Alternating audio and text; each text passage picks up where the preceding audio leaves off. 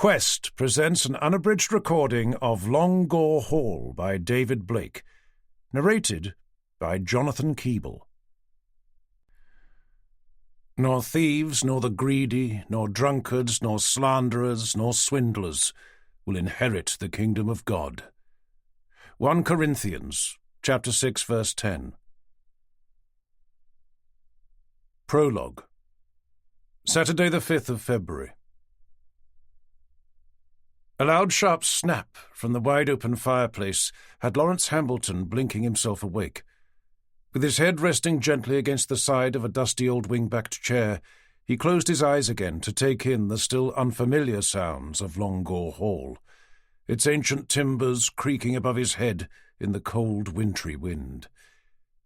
But there was something missing, and it took him a full second to work out what it was.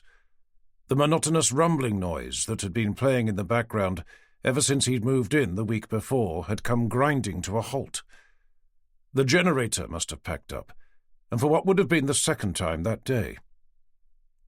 Wondering how long it had been out for, his mind turned to the food he'd only just crammed inside the freezer. Cursing quietly to himself, he lifted his head to glance around at the enormous shadow-filled living room, looking for the torch he'd been forced to carry around with him since realizing the generator was far from reliable.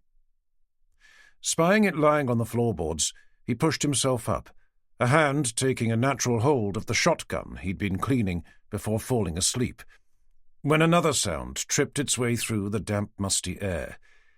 He didn't have to think twice to know what it was. It was the distinctive noise of glass breaking, or, more accurately, one of Long Gore Hall's many dozens of windows being smashed. As a welcome kick of adrenaline began coursing through his veins, he rose to his feet like a hungry lion, the beckoning scent of blood catching in its bristling nose.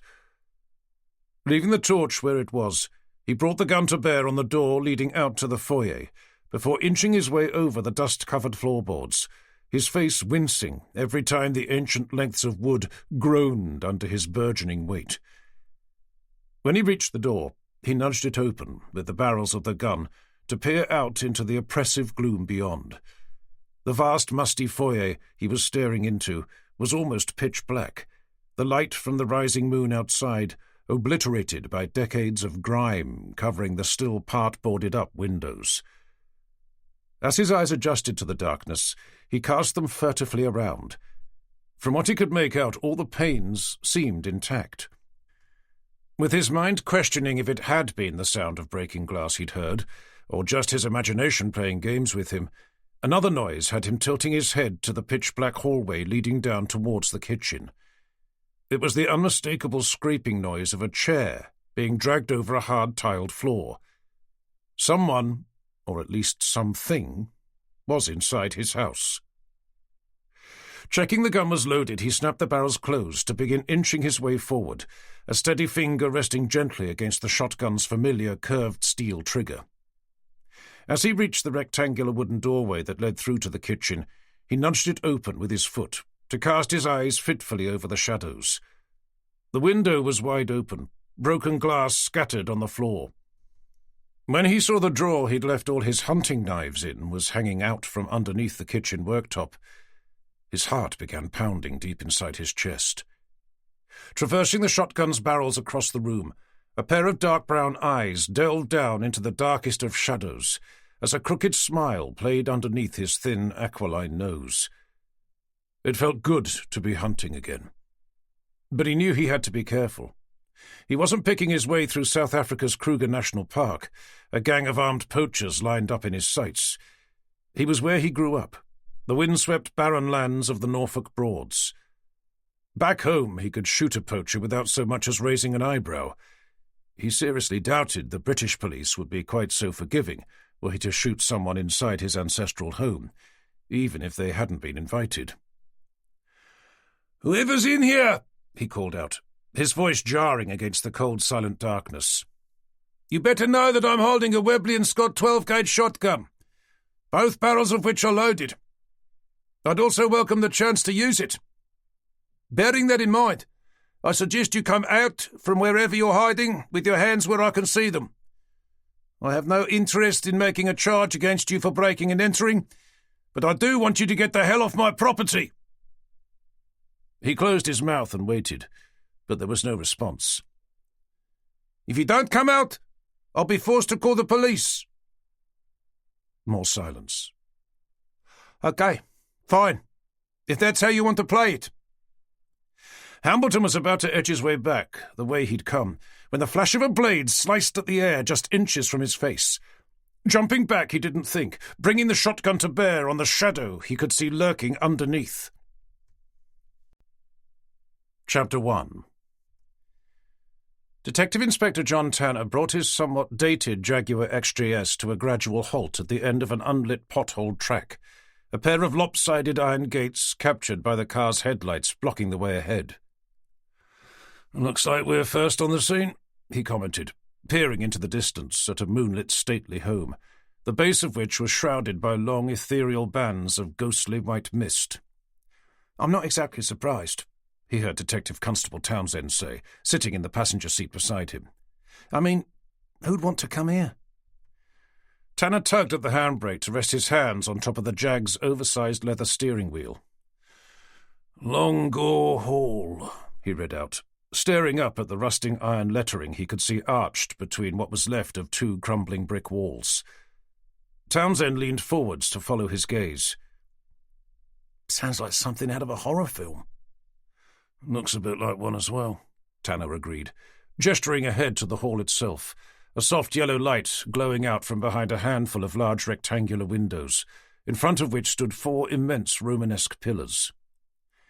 "You'd have thought they'd have been able to come up with a slightly more cheerful name," Townsend continued, shifting nervously in his seat. "I suspect it was named after the marsh it was built in the middle of." "I'm sure it was, but even so." Tanner unclipped his seatbelt to reach for the door handle. "Anyway, I suppose we better see if we can get those gates open." "You're not suggesting that we actually get out?" Townsend yelped, staring out of the passenger side window at tendrils of gently swirling mist that were already engulfing the car like a den of encroaching colourless snakes. "Well, I think it's unlikely that they're going to open by themselves. Judging by the state of them, I think we'll be lucky if we can get them open at all." "Can't you nudge them open with the front of the car?" Tanner looked at him before gazing forward again. "Well, I would, of course. I'm just not sure which would give way first. The gates or the car's already dented chrome bumper." "Tell you what," Townsend continued, sitting back in the Jag's soft cream leather seat. "You do the gates and I'll stay here to guard the car." "From what?" "Whatever's crawling around on all fours out there," he replied, gesturing around at the stark, barren landscape. "Haven't you seen an American Werewolf in London?" I believe it was me who lent you the DVD." "Then you'll remember what it said about full moons and mist-covered moors," Townsend continued, shifting his body to glance out through the rear window.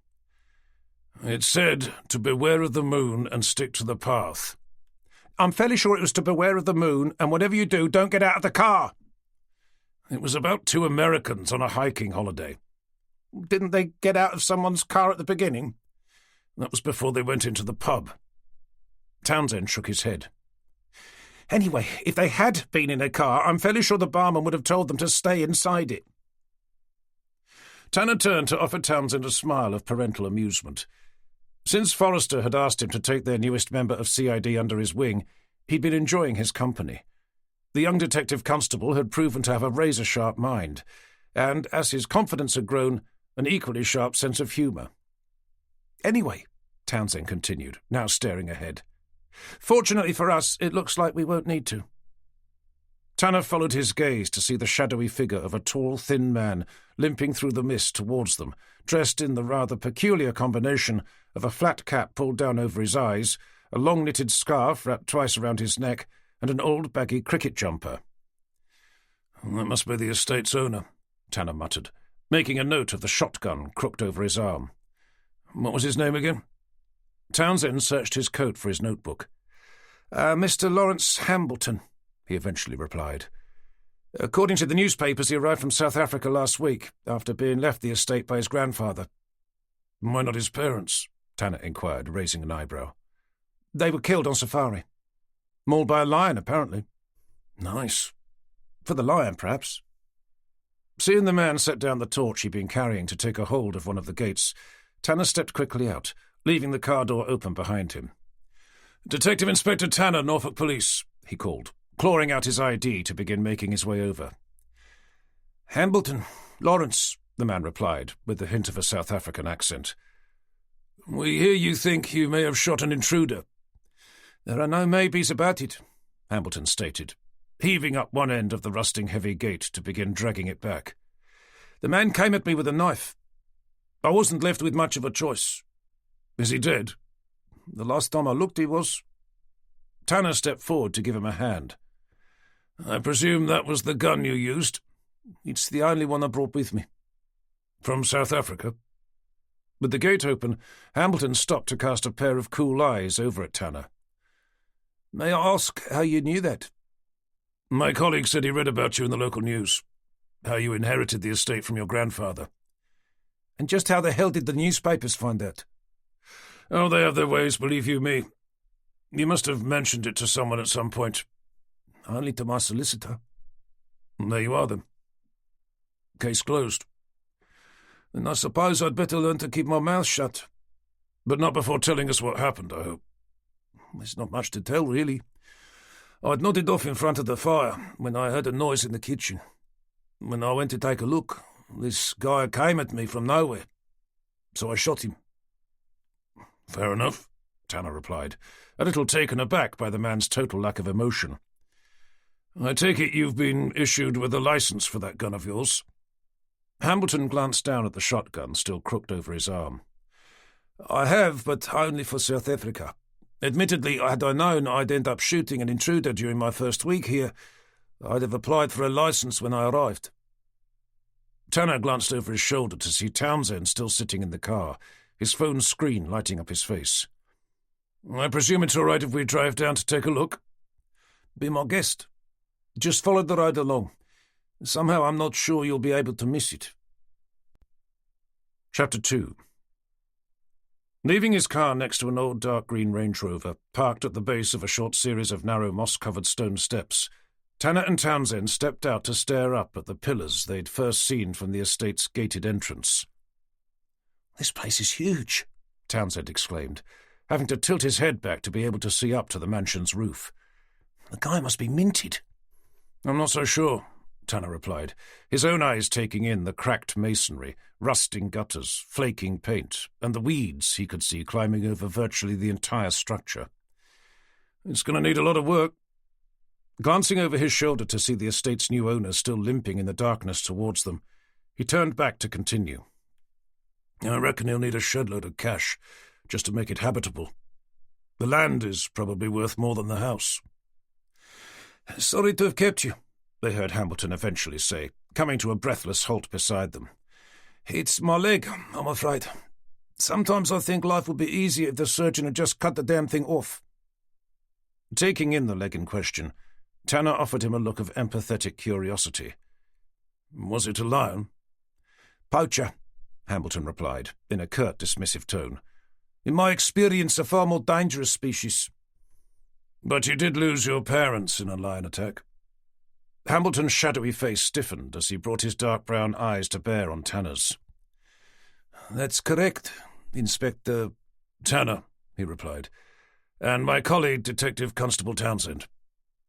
"I suppose you read about that in the news as well," Hambleton said, casting his eyes over at the ID Townsend was holding up. "What else did they say about me, dare I ask?" "Only that you arrived sometime last week." "Tuesday morning, to be precise." "And that you inherited the estate from your grandfather."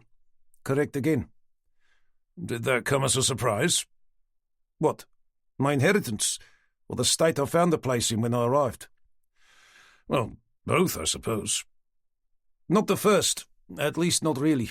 I'm the last surviving Hambleton, so I'm not sure who else he'd have left it to. But I must admit I wasn't expecting to find it in quite such a state.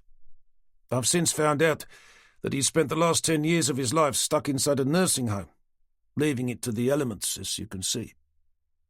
Casting his torch's beam up to the top of one of the tall stone pillars, he clicked it off to begin tapping it nervously against the top of his half-crippled leg.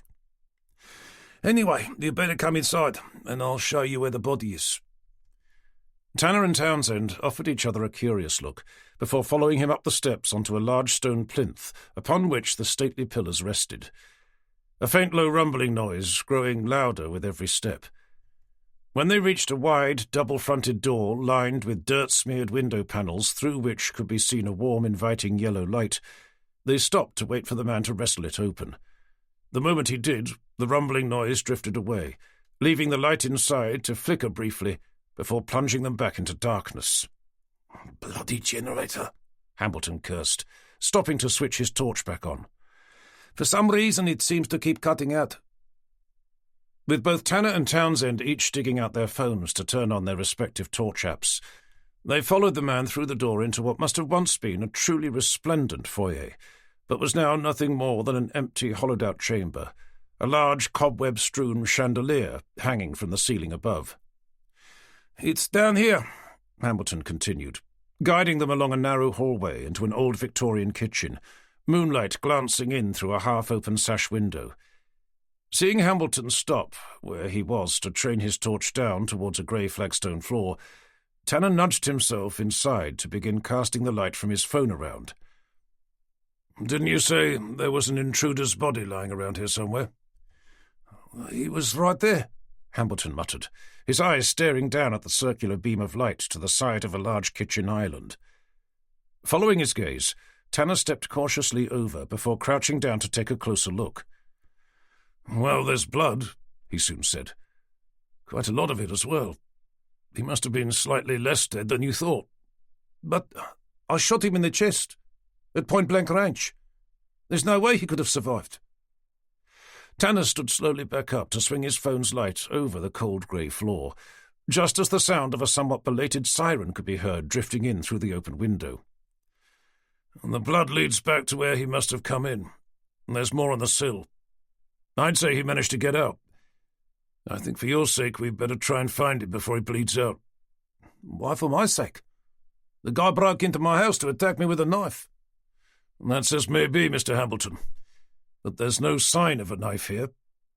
I'm sorry to say this, but if he happens to die without us being able to find it, there's a strong possibility you'd be looking at a charge of manslaughter." Chapter 3.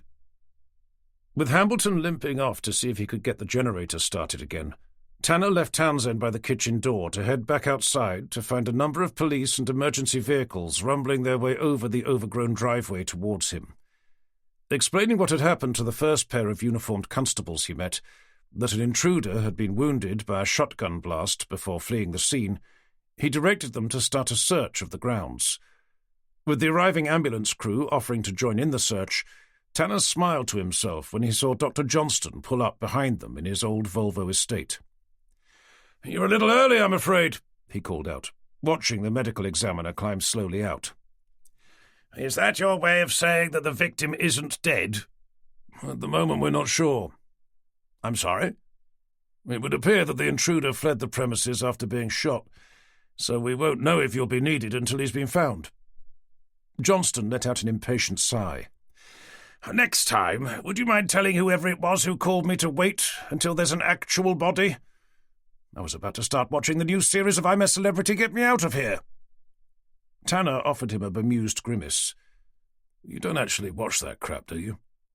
"You mean, do I enjoy watching a group of sex-starved wannabe celebrities constantly bickering with each other whilst being forced to eat worms, after which they have to suffer the humiliation of being voted out by the general public? Sorry, but what's not to like?" "You know," Tanner replied, "it does sound rather good. What time's it on?" Johnston glared down at his watch. "About half an hour ago." "Oh, well, never mind. You can always watch it on catch-up." "I suppose I'll have to. Anyway, I'm here now. Is there anything I can do, other than stand about twiddling my thumbs?" "You could take a look at where the incident happened. Hopefully it won't be long before he's found. He was apparently shot in the chest at point-blank range by a man with a rather large shotgun, so I can't imagine he'll be too far away." As the sound of yet another siren could be heard, Tanner led Johnston up the stone steps into the shrill, virtually pitch-black foyer. Guiding him down the hallway to find Townsend waiting patiently in front of the kitchen door, Tanner suggested he helped with the search before inviting the medical examiner inside. "Well, there's certainly a fair amount of blood," Johnston eventually said, having spent a few moments surveying the scene with the aid of Tanner's torch. "I don't suppose there's any chance we could have some more light." "It would appear that the place has yet to be hooked up to the national grid, and the generator packed up just after we arrived." "Oh, well," Johnston shrugged, crouching down in a similar position to where Tanner had been. "I'd estimate there to be about 2 pints worth of blood here, which wouldn't be fatal, but if the victim loses much more, he's likely to go into shock. Another 3 or 4, and that would be it, I'm afraid. However, I'd say there is some good news. I don't think the person who shot him is the marksman they're making themselves out to be." "What makes you say that?" Johnston brought Tanner's attention to the side of the kitchen island, where a semicircular shadow could be seen. "I'm no expert, but I'd say that's where the blast hit. The bulk of it, at least. I'd say our victim was only caught by what I suppose could be described as a glancing blow." Chapter 4. Tanner emerged back into the still pitch-black foyer to find Townsend directing a couple of police forensics officers towards the kitchen. "I don't suppose the intruder's been found?" he asked, catching the young constable's eye. "Not a sign. The blood trail leads out into the marsh. If he did wander out there, I can't imagine how he'll survive. I'm not sure how we'll be able to find him, either." Tanner glanced over his shoulder to find Hambleton standing behind him, a look of anxious concern etched out over his dark, shadow-covered face. "What does that mean? For me, I mean?" the man questioned, his hands held loosely down by his sides. Tanner couldn't help but feel sorry for him. Assuming what he'd told them had been true, he'd barely set foot in the country, and yet was now looking likely to be facing a charge of manslaughter, just because some idiot had broken into his house to make the ill-advised move of attacking him with a knife. "Nothing yet," Tanner eventually replied, struggling to maintain eye contact. "Our medical examiner found a cluster of shotgun pellets embedded into one of the kitchen units. He's of the opinion that you only dealt the intruder a glancing blow. I think there's a high chance he'll live to tell the tale, so try not to worry." "That's easy for you to say. You're not the one who shot him."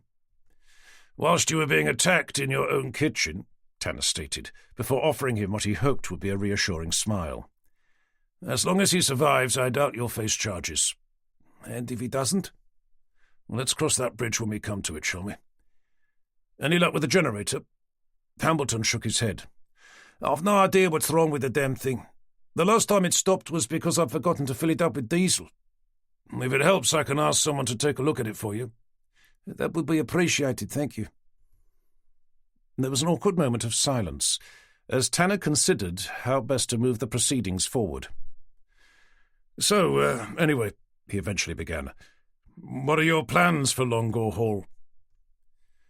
Hambleton let out a world-weary sigh, his eyes glancing around at the surrounding shadows. "Well, my intention had been to live here, but that was before I arrived to find the state it was in. In an ideal world, I'd like to. It will probably depend on how much it's going to cost me to make it habitable. I grew up here, you see, before my parents dragged me off to South Africa, so the house holds what sometimes feels like a lifetime of memories." Tanner found himself following Hambleton's gaze with an uncomfortable frown. "Good ones, I hope." "It's difficult to imagine, I suppose, what with the place looking like it does, but back in the day the house was truly resplendent. There was always something to do, some game to play. Just sliding down the banisters would keep me occupied for hours. There's even a hidden passageway, which always made playing hide-and-seek exceptional fun, especially as none of my friends knew where it was. But then my parents got the safari bug during a holiday out there, electing to spend the remainder of their days driving around in a beaten-up old Land Rover, whilst taking pot shots at the local wildlife. I take it you didn't share their enthusiasm? Killing animals for no particular reason? Not really. I doubt they'd have done the same thing now, but those were different times when shooting animals for sport was considered normal. At least it was for those who could afford it. I suspect a part of me must have been left with an underlying sense of guilt for having done nothing but spend my formative years watching them kill some of the most majestic animals placed on God's good earth, whilst doing nothing whatsoever to try and stop them. That was probably why I decided to devote the rest of my life to help try and protect what was left. Despite what happened to your parents? The lions were protecting the pride that my parents were attempting to kill. As difficult as it was for me to accept at the time, the truth of the matter was that they definitely had it coming. Anyway, I'm back in England now, and my grandfather has entrusted the estate to me. So my intention is to stay here and bring it back to its former glory, even if that means having to raise the funds in order to do so. I take it that means you'll be around for a while. Hambleton turned back to face Tanner. Ah, I see what you mean. You'd prefer it if I didn't leave the country? It would be appreciated, Tanner replied. At least until we've managed to locate your intruder. I'm afraid we'll also need to take a sample of your fingerprints and DNA. We have a police forensics unit on site, so we can do that now if that's okay. Hambleton's shoulders slumped as his head rolled forward, to leave him staring at the dusty bare wooden floor. Yes, of course. Anything I can do to help. Chapter 5. Sunday the 6th of February. Tanner stretched his arms high above his head, whilst opening his mouth to let out a loud, self-indulgent yawn. Blinking against the sun's reflection, dancing over the surface of the River Yar outside the bungalow he was standing in, he took a moment to cast an admiring eye over towards his old Broads cruising yacht, its bow peeking out from the purpose-built moorings to the side of the modest single-story building. With pride tugging at the corners of his lips, he tugged his dressing gown around his taut, narrow waist to slide open the patio door. Finding Christine curled up on a square black wicker chair in the farthest corner of a short, narrow veranda, her body cocooned by a plump cream-coloured duvet as her eyes stared vacantly out at the river drifting effortlessly past, he took a reluctant step out to join her. "Isn't it a little cold to be sitting out here?" he questioned, shivering slightly as his breath turned to clouds of instantly evaporating mist. Christine closed her eyes to take in the low-lying sun. "It's too nice not to, don't you think?" No, I don't," Tanner replied with a shudder. "You do know that the temperature is barely above freezing?" "Why don't you grab yourself a duvet and join me?" she replied, offering him an inviting smile. "Well, I would, of course, but it would appear that you have the only one. The same one I'd have been happily sleeping under, had I not woken up to find someone had stolen it from under my very nose. Literally." It was Christine's turn to shiver, nearly spilling her coffee as she did. Setting the mug down onto a table, she tugged the duvet around her shoulders to push herself up. "Tell you what, how about I make breakfast as a penance? Besides, you're right. As nice as it is, it's far too cold to be sitting out here." Stepping back inside, Tanner watched her waft past him to enter the cosy two-bedroom bungalow they'd bought together only a few months before. The moment she and the duvet were through the door, he slid it closed to follow her over to where the kitchen stood, tucked neatly to the side of the small open-plan living area. As she poured him out a coffee from the half-full carafe, she glanced up to catch his eye. "So, what do you fancy?" "Two of those for a start," Tanner replied, nudging himself up onto one of the stools in front of the breakfast bar. "I meant to eat." Tanner reached over to flip open his laptop. "I suppose that depends on what you're prepared to cook." "You know me. Any excuse to get the recipe book out." "How about a good old-fashioned full English?" Christine spun around to pull out an old spiral-bound notebook from a drawer, scraps of paper and magazine cuttings hanging precariously out from its sides. "I did that yesterday," she replied, leafing through its dog-eared pages. "How about ricotta hotcakes with bacon and rocket?" Tanner raised an eyebrow. "Sounds like an inedible spaceship." "Sorry, scrap that. I don't have the rocket.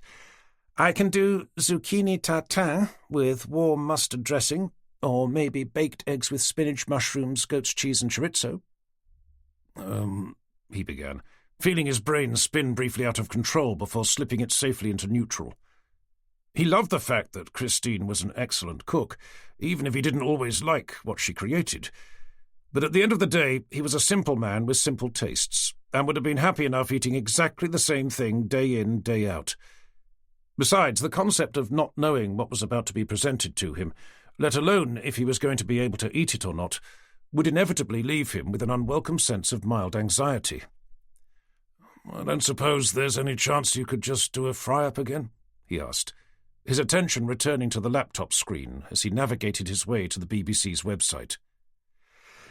"I know. How about spicy chickpeas with soppressata and eggs?" "Apart from the fact that I've got no idea what soppressata is, I suppose I'd be happy enough to give it a go. If I have to, that is." "Don't sound too excited," Christine replied with obvious sarcasm. Tanner shrugged. "Well, you know me, I'd be happy with baked beans on toast." "Don't worry, you'll like it, I promise." "Wasn't that what you said when you introduced me to sushi?" "Fair enough, I suppose. But honestly, how was I to know that you were going to react quite so badly?" "It's raw dead fish," Tanner exclaimed, as if the description alone was enough to justify what had been his admittedly somewhat overdramatic adverse reaction. "A delicacy that's enjoyed by millions of people throughout the world." "Most of whom live in Japan." "But does include several thousand who live right here in the UK, Christine replied, unwrapping herself in the duvet to leave it draped over the back of a sofa. "I have a theory about that." Rolling her eyes, Christine placed her head through an apron to spend a moment fastening its tie behind her back. "Don't you want to know what it is?" "Not particularly." "It's that nobody this side of the equator actually likes sushi," Tanner began, regardless of whether Christine wanted him to or not. "They just pretend to because they think all their friends do. I reckon it's a scenario best explained by the story about the Emperor's new clothes. I don't know what it's called, but I assume there's some sort of special psychologist's word for it." "I believe you're referring to a social cognitive theory known as groupthink." "Okay, well that's a little more Orwellian than I was expecting, but that aside, I'm fairly sure that if a single person were to be brave enough to stand up to publicly declare that sushi was in actual fact beyond disgusting, the entire British-Japanese food industry would collapse, allowing everyone to get back to enjoying burger and chips." "And I suppose you'd like to nominate yourself for that job?" "If it means not having to eat sushi again, I'd be delighted to." Christine lifted her head from out of her recipe book to fix her eyes onto Tanner's. "Please remind me not to introduce you to any of my cooking friends. If they heard you say something like that, I think they'd have you burnt at the stake." "Oh, I doubt it. They'd never be able to decide what to serve me with." Christine snorted through her nose before spinning around to start dragging various kitchen utensils from out of numerous cupboards and drawers. "Speaking of psychological institutions," Tanner continued, his attention returning to the BBC website, "that place where you used to work is on the news." "You mean Bradfield Hospital?" "That's the one." "What about it?" "Looks like one of the inmates managed to escape yesterday. Someone by the name of Jason Baines." Christine stopped what she was doing to turn slowly around, her mouth falling open as blood drained slowly from her face. "I take it you knew him?" Tanner questioned, her reaction leaving him with a sense of concerned curiosity. Her gaze drifted slowly out towards the river. "Jason, he used to be one of my patients." "Is that good or bad?" "Sorry? What was that?" she replied, shaking her head as if being woken from a dream. "Is it good or bad?" Tanner repeated. "That this Jason Baines character used to be one of your patients?" "Well, he wasn't a problem when he was locked in his room," she replied, her attention returning to what she'd been doing before. "But if he's managed to escape, I'm not so sure." "What had he done to end up being there anyway?" "He murdered his parents. You must have heard about it. He cut them up with an axe." "Wasn't he the boy who'd only just turned 16, saying that they'd physically abused him throughout his life, keeping him locked inside their basement without so much as a window to look out of?" "That's the one." "Christ, yes, I remember. I must admit thinking at the time that a part of me couldn't blame him for doing what he did." "I suspect most people thought the same thing." Didn't he refuse to plead guilty, saying that someone even more deranged than both himself and his parents had broken into their house? Something like that. But it was fairly obvious it was him. Apart from the physical evidence, he was already displaying all the signs of being a schizophrenic sociopath, and a highly intelligent one at that. But surely that wasn't his fault. I'd have thought anyone would become a schizophrenic sociopath if they'd spent their entire life being physically abused by their parents whilst being locked inside a basement. Assuming that you're referring to the old nature versus nurture argument, the jury's still out. Current thinking is that 49% of mental illness is influenced by genetics, whilst 51% is accounted for by the environment in which the person is brought up. Either way, nobody felt that he was entirely to blame, given the actions of his parents, which was why he was sent to Bradfield Hospital instead of the nearest maximum security prison. Leaving the utensils she'd assembled on the work surface, she skirted around the breakfast bar to join Tanner. What else does it say? Not much. Only that the hospital is warning the general public not to approach him under any circumstances. They've also printed a mugshot of him. She leaned over his shoulder to stare at the screen. Well, that's not going to be much use. That was taken when he was arrested. He doesn't look anything like that now. Does it say how he managed to escape? Only that it was yesterday evening between 4 and 5. They both continued reading through the article before Christine stood up to shake her head. Anyway, they better find him soon. You really don't want to have Jason Baines on your doorstep, asking if he can borrow some milk. To be honest, I'm surprised you haven't been called in to help with the search, she continued, making her way back around the counter. Well, it's Sunday for a start, and it's not as if he's wanted in connection with any of our current investigations. But even so, if I was that police superintendent of yours, what was his name again? Whitaker, Tanner replied, spitting out his name as if he'd just bitten into a maggot-infested sandwich. If I was him, Christine continued, I'd be more than a little keen to have him safely back in his room before he is wanted in connection with one of your current investigations. Finishing her sentence, they both glanced over towards the muffled sound of a phone ringing from somewhere inside the main bedroom. I can almost guarantee that's your boss telling you to come in. Oh, shit, cursed Tanner, rising from his seat. Tell you what, how about we pretend that neither of us heard it? To be honest, as much as I enjoy spending my Sundays with you, on this particular occasion, I think I'd rather you were out there helping to find him, especially bearing in mind the relationship we had. Tanner stopped to stare over at her. You were in a relationship with him? Christine let out an uneasy laugh. It was a doctor-patient relationship. At least it was from my perspective. Are you saying he used to fancy you? Well, I was better looking back then. She smiled, self-consciously pulling a lock of hair down to cover the thin white scar running vertically down her forehead. Younger, too. Did he actually say he did? Pretty much all the time. But don't worry, I was hardly the only one.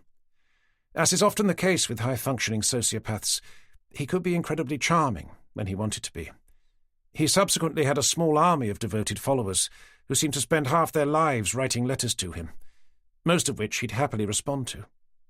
I suppose it gave him something to focus his mind on. So, I don't need to worry that he's escaped in order to head over here to ask you for your hand in marriage? Actually, now that I think about it, that was probably the reason why he did. He must have read about us buying a house together. Tanner stared over at her, his face taut with anxiety. But it wasn't in the news. I'm joking, Christine stated, rolling her eyes. I doubt he's even given me so much as a second thought. Not since I left, at least.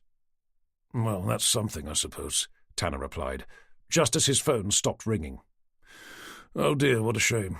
Looks like I missed the call. I don't think you did, Christine continued, turning her head towards the bedroom from where the muffled sound of Tanner's phone could be heard ringing once again. Chapter 6. With the Broads devoid of its normal hordes of summer tourists, and most of the residential population still tucked up in bed, Tanner enjoyed a pleasant drive through the Norfolk countryside, arriving at Wroxham Police Station a little after 10. Indicating to pull into the surprisingly full car park, he was forced to wait at the entrance due to there being a bright orange Volkswagen Golf blocking the way ahead. After waiting patiently for the car to do something other than remain stationary, he eventually lost his patience to lean briefly down on his horn. As the passenger door swung open, he watched a pair of shapely woman's legs swing out to stand slowly up. The moment he realized it was none other than DCI Forrester's attractive young niece, Detective Constable Sally Beach, he offered her an embarrassed wave as she smoothed down her virtually non-existent miniskirt to send him over a guilty smile. He was then forced to wait once again as she leaned her head back inside the car before finally standing up to nudge the door closed. Backing up his XJS to allow the orange Golf to reverse around before driving slowly past, Tanner nodded over to the good-looking young man he could see behind the wheel, unable to help feel just a little bit envious. But the man he was looking at was either deliberately ignoring him or was more likely too busy making sure he didn't scrape Tanner's car as he steered his way carefully out. When he was finally able to drive in, Tanner parked in one of the few remaining spaces before stepping out to see Sally standing on the pavement beside the station's entrance, waving at the other car as it sped quickly away. "Boyfriend of yours?" he inquired, heading over towards her. "Fiancé," Sally replied, her translucent blue eyes still following the car down the road. "But don't tell my uncle. He only proposed last night. I haven't even told my parents yet." "Oh, right. But to be honest, I didn't even know you were in a relationship." Sally caught his eye with a guilty shrug before dropping them to the ground. "I must admit, it's all happened rather quickly. I only met him last week." Tanner opened his mouth in surprise. About to offer her what he knew would be unwelcome words of wisdom, he forced himself to close it again. She wasn't his niece. She certainly wasn't his daughter. With a fairly good idea as to what her parents would have to say about it, no doubt Forrester as well, Tanner thought he may as well say something positive. "Then it must be love," he exclaimed with a congratulatory grin. Sally slowly raised her eyes to rest them gently on his. "You don't think it's a little too soon?" Tanner shrugged. "A little, perhaps. But if you know, you know. Isn't that what they say?" "And I think I know. But you're not sure," said Tanner, finishing the sentence for her. "To be honest, I don't think you ever do. You just have to go with how you feel at the time. Saying that, I think most people give it a little longer than a week to decide. I assume there's no immediate rush?" he asked, finding himself glancing indiscreetly down. "Nothing like that," she exclaimed, her face blushing slightly as she pulled her coat around her slim, narrow waist. "Then if I were you, I'd give it some time. If you feel the same way about him in, say, 6 months, then why not?" Sally pulled in a breath to stand up straight, as if an unseen weight had slipped silently from her shoulders. "Thanks, John.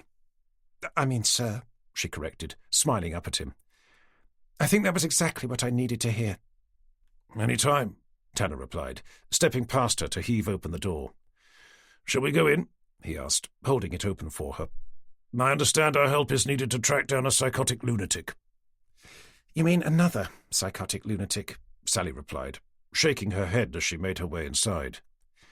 "I was thinking something very similar myself," Tanner muttered, offering the back of her head an unseen wry smile as the door swung gently closed behind him. Chapter 7. Heading straight into Forrester's office as instructed, Tanner rapped his knuckles on the half-open door to find him standing in silence beside his desk, his phone's receiver pressed firmly against his ear. Catching his eye for the briefest of moments, Tanner stepped inside to close the door quietly behind him. "Yes, he eventually heard his DCI mutter, his mouth barely moving. "I'll call you back the moment we have some news." Tanner waited for him to replace the receiver before approaching his desk. "I take it that was Superintendent Whitaker?" Forrester gave his head an uncertain nod. "He seems to be under the impression that we've been dragging our heels on helping to track down this Jason Baines character." "That's a bit harsh," Tanner exclaimed, tugging back the sleeve of his coat to stare down at his watch. "We were only asked to join in the search about an hour ago." "A little, perhaps, but I suppose you can't blame him. He was the one who put Baines away." Oh, right. I didn't know. It was back when he was a DI, Forrester continued, sinking down into his chair. With the fuss he's starting to make, I can only assume the guy must still be considered to be a particularly dangerous individual. Something Christine would appear to be in agreement with. Forrester tilted his head. She knows him as well? From her days spent working as a clinical psychologist. He was one of her patients. She was telling me about him whilst compiling a rather complicated multiple-choice questionnaire as to what I either did or didn't want to eat for breakfast. Forrester smiled over at him. I take it she's still obsessed with cooking? Mm-hmm, Tanner replied, a forlorn expression rippling over his forehead. Is she still trying to get onto Bake Off? Tanner responded with an enervated nod. She applied again in December, but has yet to hear back. Between you and me, I'm really hoping she doesn't get on. She spends quite enough time in the kitchen as it is. I can't imagine what it would be like if she was accepted.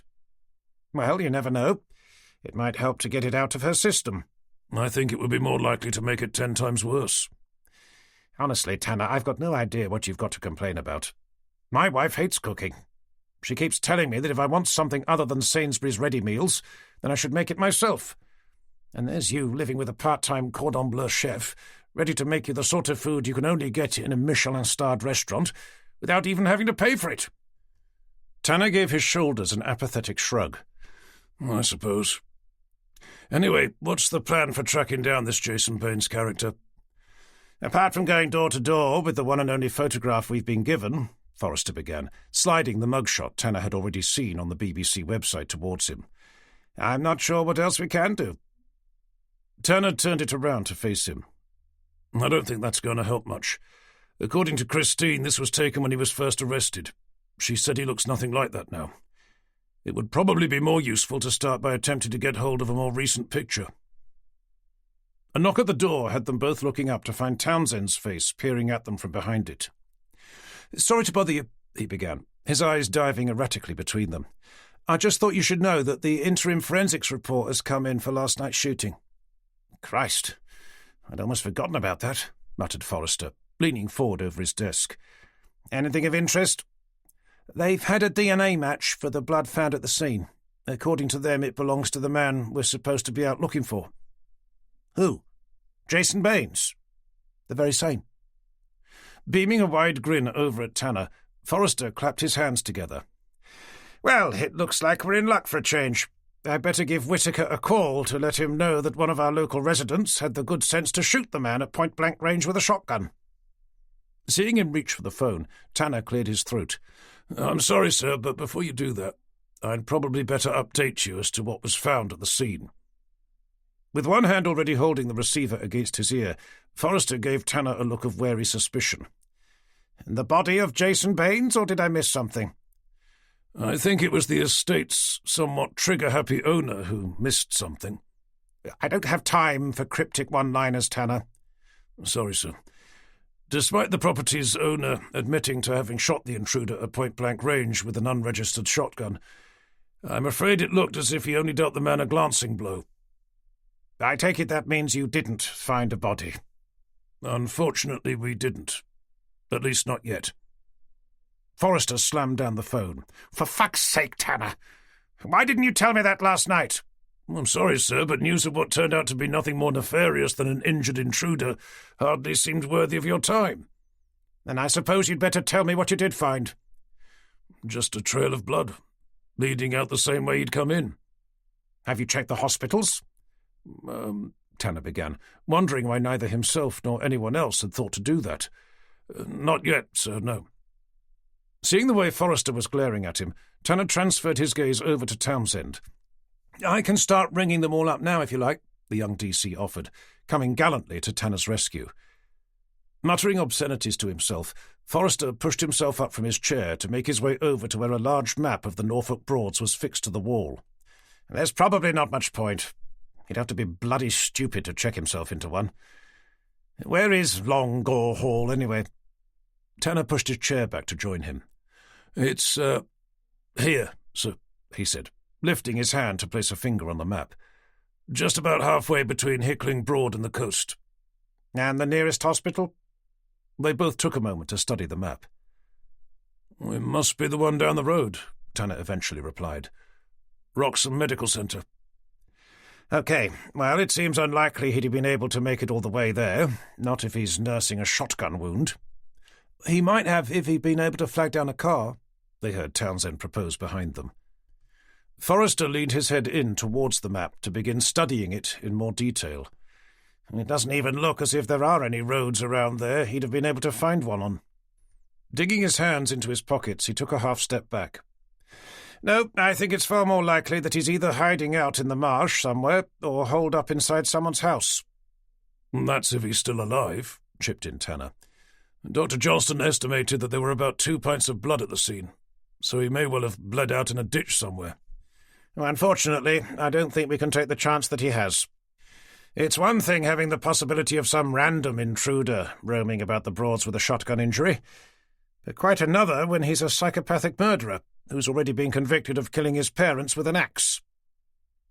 Tanner turned to briefly glance over at Townsend before returning his attention back to his DCI.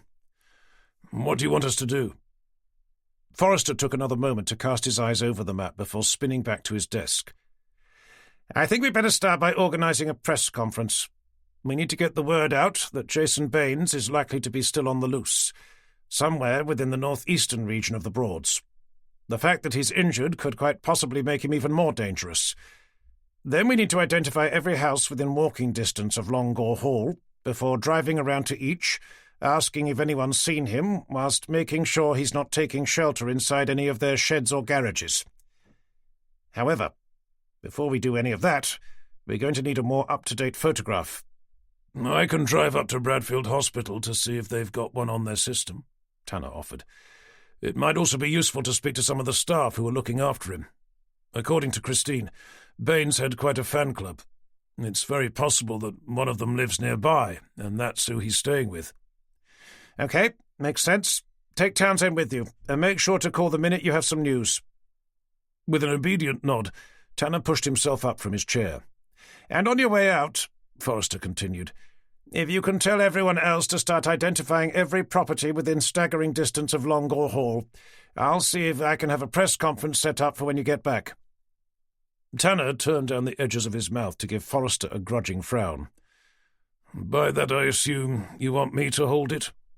"Of course," Forrester smirked, "but only because I know how much you enjoy them." Chapter 8. With Townsend in tow, after a short half-hour drive, Tanner pulled his car up outside Bradfield Hospital to find himself staring through the windscreen at a red and white barrier blocking the way ahead. After being forced to endure a series of security checks, they were eventually shown inside the main building, where a stern, straight-faced female receptionist ordered them to wait. Within a few short minutes came the commanding voice of a tall, wiry man, staring down at them through a pair of thin, wire-framed glasses. "I understand you're from the police." "Detective Inspector Tanner and Detective Constable Townsend," Tanner replied, pushing themselves up from the chairs they'd barely made themselves comfortable on to begin digging out their formal IDs. With his hands buried inside the pockets of a pristine white lab coat, the man stooped forward to study each one in turn before straightening himself up. "I'm the Clinical Services Director," he eventually announced, elevating his chin. "Dr. Michael Copeland. I assume you're here with news of our missing patient?" Tanner cast his eyes around at the people occupying the chairs surrounding them. "I don't suppose there's somewhere more private we can talk?" "Sorry, yes, of course. Please, step this way." Following him down a peaceful carpeted corridor, they were soon ushered into a spacious office, furnished with an opulent wooden desk to the side of a modern suite of brown leather sofas. "Can I get you a coffee?"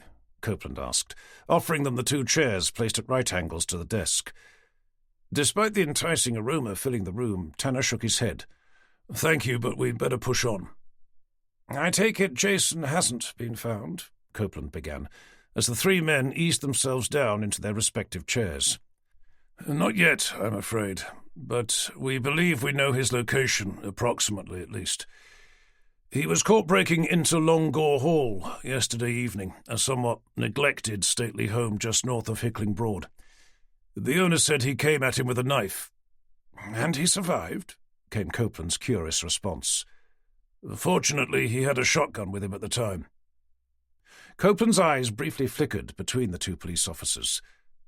Sorry, but are you telling me Jason is dead? We believe he was only injured, managing to make his way out the way he'd come in. Whether he's since died of his wounds, we don't as yet know. Until we do, we're proceeding on the basis that he's alive and well. We're subsequently organising a press conference to be held this afternoon, whilst conducting door-to-door inquiries, asking if anyone's seen him.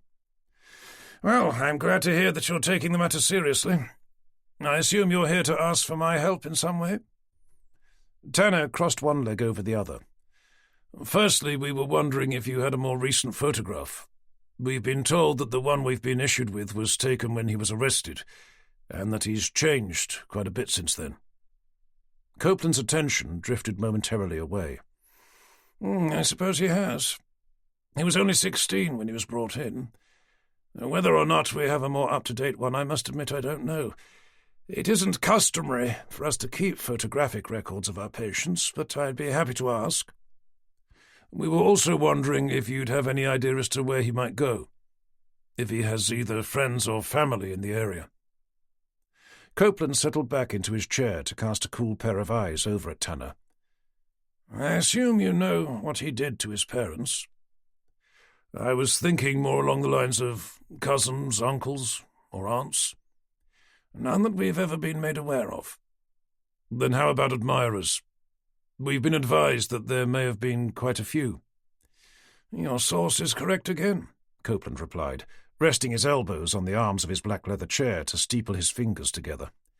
Jason has always attracted his fair share, more so when he was first admitted, after he'd been featured so heavily in the news. Whether or not they live locally, again, I'd have to ask. But you would know who they are? We keep detailed records of everyone our patients are known to be interacting with, whether it's by letter, phone, or through personal visits. Has he had any visitors recently? Not that I'm aware of, but again I'd have to check. What about phone conversations? Are they monitored? We have the ability to both listen to and record any conversation, Copeland replied, spreading out his hands to reveal an overbearing grin. Whether or not we do will depend on who they're talking to. Calls to solicitors, for example, are never monitored. How about mobiles? For reasons which I am sure you can appreciate, access to mobile phones is strictly prohibited. But they do manage to find their way inside. As I'm sure is the case with any secure institution, it has proven to be remarkably difficult to keep them out altogether. If it's not friends and family throwing them over the fence, it's members of staff found taking bribes to smuggle them in. Saying that, we do seem to have found a solution. We had a signal jamming device installed last year which seems to be working. And email? Very few of our patients are allowed access to the internet. Was Mr. Baines one of them? Copeland paused for a moment. I believe he was recently granted access, but only to view certain websites. Certainly nothing that would allow him to communicate with the outside world. Do you think you'll be able to provide us with a list of everyone he's been in contact with during the last 6 months? From our phone records and the letters we know he's received. He nodded. Also from conversations he's had with visitors in person. The one thing we're unable to monitor are conversations patients have with employees. Is that a problem? Normally it isn't, but Jason isn't a normal patient. Tanner exchanged a curious expression with Townsend before turning his attention back to the clinical services director. Are you telling us that he's had sexual relations with members of your staff? Copeland stared down at his hands, now clenched firmly together on top of his desk. As I mentioned before, Inspector, Jason has always been a bit of a charmer, which has led certain members of staff to believe that he had feelings for them. Of course, nothing could be further from the truth. One of the most dangerous aspects of a psychopath's behavior is their inability to feel either empathy or guilt, leaving them happy to manipulate people to acquire whatever it is that they need at the time, in this particular instance, sex. The result of which is for us to spend a small fortune finding a suitable replacement. You mean you fire them? We don't have much choice. We can't have employees going about having sex with our patients. Apart from it being highly unethical, it can also be extremely dangerous." Tanner thought for a moment before opening his mouth. "Has anything like that happened recently?" "The last time was about 5 years ago, which is why I think it's unlikely to have been how Jason managed to escape." "So how did he?" "One of our security guards made the mistake of allowing himself to become a little too friendly with him." "Is he all right?" "A slight head injury, nothing more. As to whether or not he'll remain in our service is another matter, but we won't know that until we've concluded our inquiry." "May I ask what you've found so far?" "He managed to lure the guard in question into his room, apparently to look at something on his computer. He then knocked him unconscious, took his uniform, and using an ID he'd somehow managed to forge, waltzed straight out the main gates, apparently without anyone raising so much as an eyebrow." Chapter 9. Asked to wait back in reception whilst Dr. Copeland made inquiries into the requested information, Tanner sank slowly back into the same chair he'd been sitting in before. "Did any of that surprise you?" he heard Townsend quietly ask, retaking the seat beside him. "What? That their patients' hobbies seem to include browsing the internet, chatting to friends on their mobile phones, and having sex with the hospital staff?" "All of the above?" Tanner sat back in the chair to fold his arms. "Not really. I knew about the mobile phone problem. I was a little surprised that they allowed patients to access the internet. I know he said that they're only allowed to look at certain websites, but I'd be surprised if a high-functioning psychopath like our Mr. Baines wasn't able to find a way around that." "What about them being able to have physical relations with members of staff?" Townsend asked, keeping his voice discreetly low. "You mean sex?" Tanner replied, deliberately raising his own. As everyone in reception turned to stare at them, Townsend's youthful complexion turned an unsubtle shade of pink. Even the receptionist was scowling over at them. "Thanks for that," he muttered, his chin jammed into his chest. Tanner began glancing innocently about the room whilst doing his best to keep a straight face. "Sorry, did I say something I shouldn't have?" Townsend slowly raised his eyes to make sure nobody was still looking at them before daring to continue. "I suppose I just wasn't expecting it to have even been possible. I assumed that with this being a hospital for deranged lunatics, all the patients would be locked behind toughened glass." "I think it's more like your average prison, in that the inmates are only kept inside their rooms at night. The rest of the time they're probably allowed to wander about with relative freedom." "Is that really a good idea?" "It probably depends on the individual." Noticing the receptionist was marching over towards them wearing a particularly stern expression, Tanner jammed his elbow into Townsend's arm to gesture over at her. "Uh-oh," he whispered, leaning his head in towards him. "Looks like you're about to be asked to leave." The young detective constable looked up with a start, his face glowing once again. "Why me?" "Probably because you said the SEX word out loud in the middle of a psychiatric hospital." "But that was you!" I don't think it was. Anyway, you're the one she's staring at." "Inspector Tanner?" he heard the woman inquire, coming to a halt directly in front of them. "It wasn't me," Tanner proclaimed, endeavouring to hide a devilish smirk. "I don't even know what the word means." "I beg your pardon?" Oh, sorry. What was the question again?" The receptionist scowled at him for a moment longer before handing him a slim plastic file. "Dr. Copeland asked me to give you this." "Right, of course," Tanner replied, climbing to his feet to begin leafing through its contents. Unable to see any photographs, he scooped out a slim USB stick, wedged into a corner. "Is there a more recent photograph on this?" he inquired, holding it up. "I believe you've already been told that we don't keep photographic records of our patients." "So what's on here, then?" "Recordings of all the conversations he's had, either in person or over the phone since last September." "How about video footage?" The woman hesitated. "We might be able to provide you with something from our security cameras, but only with Dr. Copeland's permission." "Then would you mind asking him for me?" "Not immediately, I can't. He's in a meeting." Tanner let out an impatient sigh. "I don't suppose you know how long he'll be?" "I have no idea." "Then perhaps he can give me a call the moment he becomes available. If you're seriously expecting us to find this missing patient of yours, then we're going to need at least some idea as to what he looks like. Chapter 10. Arriving back at the station to find numerous TV camera crews busy setting up a complex array of film and recording equipment in the main car park, Tanner left his car in one of the bays at the back of the building to make his way inside. With Townsend left to fetch him a coffee, Tanner hurried over to Vicky's desk. I don't suppose there's any chance Jason Baines has been found lying dead in a ditch somewhere?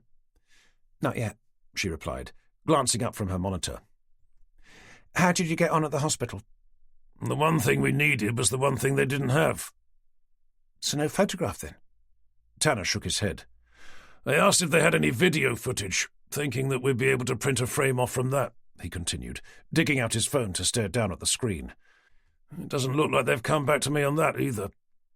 Tucking his phone away, he handed her the file he'd been given. They were at least able to provide us with a fairly comprehensive list of people he's been in contact with over the last 6 months.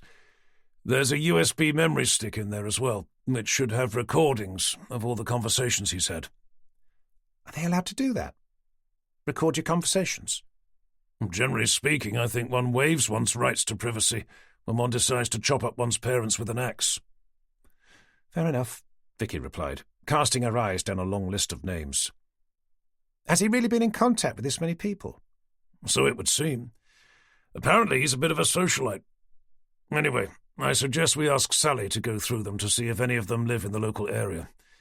It might be useful if she could start listening to the audio files as well. How's your list of residential homes coming along? Vicky closed the file to look up at her monitor. There are only 14 houses in and around the Longore Marsh area, all of which are fairly isolated. We were just waiting for a photograph before driving over to visit them. Okay, I'll chase up the hospital, but I don't think you should wait. I'm fairly sure the local residents would know if they'd seen someone staggering about the place with blood seeping out from a hole in their torso. Vicky fetched up the file to climb to her feet. I'll give this to Sally. Are you ready for your press conference? Tanner glanced over his shoulder to see Forrester straighten his tie as he emerged out from his office. Not really, he replied, but it looks like Forrester is. All set, the DCI boomed, marching his way over. Tanner turned to face him with a particularly glum expression. Of course. I simply can't wait. Cheer up. You'll enjoy it once it starts. I'll enjoy it more when it ends, he muttered quietly to himself. How did you get on at the hospital? We have a list of people he's been in communication with, together with recordings of all the conversations he's had over the last 6 months. But no photograph, I'm afraid. Forrester's cheerful expression evaporated to be replaced by his more normal, indignant glare. You mean to say that we don't have a single thing to hand to the hordes of awaiting press? Not in the form of a photograph, at least not of Jason Baines. But we've probably got some biscuits knocking about the place. I am not in the mood for your irreverent sarcasm, Tanner. Neither am I, sir. Forrester took a moment to narrow his eyes at him. You could have at least told me before you left the hospital. You do realize that the press conference is about to start? I was hoping they'd be able to send over some footage from a security camera, thinking that we could extract an image from that. And have they? Not the last time I looked. And when was that? About 30 seconds ago. I can chase them up if you like. Forrester lifted his arm to stare down at his watch. It's too late. We'll just have to make do with what we have. Chapter 11. That would have gone a lot better had we been able to provide them with a more up-to-date photograph, Forrester moaned, as he spun indignantly around on his heel to head back inside the station, leaving the assembled press pack demanding to know when they were going to catch the notorious Jason Baines, and just exactly how the local population was supposed to keep their eyes open for an axe-wielding psychopathic murderer if nobody knew what he looked like. I've got no idea why they're blaming us, responded Tanner, catching up to him as they made their way towards the main office. We did our job when we put him away. And that was you personally, was it? Obviously not, Tanner replied, clawing out his phone. But it's hardly our fault that he's managed to escape from the institution we had him safely locked up inside. That's all well and good, Tanner, but that's not what Superintendent Whitaker is going to think. Certainly not after he's watched that debacle on the 6 o'clock evening news. Entering the main office, Tanner stopped in the middle of the thoroughfare to stare down at his phone. Hold on, sir. The hospital has sent us an email. Looks like they've managed to find some video footage we can use. Well, that's just great. What are we supposed to do now? Hold another press conference? Not unless you want to. Of course I don't bloody want to. Opening the attachment, Tanner began playing a grainy security camera video, featuring a man being frog-marched underneath it, his shoulders hunched forward with his head facing the floor. Forrester tilted the phone in Tanner's hand to stare down at the screen. "Is that it?" he demanded the moment it finished. Looks like it. Well, that was worth waiting for. He does look up at one point, Tanner added, dragging it back to the beginning. If we freeze the frame when he does, we might be able to enhance the image. Enough at least to send something off to the press. Forrester let out a world-weary sigh. Well, I suppose it's better than nothing. Hearing the sound of a woman clearing her throat beside them, they turned to find Forrester's niece, Sally Beach. "Sorry to bother you," she began, her mascara-lined eyes focused on Tanner's. "But a call's come in about Jason Baines." "That must be some sort of a record," Tanner replied, looking down at his watch. "It normally takes unemployed time wasters at least 10 minutes before they start picking up the phones." "I think it's genuine," Sally continued, glancing at her uncle before turning her attention back to Tanner. "The caller says he saw him when he was shot inside the kitchen at Longore Hall." "Right, yes, of course. I suppose he was hiding inside the fridge at the time." "He said he saw it happen through the window. More than that, he says he knows where he went afterwards." Forrester's eyes began boring down into Tanner's. "Well, aren't you going to take it?" "I thought you wanted me to do something with this video." "I'd rather you spoke to someone who might actually know where he is." "Yes, sir, of course. But it's only going to be some pothead with nothing better to do than see just exactly how much of our time he can waste." "And you know that for a fact, do you?" "Well, no, sir, but—" "Then may I suggest you take the call? Sally here can do something with that video for all the good it will do." Chapter 12. Watching him stomp back to his office, Tanner turned to find Sally had been following his gaze. "He's a bit grumpy today," she commented, a quizzical frown knitting her otherwise unwrinkled forehead. "Really? I hadn't noticed." "It's probably because it's Sunday. I know he doesn't like working weekends." She looked up at him with her customary flirtatious smile. "Anyway, where do you want it?" Tanner blinked to stare over at her. "I'm sorry?" "The call, silly." "Oh, that," he exclaimed, his shoulders dropping in relief. "I have him on hold on my desk's phone, but I can transfer him over to yours if you prefer." "No, that's fine. I'll take him on yours. I doubt it will take long." Following her over, he perched himself on the edge of her desk to be handed the receiver. "Detective Inspector Tanner speaking," he began, his eyes drifting absently around the office. "I understand you have news regarding Jason Baines." "I saw him," came a slurred, muffled voice from the other end. Tanner covered the mouthpiece to catch Sally's eye. "The guy's drunk," he whispered, rolling his eyes. "Sorry, sir," he eventually continued. "You saw who?" "The man he's looking for. I saw him get shot by this other guy." "And where were you when this happened?" "Right out through the kitchen window." "The one at Longore Hall?" "That's right." "I see. I don't suppose you'd mind telling me what you were doing standing outside Longore Hall's kitchen window?" "Don't you want to know what happened after?" "At this moment in time, I think I'm more interested to find out what you were doing, lurking about outside someone's private residence." "I saw him get up, as if nothing had happened," the man continued. "You mean as if he hadn't been shot?" "That's right. But it weren't like you said on the news. He never climbed out the same way he came in. He did come back to the window, but then he turned back to follow the guy who shot him." "You're telling me he's still in the house?" "All I'm saying is that I didn't see him leave, and he ain't hurt like you said. I saw him shot, square in the chest, but he weren't injured, like. At least, he didn't look like he was." "Okay. Well, thanks for your call." A brief moment of silence followed before the man's voice came back over the line. Is that it? For now, thank you. But you haven't even asked for my name. That's okay, we have your number. Oh, right. About to end the call, Tanner heard the man's voice again. There was something else as well.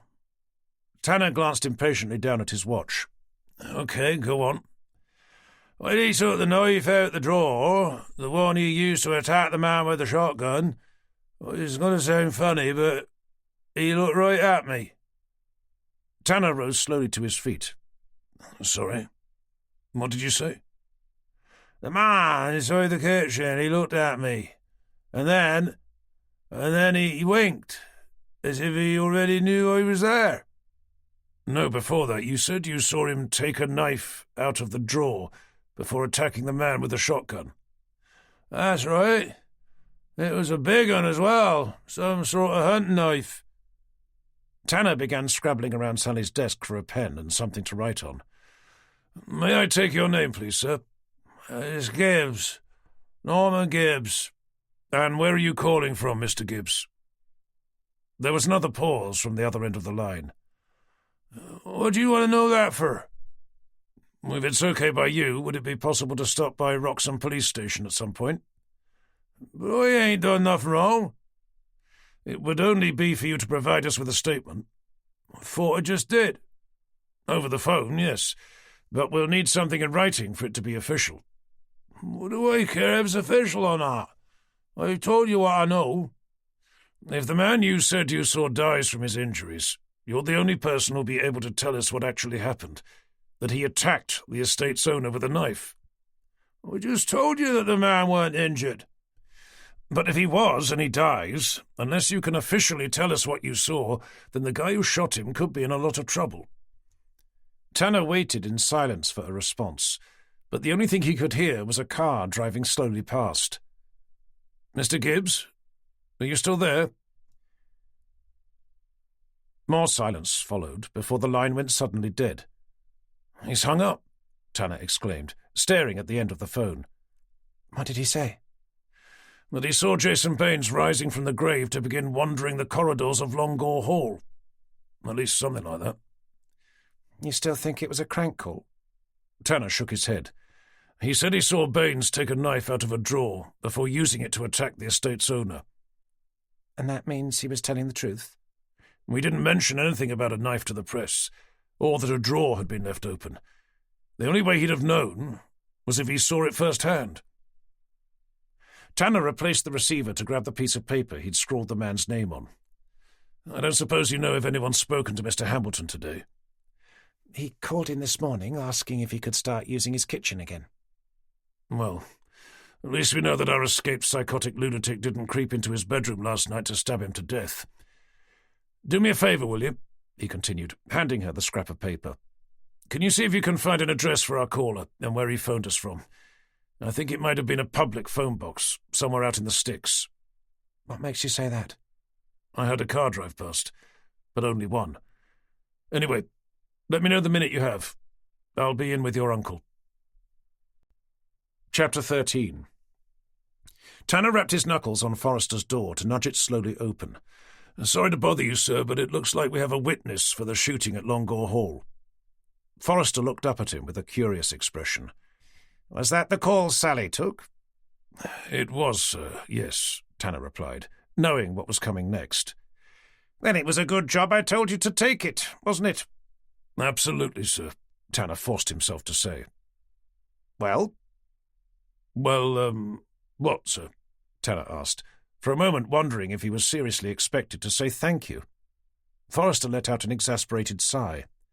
What did the caller say? Oh, right. That he saw Baines attack Hambleton with a knife just before Hambleton shot him. And where did he say he went afterwards? That was the reason why you took the call, wasn't it?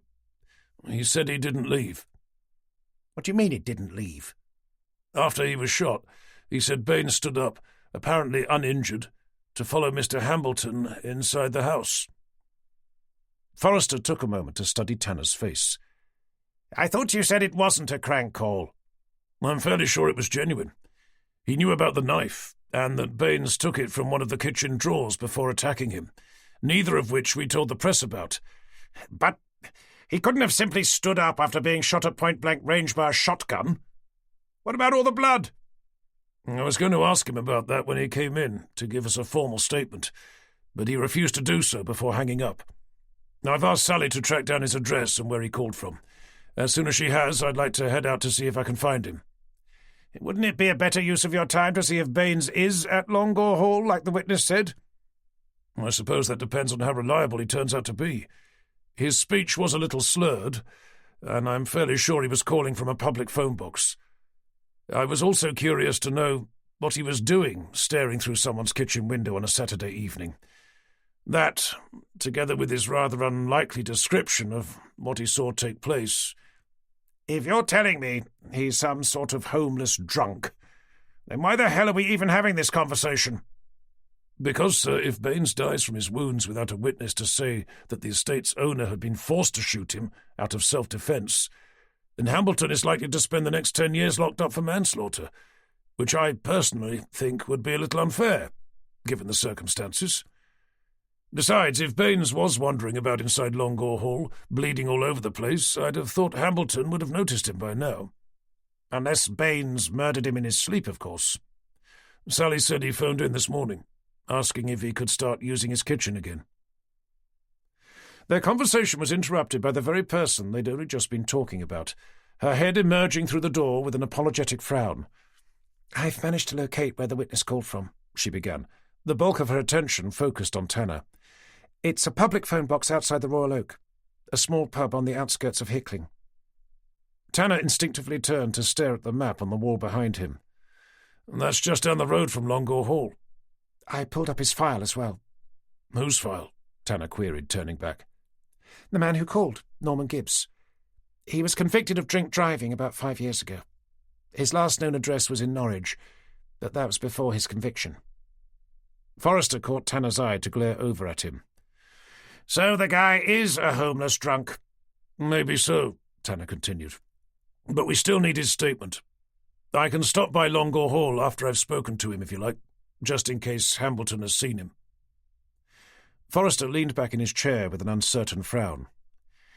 "OK," he eventually replied. "But I don't want you spending hours looking for this Norman Gibbs character in the vague hope that he's going to be a reliable enough witness to help Hambleton worm his way out of a manslaughter charge. Finding Baines has to be our #1 priority." Chapter 14. Tanner saw the person he was out searching for even before he'd found the phone box. The man was shuffling his way along the pavement towards Hickling village, with what looked to be the entirety of his earthly possessions stuffed inside a giant plastic shopping bag. Pulling up on the other side of the otherwise empty road, Tanner grabbed the notepad he'd brought with him to step quickly out. "Mr. Gibbs," he called, crossing the road to dig out his ID. "Detective Inspector Tanner. We spoke on the phone." "I didn't do nothing," the man shouted over his shoulder, continuing to weave his way along the pavement. "I'm not saying you did," Tanner replied, forced into a run to catch up. Stopping where he was, Gibbs swiveled himself around to stare back at Tanner, his eyes as red as his dirt-streaked face. "Then what do you want?" "I just need a statement from you," Tanner continued, coming to a breathless halt. "Then you can be on your way." "We told you what I saw on the phone." Tanner put his ID away to show him the notepad, a pen tucked into its spiral binding. "We just need something on paper with your signature on it, that's all." Gibbs stared down at the notepad. "I don't see what difference it would make." "It would mean a court would know someone saw what happened, and that we didn't just make the whole thing up." "I suppose you want me in the dock, testifying against that psycho nut job, the one I saw in the news." "Not at all, Mr. Gibbs. We need a statement to help protect the man who shot him. Even if the psycho nut job you're referring to is still alive, he's already been convicted. He wouldn't be at the trial. But if he dies," Tanner continued, "the man you saw shoot him could be charged with manslaughter."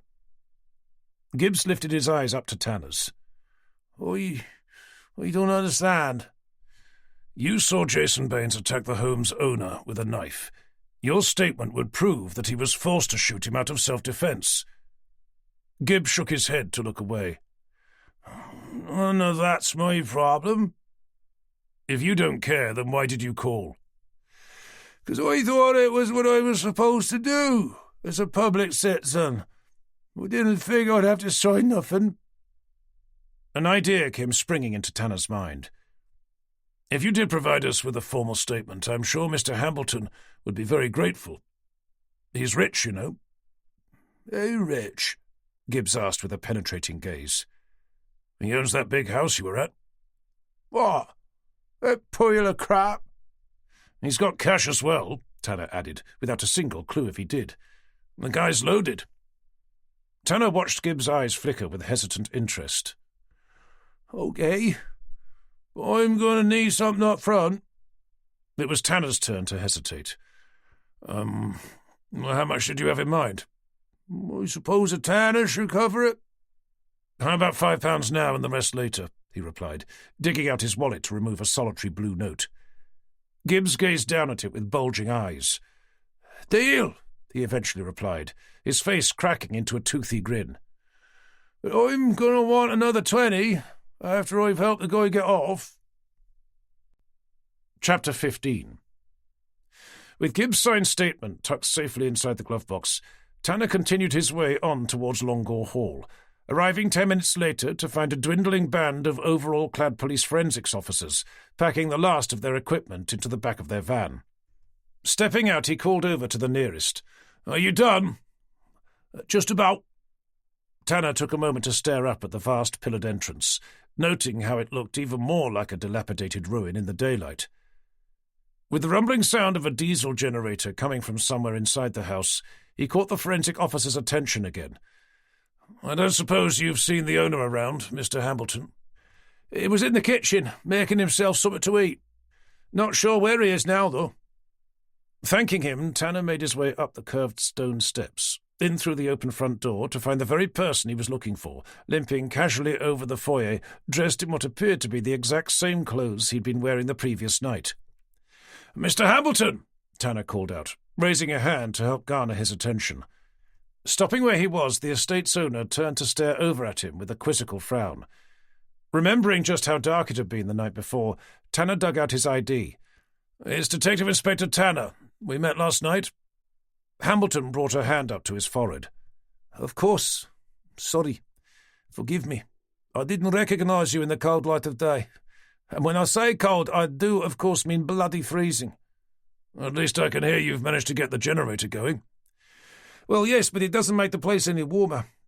I'm actually beginning to wonder if the only way to heat it up would be to set fire to it, he added, with a self-amused smirk. Anyway, joking aside, I don't suppose there's been any sign of that man I was stupid enough to shoot last night? Tanner hesitated before answering. Well, you haven't heard the news? I'm not sure how I could have, being that I don't have a television, let alone internet reception. We held a press conference earlier today, asking if anyone had seen him. I take it that means you haven't. Not yet, but a witness came forward shortly afterwards. He says he saw what happened, that the intruder came at you with a knife before you shot him. Well, that's something, I suppose.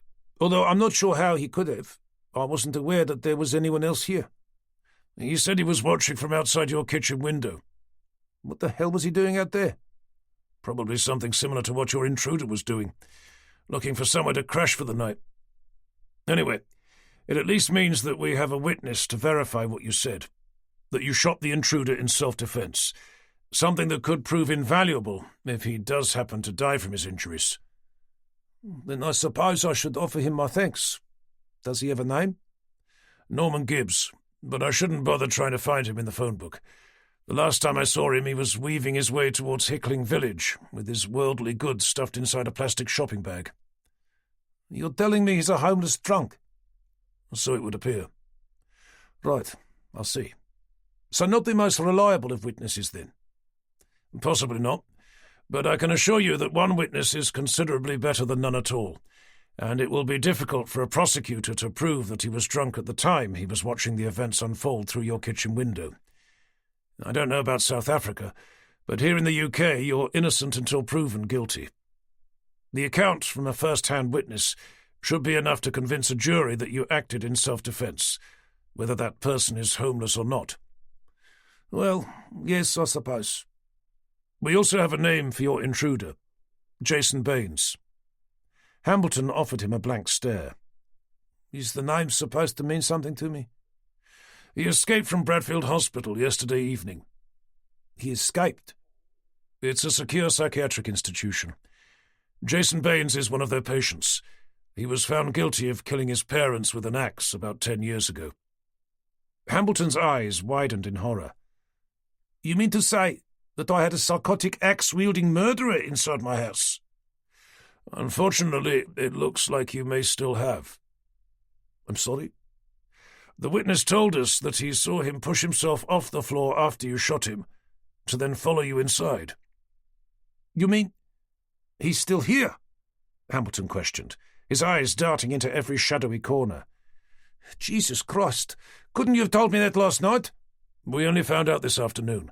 Else I can assure you that we would have. Besides, we don't know for certain that he is. The forensics evidence indicates that he left the same way he came in. They also found about 2 pints of his blood all over your kitchen floor. If he is hiding around here somewhere, I think he's far more likely to be worried about his own life than contemplating taking yours. I'm not sure that makes me feel any better. Anyway, I came over to ask if you've either seen or heard anything since last night to suggest that he might be here. Well, no. But that's hardly the point. If there's even the vaguest possibility that he's lurking about, then I want the place searched. And I want it searched now. Chapter 16. Left with little choice but to call in a police dog unit to conduct what turned out to be a fruitless search of the Crumbling mansion, it wasn't until late in the evening when Tanner finally arrived home to find himself as tired as he was hungry. Closing the front door, he heard Christine's welcoming voice chime out around their modestly proportioned bungalow. "Hello, darling. I'm in the kitchen." "No surprises there," he mumbled quietly to himself, hanging up his sailing jacket to make his way inside. Entering the open-plan living area, he found Christine offering him a welcoming smile from behind the breakfast bar, her hands plunging repeatedly down into a large yellow mixing bowl. "You hungry?" "Starving. What's on the menu?" "Risotto alla Milanese."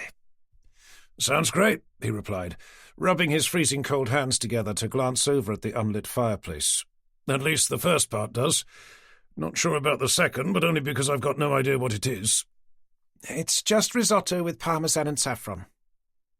Having previously thought saffron was something dresses were made out of, Tanner nodded with sagacious pretense. "Oh, right. Well, it still sounds good, I suppose." "Okay, hold on. Let me finish what I'm doing and I'll get started. How was your day?" "Long," Tanner groaned, taking to a knee to turn the gas fire on. "Yours?" "I slept for most of it." "Lucky you. Did you see me on TV?" "I can't say I did. I assume it was about Jason?" "Mm-hmm," Tanner replied, taking a moment to watch the flames begin licking their way around its fake coal before turning to stare about for the TV's remote. "We found out that he was the person who broke into Longore Hall." "Isn't that old run-down mansion up near the coast?" "That's the one." "I thought it had been abandoned years ago." "You really haven't been watching the news recently, have you?" "I must admit it's been a while. I assume someone is living there now?" "A man called Lawrence Hambleton. He inherited it from his grandfather." "Lucky him." "I'm not so sure. Apart from how much it's going to cost him to have the place done up, he's only been there a week, and he's already managed to line himself up for a possible manslaughter charge." "How on earth did he do that?" "He shot the intruder at point-blank range with a shotgun." Christine stopped what she was doing to stare over at him. "You mean Jason Baines is dead?" "Well, at this stage, we're not entirely sure. All we've found of him so far is about 2 pints of his blood.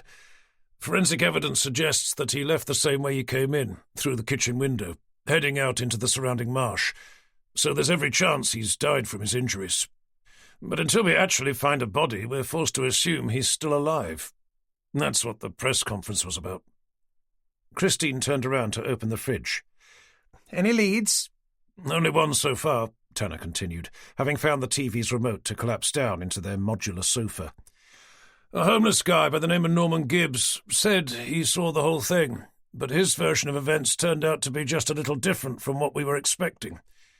He said Baines didn't leave the way he came in, but followed after Hambleton, the hall's new owner. With no response from Christine, he glanced around to see her standing motionless in front of the open fridge, staring at its burgeoning contents. "You all right?" he eventually asked. "We're nearly out of milk," she suddenly said, closing the door to return to the counter. "Oh, right. Have we got enough for the morning?" "What was that?" she asked, gazing over at him with a vacant expression. "Milk," Tanner repeated. "Do we have enough for the morning?" "Sorry," she replied, shaking her head. "Just about. Don't worry, I'll get some on my way back from work. What were you saying?" Tanner leant back against the sofa to turn the TV on. "This homeless guy said Jason Baines didn't leave the house, but got up to follow the new owner inside. He also said that he didn't seem to be injured, despite all the blood and the fact that he'd seen him being shot. When I told the estate's owner that he might have a psychotic axe-wielding murderer wandering about inside his house, he freaked out. I'm not surprised. He wouldn't let me leave until I'd called in a dog unit to search the entire place. And that's why I'm so late." "I take it you didn't find him?" "Unfortunately not. After a lot of false leads, the dog handlers eventually came to the same conclusion our forensics team had, that he must have wandered back out into the marsh. But by that time the scent had gone, so we gave up and called it a day. Basically, it was a complete waste of time. All it proved was that our star witness was about as unreliable as he looked." Chapter 17. Monday the 7th of February. The next morning, Tanner awoke to find the temperature had plummeted overnight. What had up until then been a relatively mild winter had finally turned, transforming the view outside their bungalow into a magical carpet of frost, sparkling gently in the rays of a low-rising sun. But what may have been beautiful to look at soon presented him with the normal practical difficulties. Firstly, his car's windows were covered in a thick layer of ice, forcing him to spend an unexpected 10 minutes having to scrape it all off. He then had to drive into work along the virtually deserted country roads at what felt like a snail's pace, after having nearly come off on the very first corner due to an invisible patch of thick black ice. He subsequently reached Wroxham far later than he'd hoped, only to again be delayed by a news media van doing what ended up being a 7-point turn in the middle of the road outside the station, for no other reason than to find somewhere to park. Finally able to steer into the station's car park, he ditched his car between Vicky's and Cooper's to hurry inside.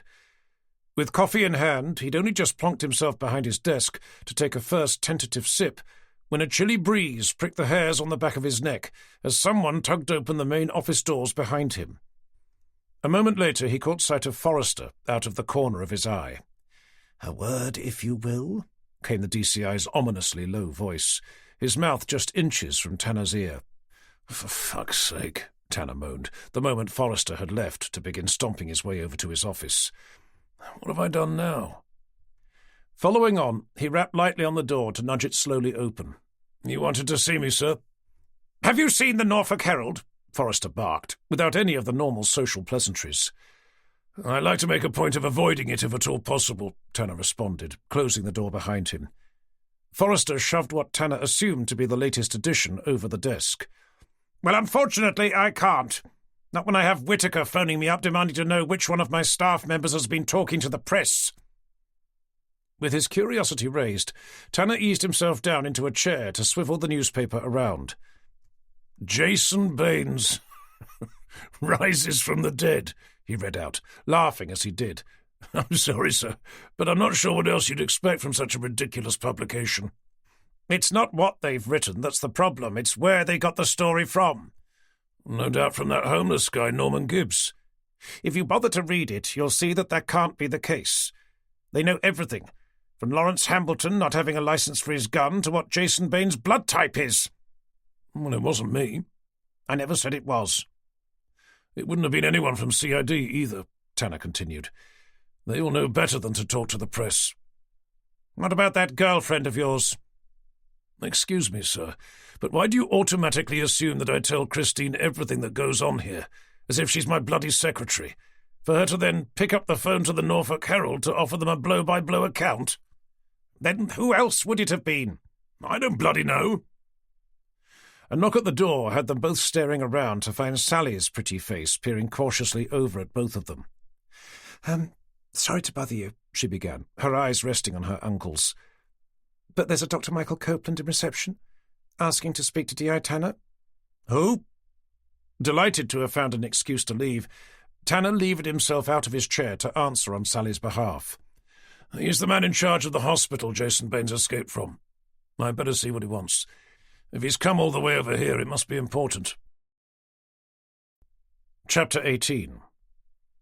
Tanner followed Sally out into reception to find Dr. Copeland pacing up and down, his hands clasped firmly behind his back, but it took him a full moment to recognize him. In place of the shirt, tie, and pristine white lab coat he'd been wearing at Bradfield Hospital was a pair of jeans and a tatty crew-neck jumper, and instead of his former expression of smug superiority was a look of exhausted, angst-ridden fear. "My son David," he blurted out, the moment he looked up to see Tanner. "He didn't come home last night." Tanner came to a halt in front of him. "What time was he supposed to?" "He said around 10. He'd gone away for the weekend for a Vex robotics competition his college was taking part in. I've been driving around all night trying to find him. I've been to see all his friends, but none of them have seen him. I didn't know where else to come."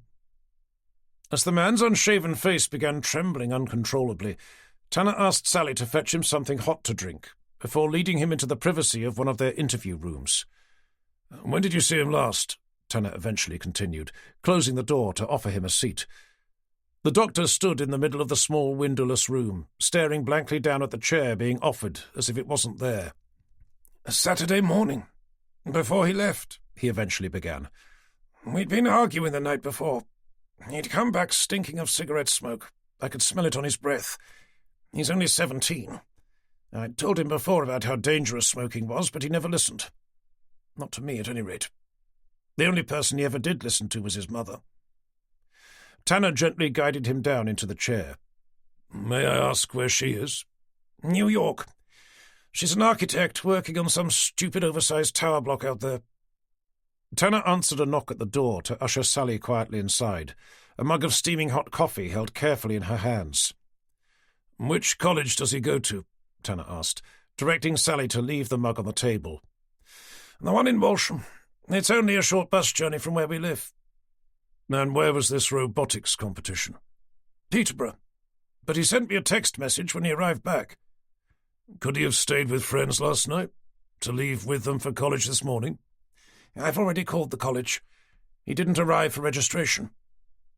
"Is there any chance he could still be with his friends?" "He'd have told me." "Okay. Well, could he have gone to see his mother?" "His passport's still in the drawer beside my bed.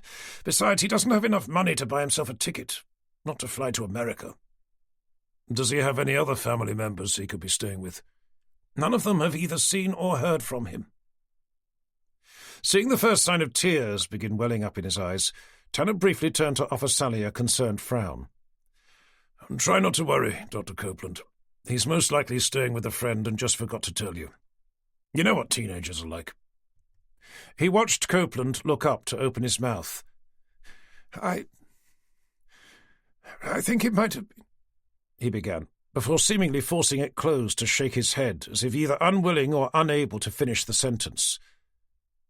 "You think it might have been who?" Tanner questioned, sinking down into the seat across the table from him. The doctor screwed up his eyes. "Jason," he said, his voice barely a whisper.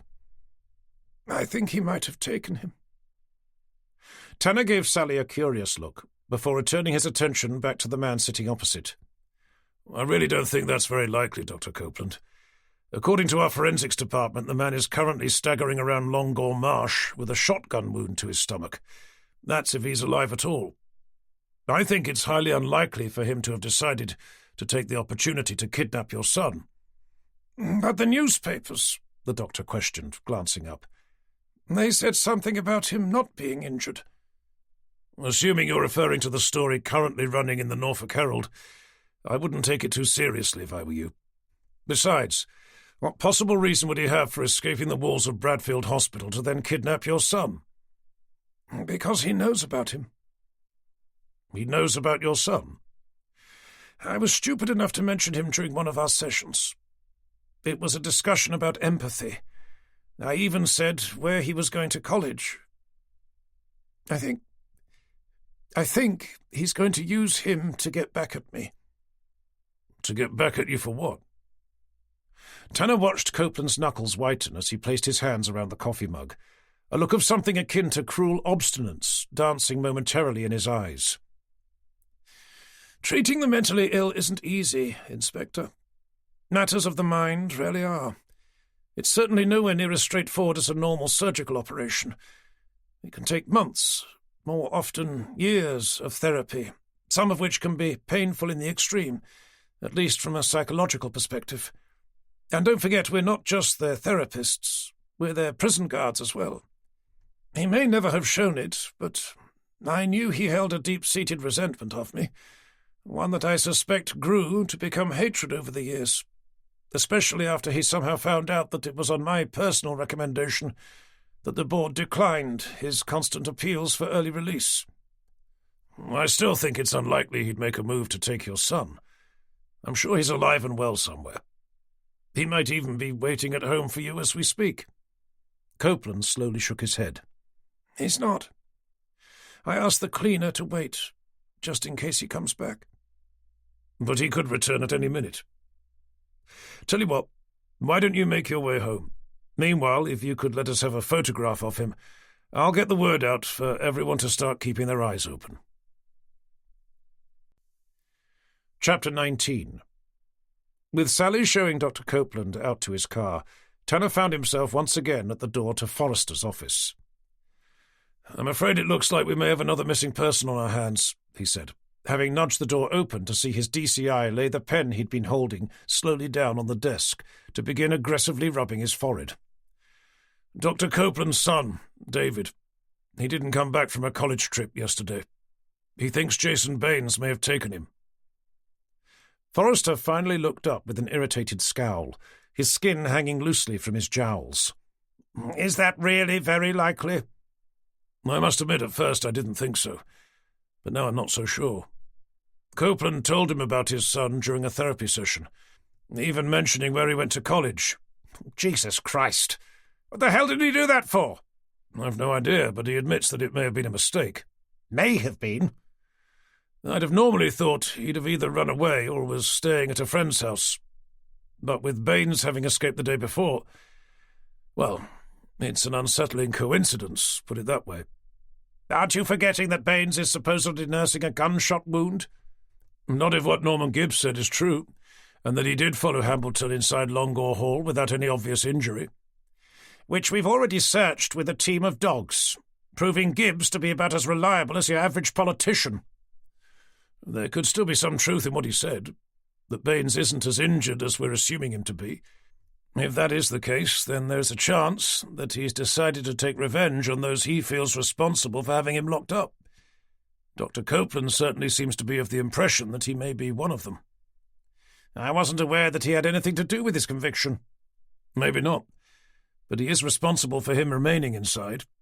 He just told me that it's because of his professional recommendations to the hospital's board of directors that Baines's numerous legal attempts to be granted early release have failed." "If that was true, then wouldn't Baines have taken him instead of his son?" A haunting image of Tanner's daughter's body wedged itself into his mind. "No doubt he understands that the most effective way to hurt someone is through their children." Forrester steepled his hands together in front of his mouth. "If Baines has taken Dr. Copeland's son, what would you suggest we do?" "According to him, he was at college last night. He'd been taking part in some sort of robotics competition. The teacher who took them may well have been the last person who saw him. I'd like to drive over there to have a chat." Forrester leant silently back in his chair with a sagacious frown. "At the end of the day," Tanner continued, "if he's right, and it was his escaped patient who's taken his son, Find him, and we'll find Baines, leaving everyone happy, including Superintendent Whitaker." Hesitating for a moment longer, Forrester lurched suddenly forward. "Very well. Have a chat with the teacher in question. Maybe some of his classmates as well. Find out if any of them saw him being picked up. Meanwhile, I'll ask Sally to see if she can pull up any CCTV footage of the street immediately outside. In which college was it again?" "The one in Walsham. It's only a half-hour drive from here. At least it will be without all the tourists." Chapter 20. With the dazzling winter's sun helping to melt the ice from the largely deserted country roads, Tanner arrived at Walsham College far sooner than expected, only to be told that the teacher he needed to see was busy taking a class. Forced to wait outside a classroom in a cold, uninviting corridor, a sudden eruption of noise from inside had him being flattened against the wall as a small army of students burst out to bustle their way past, pushing and shoving each other as only students would. Eventually able to elbow his way through, he found who he assumed to be the class's teacher inside, his eyes swollen by a pair of thick-lensed glasses. "Mr. Benison?" "What is it?" the man demanded, wiping impatiently at a complex series of mathematical formulae scrawled out over a large ink-smeared whiteboard. "Detective Inspector Tanner, Norfolk Police." The teacher immediately stopped what he was doing to stare nervously over. "Oh, sorry. I assumed you were one of my pupils. How may I help?" "It's about someone I believe to be a student of yours, David Copeland." "David? Yes. He's not in any trouble, I hope?" "At this stage, we're not sure. He was reported missing this morning." "Oh, dear. I'm sorry to hear that. Is he all right?" Amused to hear such an illogical question coming from someone who clearly didn't lack at least a certain degree of intelligence, Tanner made sure to keep a straight face. "Well, hopefully he is, but as I'm sure you can appreciate, we won't know until we find him." "No, of course," Benison replied, rolling his eyes about inside his head as if giving himself a good telling off. "Stupid question. How can I help?" "I've been told you look after something called Vex Robotics." The man's eyes became even more enlarged than they had been before. "Indeed I do," he exclaimed, with animated excitement. "This year we've managed to make it through to the Vex National Championship. First time we've ever even come close." "And Vex is—" "It's an annual competition," Benison continued, with an overflowing abundance of enthusiasm. "It's when schools up and down the country battle it out to discover who's built the best robot." "Right," Tanner replied, feeling his brain begin to close down in much the same way as when Christine attempted to explain how one of her exotic dishes was made. "A bit like Robot Wars, then." Benison glared over at him as if he'd just insulted his mother. "A Vex robot has to accurately position as many predefined plastic objects as possible within a certain period of time. Robot Wars is just a silly television program that seems to do nothing more useful than promote gratuitous violence." Tanner shook his head. "Anyway, getting back to David, I was hoping you'd be able to tell me when you saw him last." "Sorry," Benison replied, his gaze drifting up towards the ceiling. "It would have been when we returned from the Midlands heat last night." "Did he leave with anyone in particular?" "Not that I noticed." "Do you know if there are any pupils he'd hang out with afterwards?" "Unfortunately, there are only 5 students involved. It's always a bit of a struggle to find people capable of making a useful contribution. Whether they spend time together afterwards or not, I'm afraid I simply don't know." "But is it possible that he went off with one of them?" "Actually, now that you mention it, I think I did see him afterwards. At least I think it was him." "Where was this?" Tanner inquired, his interest suddenly piqued. "Just outside the car park.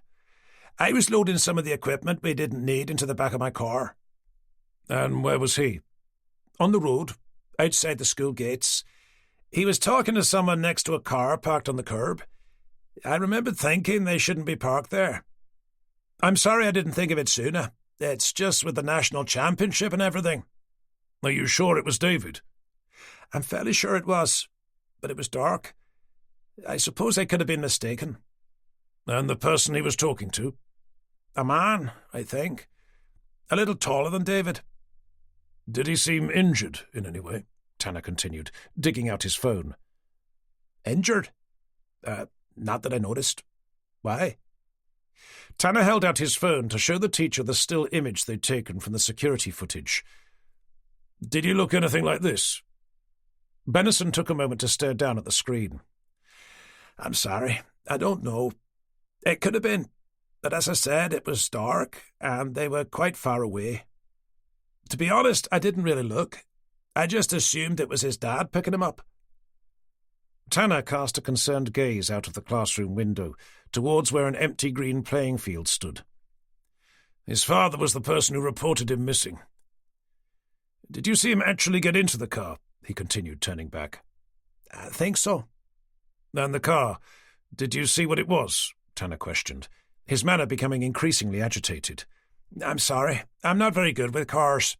They all look the same to me. It was large and square, if that's any use. I suppose I should have been more vigilant. It's just such a common sight to see a student climbing into someone's car. I didn't give it a second thought. Chapter 21. Bursting through the college's main entrance into the cold, uninviting air beyond, Tanner searched his coat to pull out his phone. Forrester, sir. It's Tanner. I've just been speaking to the person who teaches the missing boy's robotics class. He said he saw him being ushered into a car outside the school gates yesterday evening. Tanner heard the familiar creak of Forrester's chair from the other end of the line. Was he absolutely sure it was him? Came the DCI's eventual response. Not 100%, but I think enough for us to proceed on the basis that it was. What about the car's owner? All he saw was a man talking to him beside it. Was it Baines? I'm sorry, sir, he didn't know, but I don't know who else it could have been. Christ! I thought the man was supposed to be bleeding to death in a ditch somewhere. I don't suppose there's any chance it could have been a relative? The boy's mother, perhaps? She's in New York. Do we know that for a fact? Well, no, but I'd have thought she'd have told her husband if she was flying back. Certainly if she was doing so to simply pick up her son from college. You don't have to be quite so condescending all the time, Tanner. It really isn't appreciated. I'm sorry, sir, I just don't think it's likely to have been his mother. But it is possible, though. Well, yes, but... Then we need to check, to make sure before ruling it out altogether. That being said, I find myself having to agree with you. It does seem more likely to have been Baines. I don't suppose the teacher saw what car he was driving? Only that it was large and angular, so probably some sort of old SUV, like a Range Rover, perhaps. OK, I'll ask Sally to see if she's been able to dig out any CCTV footage. How soon can you get back? Not long. There's hardly any traffic. OK, good. I'll prepare something for us to read out to the press on your return. Chapter 22. Martin Bennett stepped briskly up to the ancient base of St. Helen's Church to tug a hand out from the warm depths of his winter coat's pocket. Placing it lightly on the church's jagged stone base to gaze briefly up to the top of its tower, he returned the hand to spin around, marching back the way he'd come. This had become his lunchtime routine, ever since starting work as a volunteer at the Broads Wildlife Centre just 2 weeks before. He'd signed up specifically to help keep a watchful eye over a pair of bitterns, nesting at the furthest edge of Ranworth Broad. An invigorating stroll up to the church and back was just enough to stretch his legs and warm himself up before beginning his afternoon vigil. One of the rarest breeding birds in the United Kingdom, the Norfolk Wildlife Trust were particularly keen to make sure nothing happened to disturb them, a tall order given where they had chosen to nest. Life would have been considerably easier for all concerned had they found somewhere inland, but the nest being so close to the water's edge meant there was a constant danger of someone motoring past, too fast and too close, unaware of what was there until it was too late. The various signs posted up at the entrance to the Broad and on the approach to the nesting area could only do so much. Most people took little notice. The only way was for someone to keep a constant eye on the nest, ready to warn boats entering the Broad to keep well away from the area at the furthest end. Stepping onto a raised wooden walkway that would eventually lead back to the Broad, A familiar but wholly unwelcome sound drifted through the cold but otherwise tranquil still air. It was the low melodic rumble of a boat's engine. Cursing, he launched himself into a run. Being the only person on duty that day, he knew it had been a risk to allow himself a lunchtime stroll, but until then it had been particularly quiet. The sound, growing steadily louder, was the first boat he'd either seen or heard all day. With the wildlife centre just up ahead, he stopped to stare out over the water. There he could see the telltale ripples that a boat had indeed entered the Broad not long before, and was now navigating its way around its perimeter. Swinging a satchel off his shoulder, he took to a knee to scrabble about for his field binoculars. Once found, he stood back up to focus them over the Broad towards the bitterns' nest. "For Christ's sake!" he cursed, the moment the outline of a motorboat came looming into view, part hidden by an overhanging willow tree. Realizing it had moored up alongside an old rotting jetty, just a few meters from the very nest he was supposed to be protecting, he removed the binoculars from his eyes to glance down at where the Wildlife Centre's flat-bottomed boat was tied, his mind whirling as to what was best to do.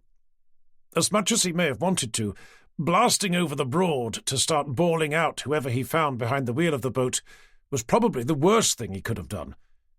He replaced the binoculars against his eyes. The boat was still there, at least what he could see of it, but there was no sign of anyone on board. "What the hell are they doing?" he asked himself. Realizing he couldn't just stand there doing nothing, he came to a decision as to the best course of action: to motor slowly over, approaching the boat from the side furthest away from the nest in order to have a quiet but firm word with whoever it was he found on board. At least that way he'd be able to make sure they left the jetty as quietly as possible, mitigating further disruption to the nesting bitterns.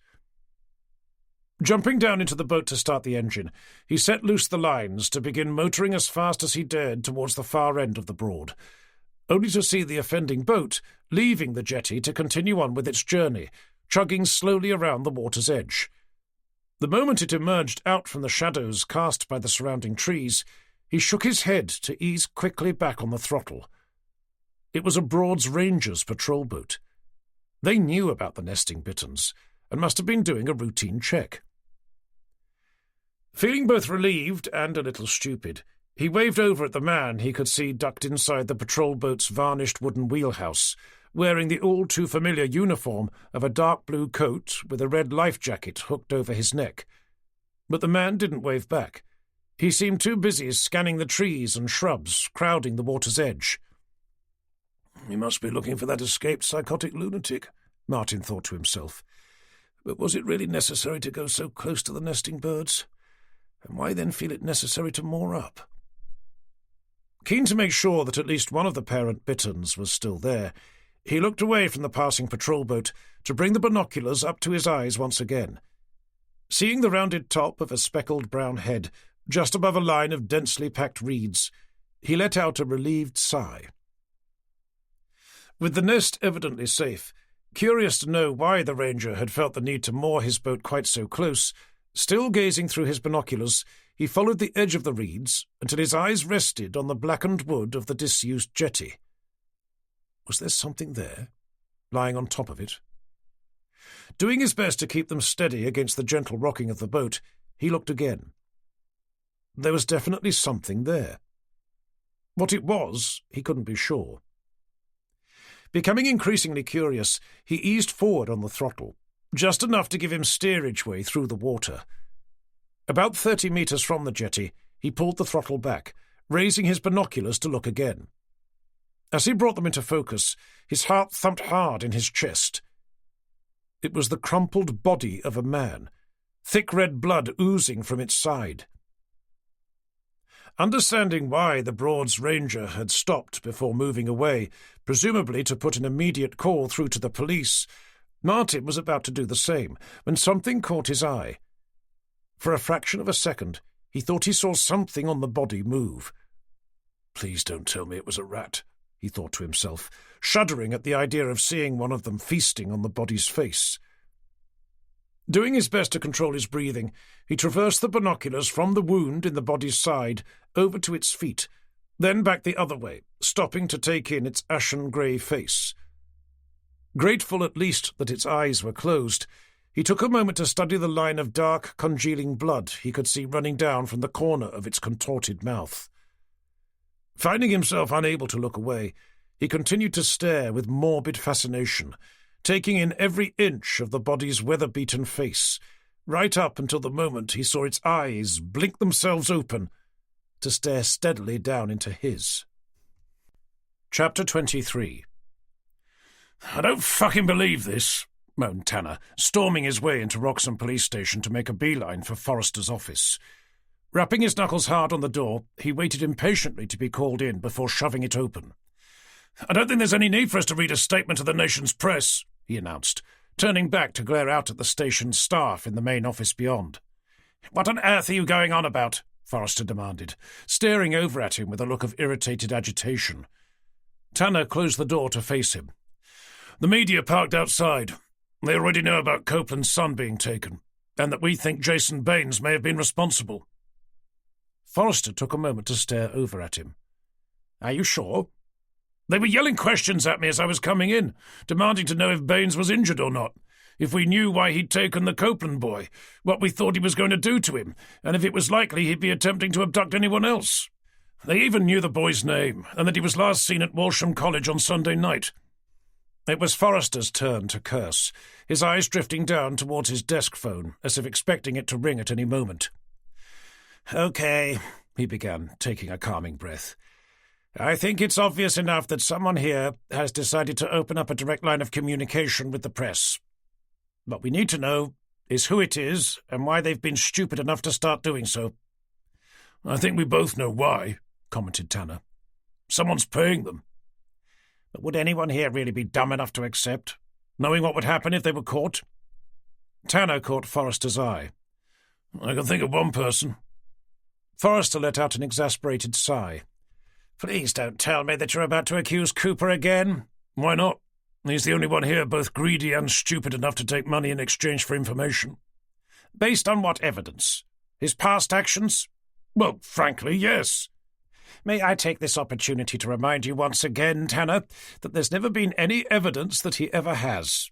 Just a lot of office gossip and unjustified hearsay." "Where there's smoke, there's fire, sir." "Said nobody in a court of law." "If it's not Cooper, then who else could it be?" Forrester leant slowly back in his chair. "Who else knew about what Dr. Copeland told you? That he thought Baines would go after his son?" Tanner was forced to stop for a moment to think. "Nobody I can remember. I took him into the interview room alone. After that I came straight here to talk to you." "You didn't mention it to anyone else?" "Not that I can think of. Sally did come in at one point, but only to bring the doctor in some coffee." "What about the duty sergeant?" Once again, Tanner was forced to think back to the time in question. "We didn't discuss who he thought had taken his son when we were in reception. That only came out in the interview room." "You don't think it could be Sally, do you?" Forrester sent him an ominous, foreboding look. "You're not seriously suggesting that my niece, of all people, would accept a bribe from the press?" "All I'm saying is that apart from you and me, she's the only one who knew what Dr. Copeland said." "I'm sorry, Tanner, but you're going to have to look somewhere else. She's just not the type to go around accepting bribes from dodgy journalists. What about Vicky? Or maybe even young Townsend?" Tanner shrugged his shoulders with vague indifference. "I'd say the same thing about them as you just said about your niece. Neither seem to be the type to start suddenly accepting bribes, at least not willingly." "You're saying that it might not be their choice?" "I'm not saying anything, really. I just don't think it would be them. The only likely candidate I can think of is Cooper." Hearing a knock at the door, Tanner closed his mouth before turning to see Townsend's head appear around the side. "Sorry to bother you," the DC began, switching his gaze between Tanner and Forrester. "I just thought you should know that we've had a call. A man's been found near the Broads Wildlife Centre. Sounds like he's been seriously injured."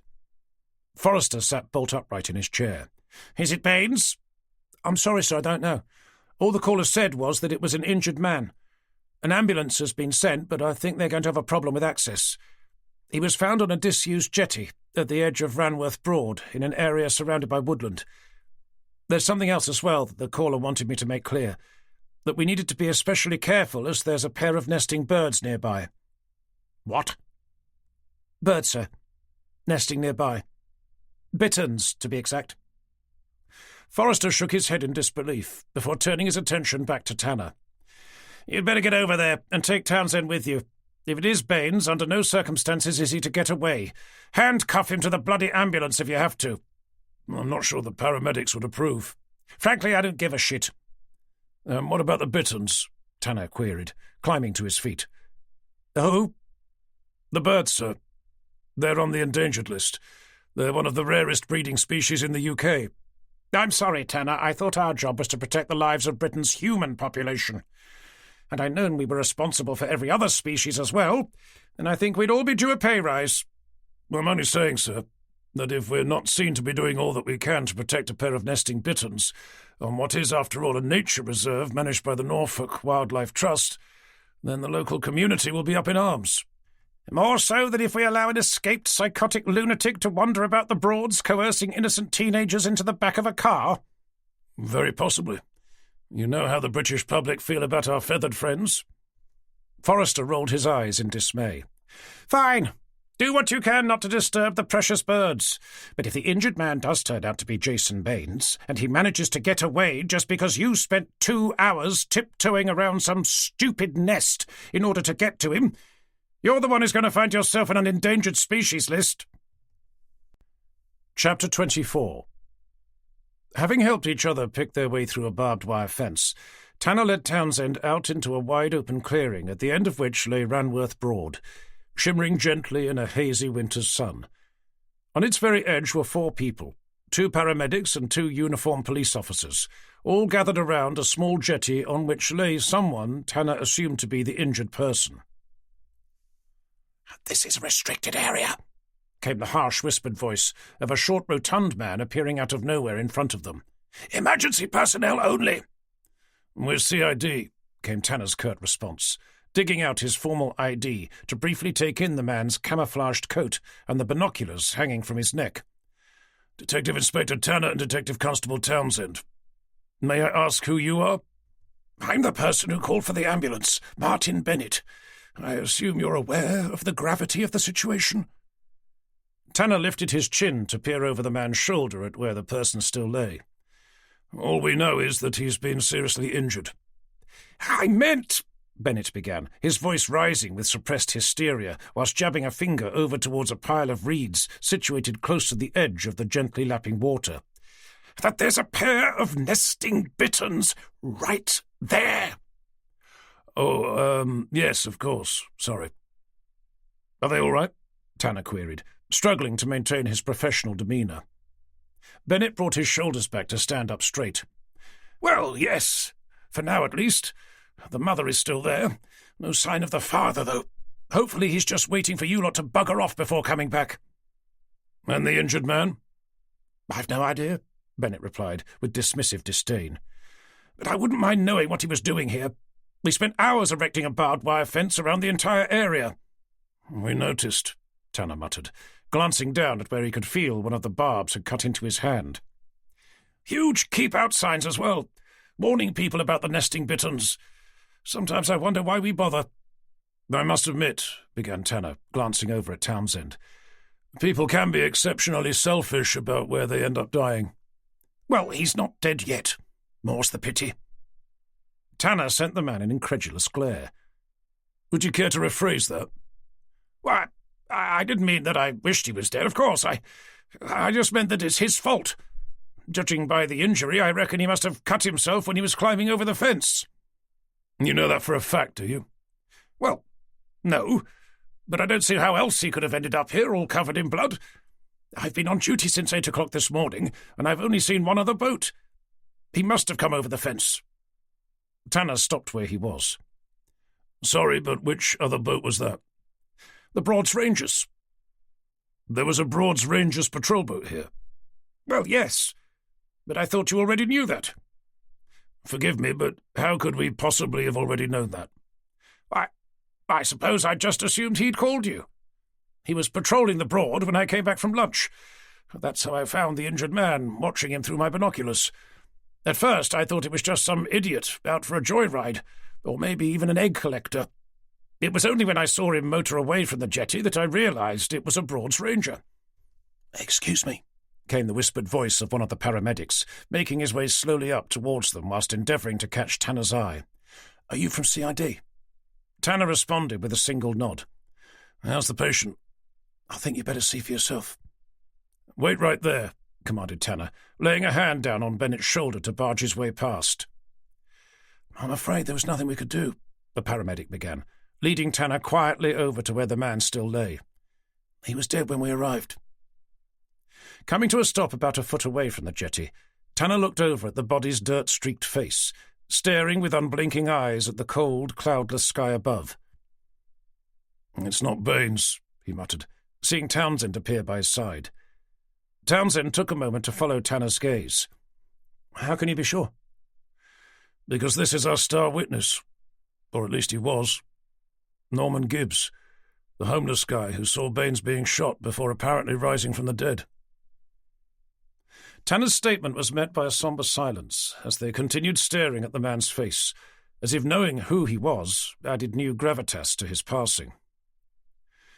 "Any idea what caused that?" Tanner continued, bringing the paramedic's attention to where thick, coagulated blood could be seen seeping out from his stomach. "I've never seen an injury like it before, at least not in the flesh. But if I was to hazard a guess, I'd say it was a gunshot wound." Taking a firm hold of Townsend's elbow, Tanner led him quickly away. "Call Forrester. Tell him who we found and what we think has happened to him. Then call forensics and Dr. Johnston. Looks like we're going to need everyone down here." With Townsend nodding to immediately pull out his phone, Tanner's eyes scanned the clearing, looking for the man he'd spoken to earlier. Finding him lurking under a tree, peering through his binoculars at something on the furthest side of the Broad, Tanner shook his head with bemusement to start creeping his way over. As he approached, Tanner watched the man raise the palm of his hand up to his face. "I've just seen the male bitten," he whispered, barely loud enough for Tanner to hear. "He's over at the other end, hunting for fish."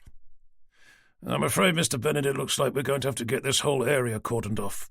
The police forensics unit is going to need full access." Bennett lowered the binoculars to offer Tanner a look of confused animosity. "I assume you're talking about where the injured man is?" "I mean the entire area, Mr. Bennett, which I'm afraid will have to include the location of your nesting birds." "I'm sorry, but you're not seriously suggesting that you need an entire police forensics team to start poring over an area that just happens to be where one of the rarest breeding birds in the whole of the UK is nesting, all because some idiot was stupid enough to catch himself whilst climbing over a barbed wire fence, one that was clearly marked with a sign saying no entry in large bold red letters?" "To be honest, Mr. Bennett, if it wasn't for two rather annoying factors, I'd be in complete agreement with you." "And what two factors are they, may I ask?" "That, unlike my hand, the man's injury wasn't caused by him climbing over a barbed wire fence. It was caused by him being shot by a gun. And the fact that he's now dead means it's highly likely that this has become the scene of a murder investigation. So unless you wish to be considered our prime suspect, being that you were the last person to have seen him alive, I suggest you start being a little more cooperative." Bennett's eyes grew wider with Tanner's every word, as blood began draining rapidly from his face. "But I never went anywhere near him. I just saw him through my binoculars." "But you've already admitted to having been close enough to see his injury." "Well, yes, but only because he was still alive. If I hadn't seen him move, I'd have done the same thing the Broads Ranger did, drive immediately away."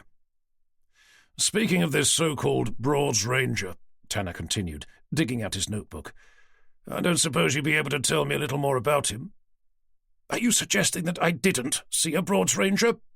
"Not at all. I'm simply looking to clarify that it was one." "Why wouldn't it have been?" "No particular reason. It's just that we didn't get a call from anyone saying they were. In fact, the only person who called in the incident was you." "Well, it wasn't a tourist's hire boat, I know that much." "Were you able to see who was behind the wheel?" "Not close up." "But enough to know that it was definitely a Broads Ranger?" "Well, no, but he was wearing one of their dark blue coats with a bright red life jacket." Did you see his face? Bennett thought for a moment. Just the hair. He was looking the other way when he drove past. And what colour was that? Blonde. Tied at the back. Tanner stopped taking notes to stare over at him. I'm sorry? What did you say? He had blonde hair tied at the back. Saying that, it was probably more grey than blonde. Why? Is he a friend of yours? Chapter 25.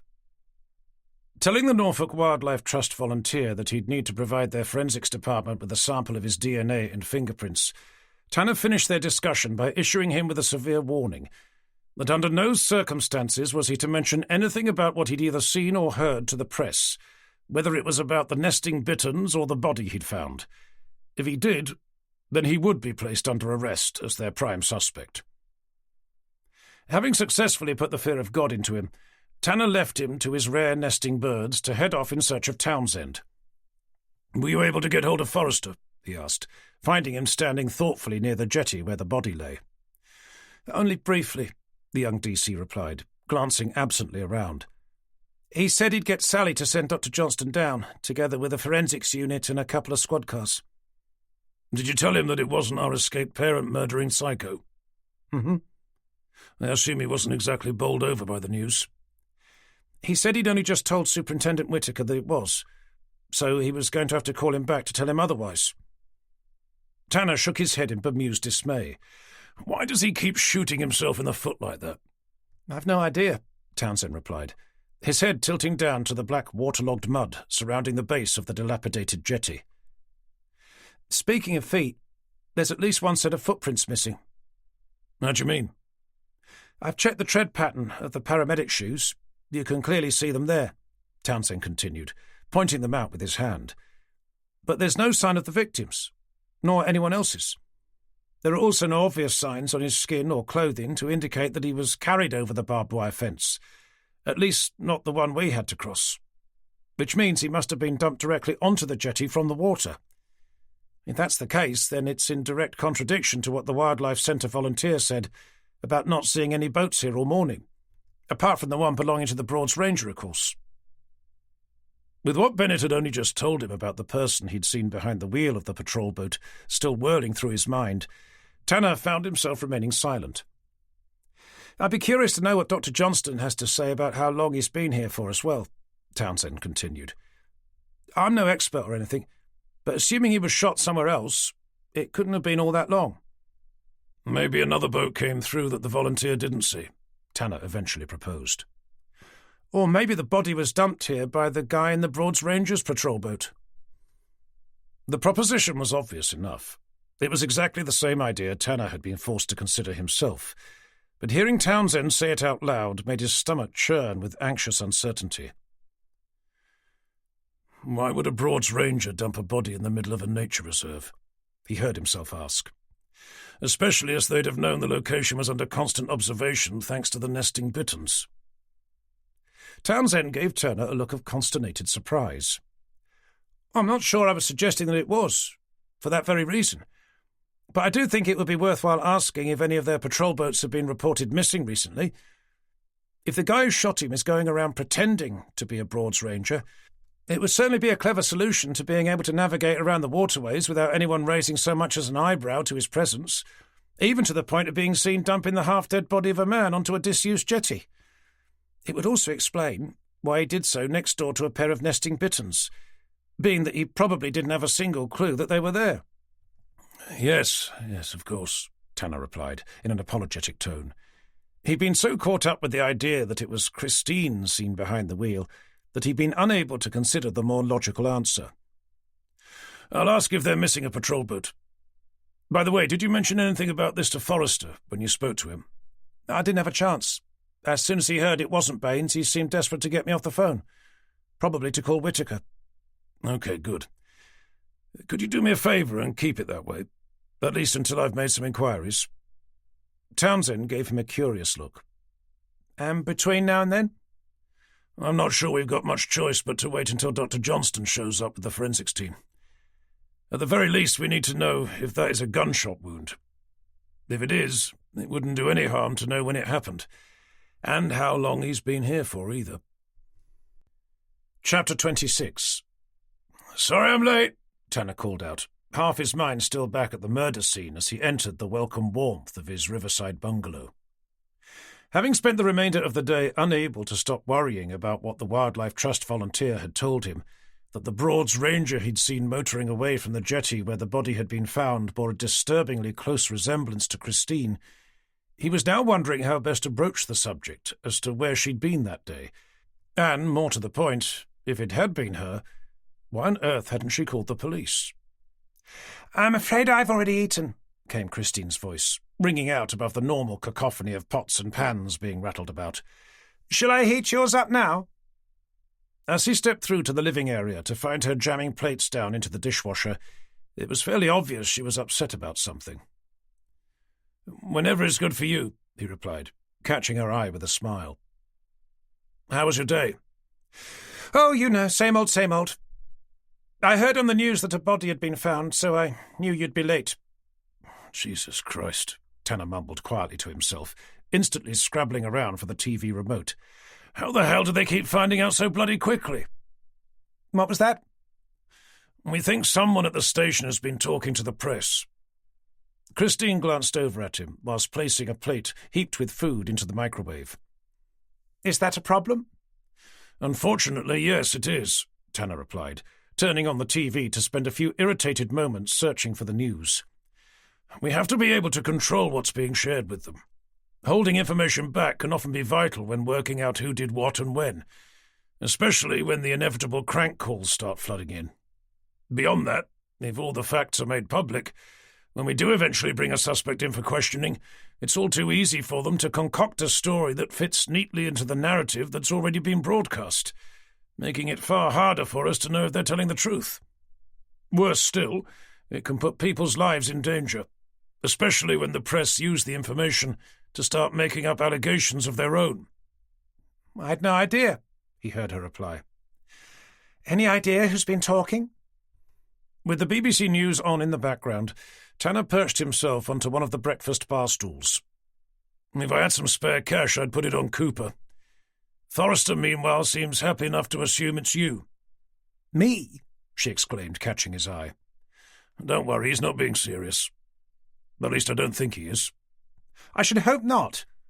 Besides, you're hardly here long enough to say more than 3 words to me, let alone spend hours going over the ins and outs of your investigations."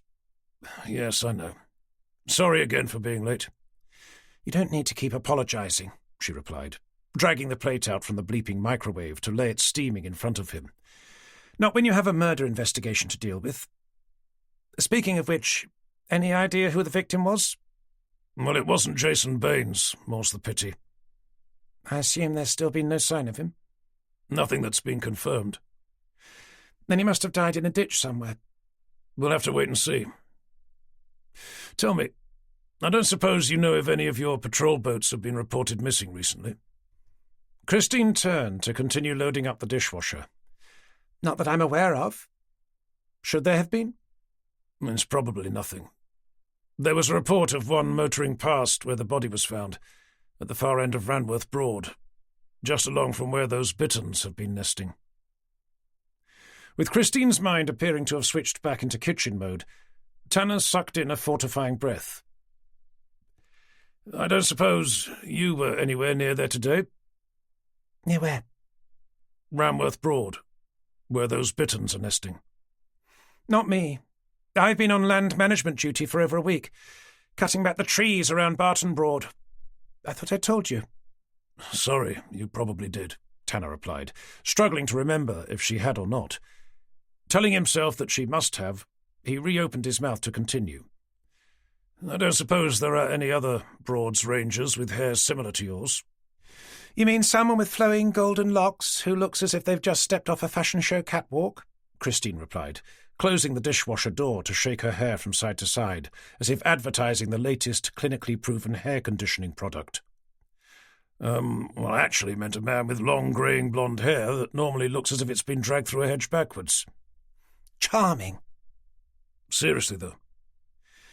"I suppose some of the men do have quite long hair. To be honest, I'd never given it much thought. Is it important?" Tanner shrugged to stare down at the plate of steaming hot food. "A witness said they saw a man in a Broads Rangers patrol boat motoring away from the jetty where the body was found. There's no way he could have been there and not seen the body. But there's no record of him having called it in to the emergency services, which was odd, especially as the victim was still alive at the time. I'd have thought the least he would have done was to call for an ambulance." "Maybe his phone died." "OK, but aren't all your boats fitted with two-way radios?" "Well, yes, but the range is pretty crap. If someone is more than half a mile away from another one, it's unlikely they'd be able to get through." "Are you even sure it was a Broads Rangers patrol boat they saw? I mean, they do look pretty much identical to your own. They all used to be, after all." Tanner raised an intrigued eyebrow. "I must admit I didn't know that." "What did you think? We bought them from Argos. They're all your old stock. All we do to identify them as ours is to paint Broads Rangers down the side." Chapter 27. Tuesday the 8th of February. At work the next morning, Tanner took a break from the tediously dull task of writing up his report from the previous day to make himself a coffee, returning to find Townsend waiting for him beside his desk.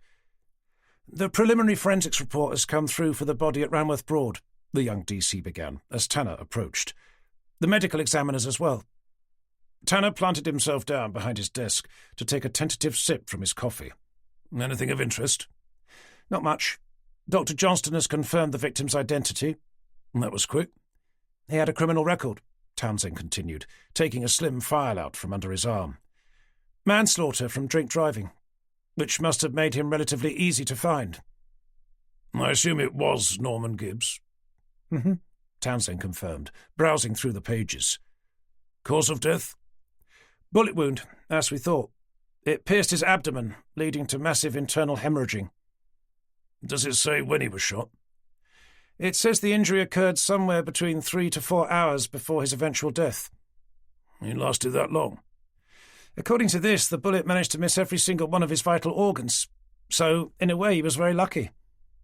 Tanner gave Townsend a curious look. "I do hope you're joking." "I suppose I've always been a glass-is-half-full sort of a chap." "That's as may be, but if you wake up one morning to find you've been shot in the stomach, then your glass is most definitely half empty, no matter how much water is left in it." "Well, yes, but the fact that it missed all his vital organs did at least give him longer to live." "During which time he must have been in excruciating pain." "But alive, nonetheless, which is surely something to be grateful for, even if that time was filled with pain and suffering." Tanner took a moment to study his annoyingly handsome young face. "Tell me, Townsend, what did you do before joining the force?"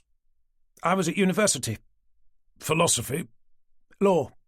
I did philosophy for A-level." Tanner nodded with sagacious understanding. "Anyway, apart from attempting to establish if our victim was lucky or not, what else did they find?" "Not much. He received the wound at another location. The lack of footprints in the mud meant that his body must have been dropped off from the water, and the murder weapon has yet to be found." "Is that it?" "They discovered 3 DNA samples on both his clothing and the jetty his body was found on, one of which belonged to Jason Baines." Tanner narrowed his eyes at him. "Couldn't you have told me that about 5 minutes ago?" "The other belonged to the Wildlife Trust volunteer who found the body, Martin Bennett." "And the third?" "Unknown." "Then it must have come from the boat seen motoring away." "The Broads Rangers patrol boat." "If it was," Tanner remarked. "I spoke to Christine about that last night. She thinks the witness may have mistaken it for an old police boat. Apparently all Broads Rangers boats used to be owned by the police, so it could be that Baines has managed to find himself one and is using it to creep around, pretending to be a Broads Ranger, which could explain why he's proving to be so difficult to find." "If that's the case, then where did the third DNA sample come from?" "Whoever used the boat before he did. Don't forget, the transfer of DNA from one object to another is remarkably common." "So it could be someone from the police?" "If that's who was using the boat before, then why not?" "Well, for a start, their DNA would have been on our database." "Well, then whoever used the boat before he did," Tanner stated, his voice lifting with surly irritation. Either way, we need to find out if any police boats have been reported missing. Either those in active use or ones that have been decommissioned. Shouldn't we check to see if any Broads Rangers boats have been taken as well? I've already asked Christine about that, Tanner replied, glancing over to where Sally could be seen perched behind her desk, deep in conversation with someone on her mobile. She said they were all accounted for, he continued, picking up his phone to dial her extension. The forensics report did mention something else, which I thought might be of interest. Mm-hmm, Tanner replied, lifting the phone to his ear. The third sample of DNA, Townsend continued. They said it belongs to a woman. Who the hell is she talking to? Tanner muttered to himself, choosing to ignore Townsend to instead glare over at Sally. And I don't know if you've seen it or not, Townsend continued, but the Norfolk Herald has a story running on the front page of their website. Not only does it name yesterday's victim as being Norman Gibbs, but it also says that we have a witness who saw a Broads Rangers patrol boat motoring away from the scene, and that the person behind the wheel had greying blonde hair tied at the back. They also seem to have found out about the DNA we discovered, and that the unknown sample is that of a woman. Tanner slowly replaced the receiver into its cradle to begin staring down at the desk, leaving Townsend shifting his weight awkwardly from one foot to the other. I don't suppose there are any other women with greying blonde hair that's tied at the back who are currently working as a Broads Ranger? Apart from Christine, of course. Jesus fucking Christ! Tanner eventually spat, lifting his head to glare up at him. Who the hell keeps talking to the press? Don't look at me. Well, apart from the Wildlife Trust volunteer, you're the only person who knew. At least the part about the Broads Rangers patrol boat. Then it must have been the Wildlife Trust volunteer. Tanner took his mind back to when he told the witness what would happen if he talked to the press. Remembering the look of terror on his face when he threatened to arrest him as their prime suspect, he shook his head. No, it couldn't have been. He wouldn't have dared. Have you told anyone else? Nobody, sir. At least no one outside the office. Tanner slowly rose to his feet to bring his eyes level with Townsend's. Let me ask you that again, he began. His voice kept ominously low. Who inside the office did you tell? Well, sir, I might have mentioned something about it to Sally in the kitchen when I first came in this morning, Townsend replied, the first signs of sweat rippling over his forehead. Tanner continued to bore his eyes down into the young DC's. You know, I could have sworn I told you not to tell anyone. I'm sorry, sir, but she has a way of wheedling information out of you. 5 minutes alone in a room with her and she'll have uncovered your entire life story, from where you were born to how many people you've slept with, including their names, where they all live, and all their star signs. Actually, now that I think about it, it may be an idea to start using her to interrogate suspects. This isn't funny, Tanner muttered, his voice a harsh whisper as his eyes darted around the office. I can't have the press declaring to the world that the woman I'm living with is a crazed, psychotic murderer. Then I suppose it's a good job they haven't, sir. Maybe not. But I doubt it will take them long to put the discovery of a woman's DNA together with the description of the person seen fleeing the scene in a Broads Rangers patrol boat. The only reason they probably haven't already is because of the general stereotypical assumption that Broads Rangers are always men. Just so you know, sir, whispered Townsend, his eyes darting briefly over Tanner's shoulder. Forrester's on his way over, and it looks like he's got his grumpy trousers on. Great. That's all I need, Tanner moaned, turning his head to greet his DCI with a spurious smile. What's all this about a Broads Rangers patrol boat seen leaving the murder scene yesterday, and a driver with greying blonde hair behind the wheel? Yes, sir, it's all in my report. Sorry, Tanner, but what report is that? The one I was just putting the finishing touches to before emailing it over. And yet its contents seem to have already found themselves featured on the front page of the Norfolk Herald's website. Can you explain to me how that is even possible? Well, sir, I can only assume it's because whoever wrote the story is somehow able to type faster than me. This isn't funny, Tanner. That's exactly what I was telling Townsend, sir, less than 30 seconds ago. Forrester shot Townsend a furious glance before returning to drill his eyes down into Tanner's. At this rate, I may as well fire the entire bloody lot of you and employ a team of journalists instead. At least that way I'd know what was going on before having the humiliation of seeing the story appear on my Facebook newsfeed. Feel free, sir. But to be honest, I doubt they'd accept. I'm fairly sure journalists get paid more than us. They probably have more sociable hours as well. Then I suppose you'd better tell me what else is going to be in this report of yours before I fire you anyway. Unfortunately, sir, not much more than you probably already know. Dr. Johnston's confirmed that the body is that of Norman Gibbs, the homeless man who witnessed the shooting incident at Longore Hall, that he was mortally wounded about 4 hours before his body was found, that he was most likely to have been carried there by boat, and that Jason Baines's DNA was found on both the body and the jetty it had been left on. What about what they said about some unknown woman's DNA? Was that true? Tanner glanced surreptitiously over at Townsend. That is what the forensics report said, the young DC replied. But as Tanner and I were just discussing, it was most likely to have been a contaminated sample, transferred from the patrol boat we think he must have used. Do we know if any Broads Rangers patrol boats have been reported missing? Tanner shook his head. I've already checked, but there's a strong chance the witness was mistaken, that it was a police boat he saw, not a Broads Rangers. OK, then do we know if a police boat has been stolen? I was about to ask Sally to find out when you came over, but she was on another call. They all looked over to where she was sitting, still busily chatting to someone on the phone, when they saw Cooper push himself up from his desk to begin hurrying his way over. "A call's just come in," he announced, tucking a wayward corner of his shirt back into his trousers.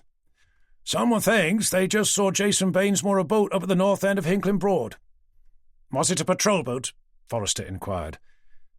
"We didn't think to ask. Are we expecting it to be? I take it that means you're not following the Norfolk Herald on Facebook?" "Sorry, sir, but I don't do Facebook." "Very sensible of you, Cooper." "I'm more of an Instagram type of guy," he smirked. "Facebook's for old people, isn't it?" Forrester's gaze turned from mutual agreement to one of irritated dismay. "I'm fairly sure plenty of young people still use Facebook." "Nobody I know," he mumbled, partly under his breath. "Never mind all that. Send the nearest squad car over to take a look. Then I suggest you get over there yourself, Vicky as well." Tanner waited for Cooper to spin away before opening his mouth. "I assume you want Townsend and I to join them?" "In a moment. But before you do, may I have a quiet word?" Chapter 28. Opening his door for Tanner, Forrester followed him quietly inside. "I just wanted a quick word in private about the woman's DNA found at yesterday's murder scene." Tanner hovered behind one of the chairs in front of his DCI's desk. "To be honest, sir, Townsend's only just told me about it."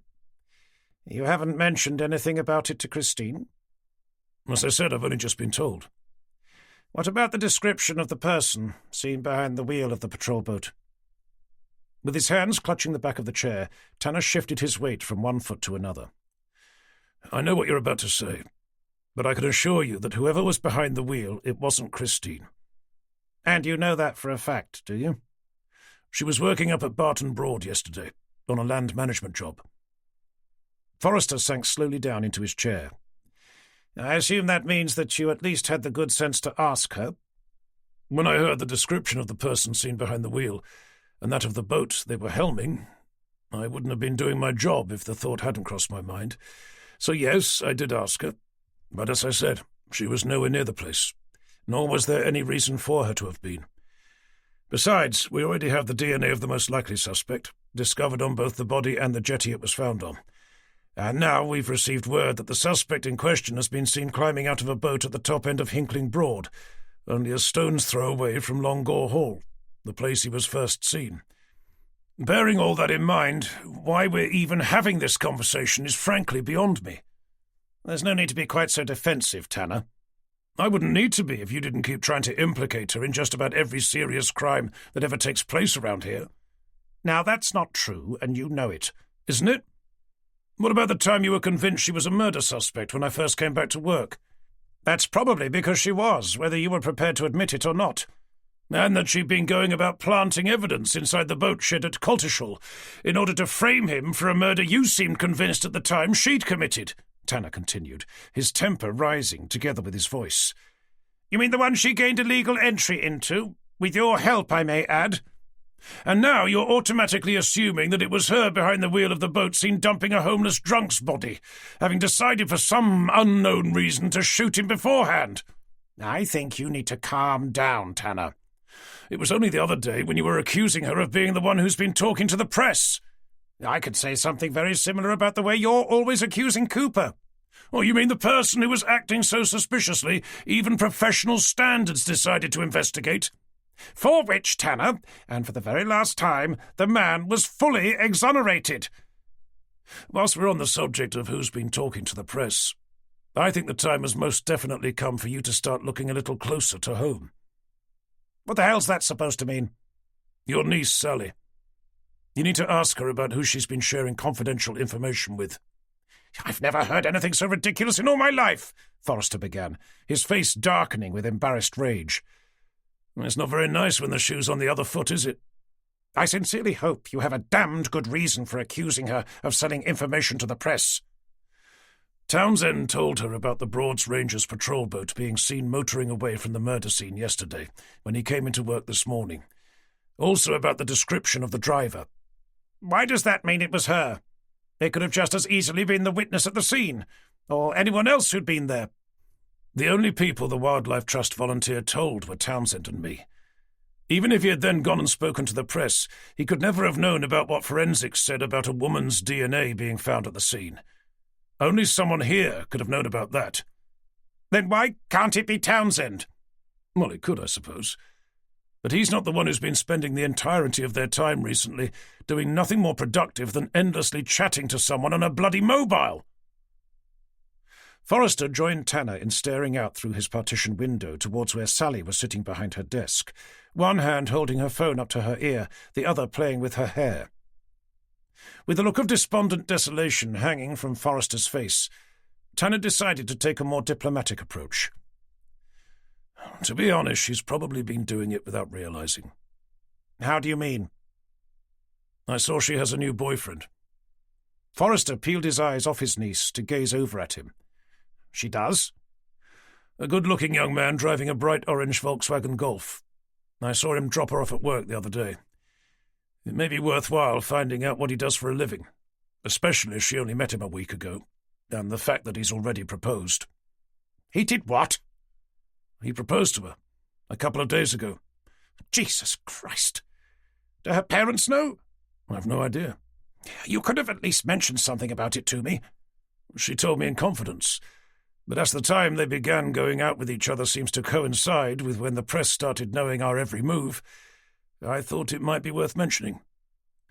Okay, well, I suppose I'd better have a word. As an awkward silence descended over the room, Tanner cleared his throat. I suppose Townsend and I had better be heading over to Hinkling Broad. Of course, replied Forrester, his attention drifting back to his niece.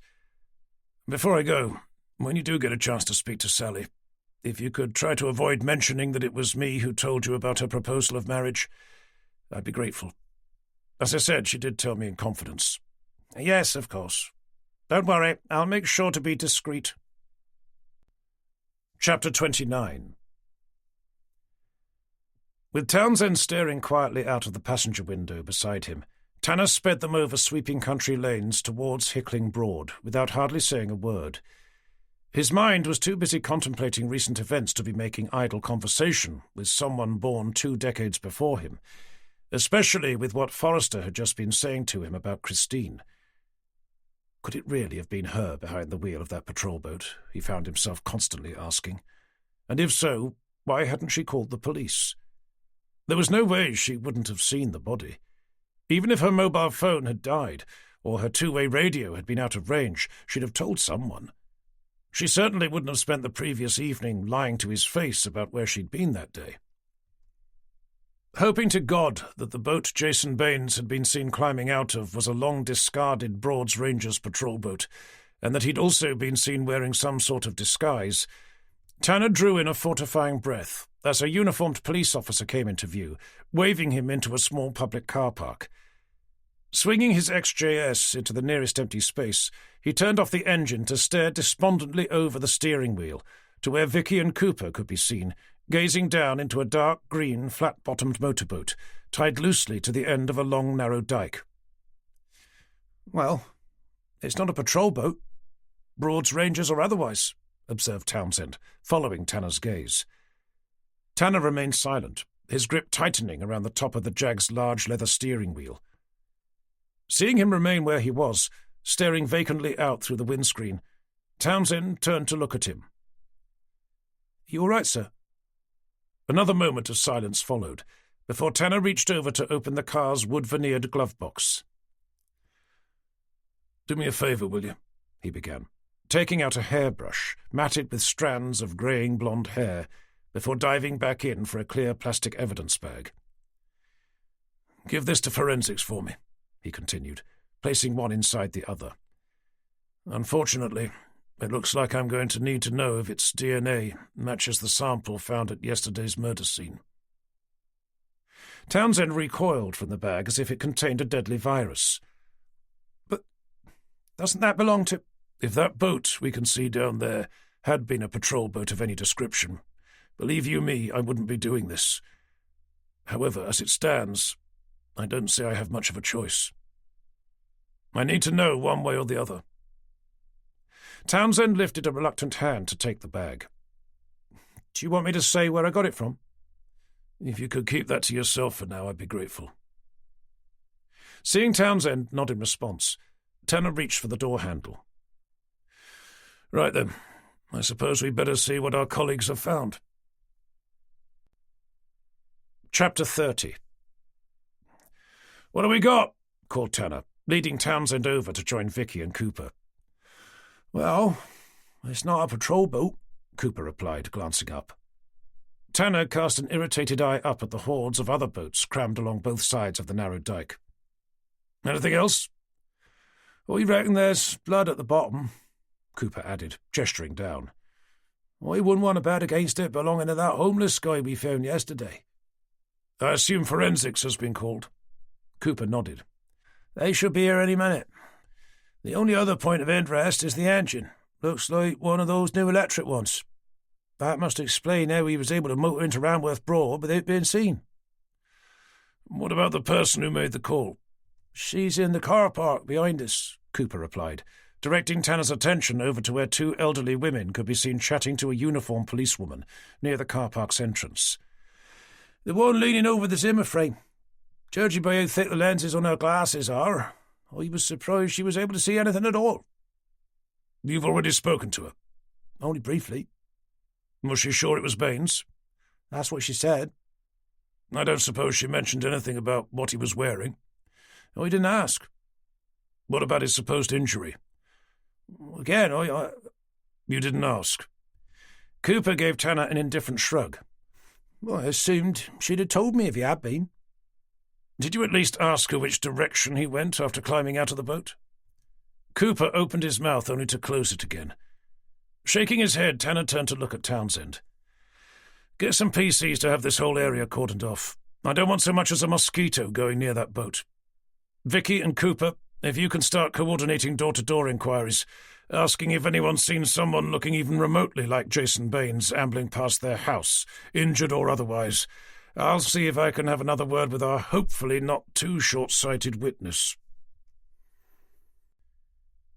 Chapter 31.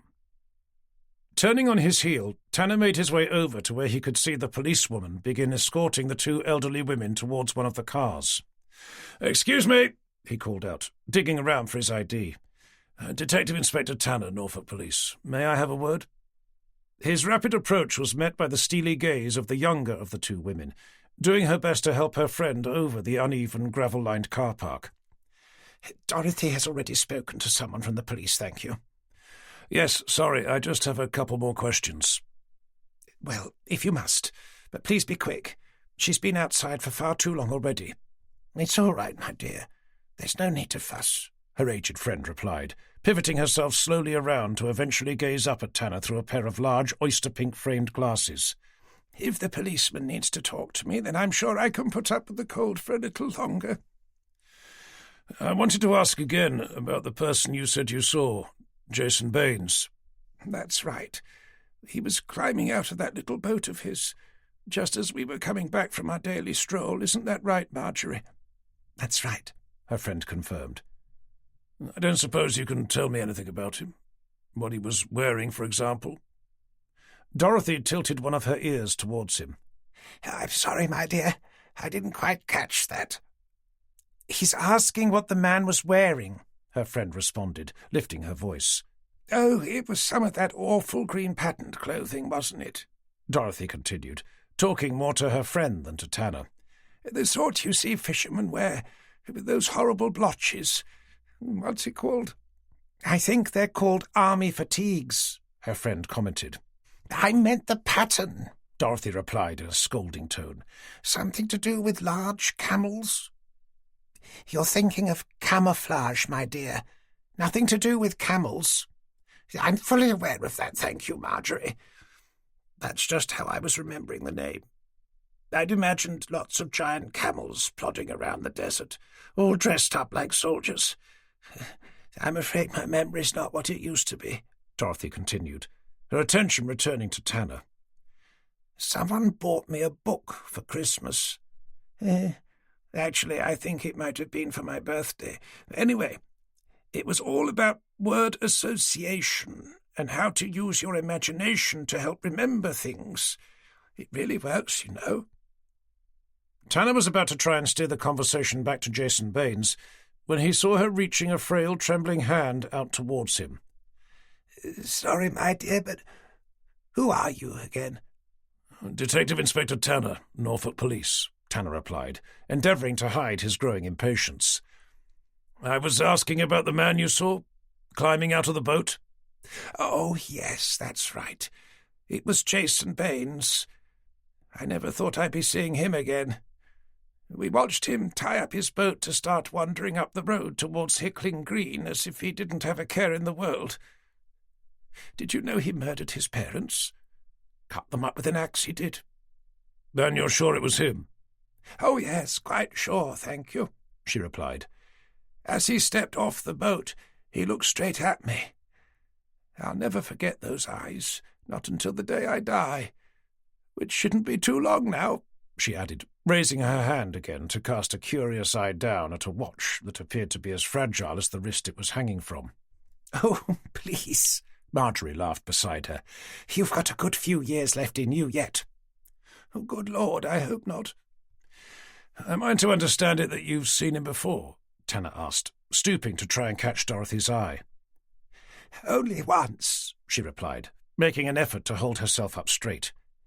"I was at Bradfield Hospital the day he arrived.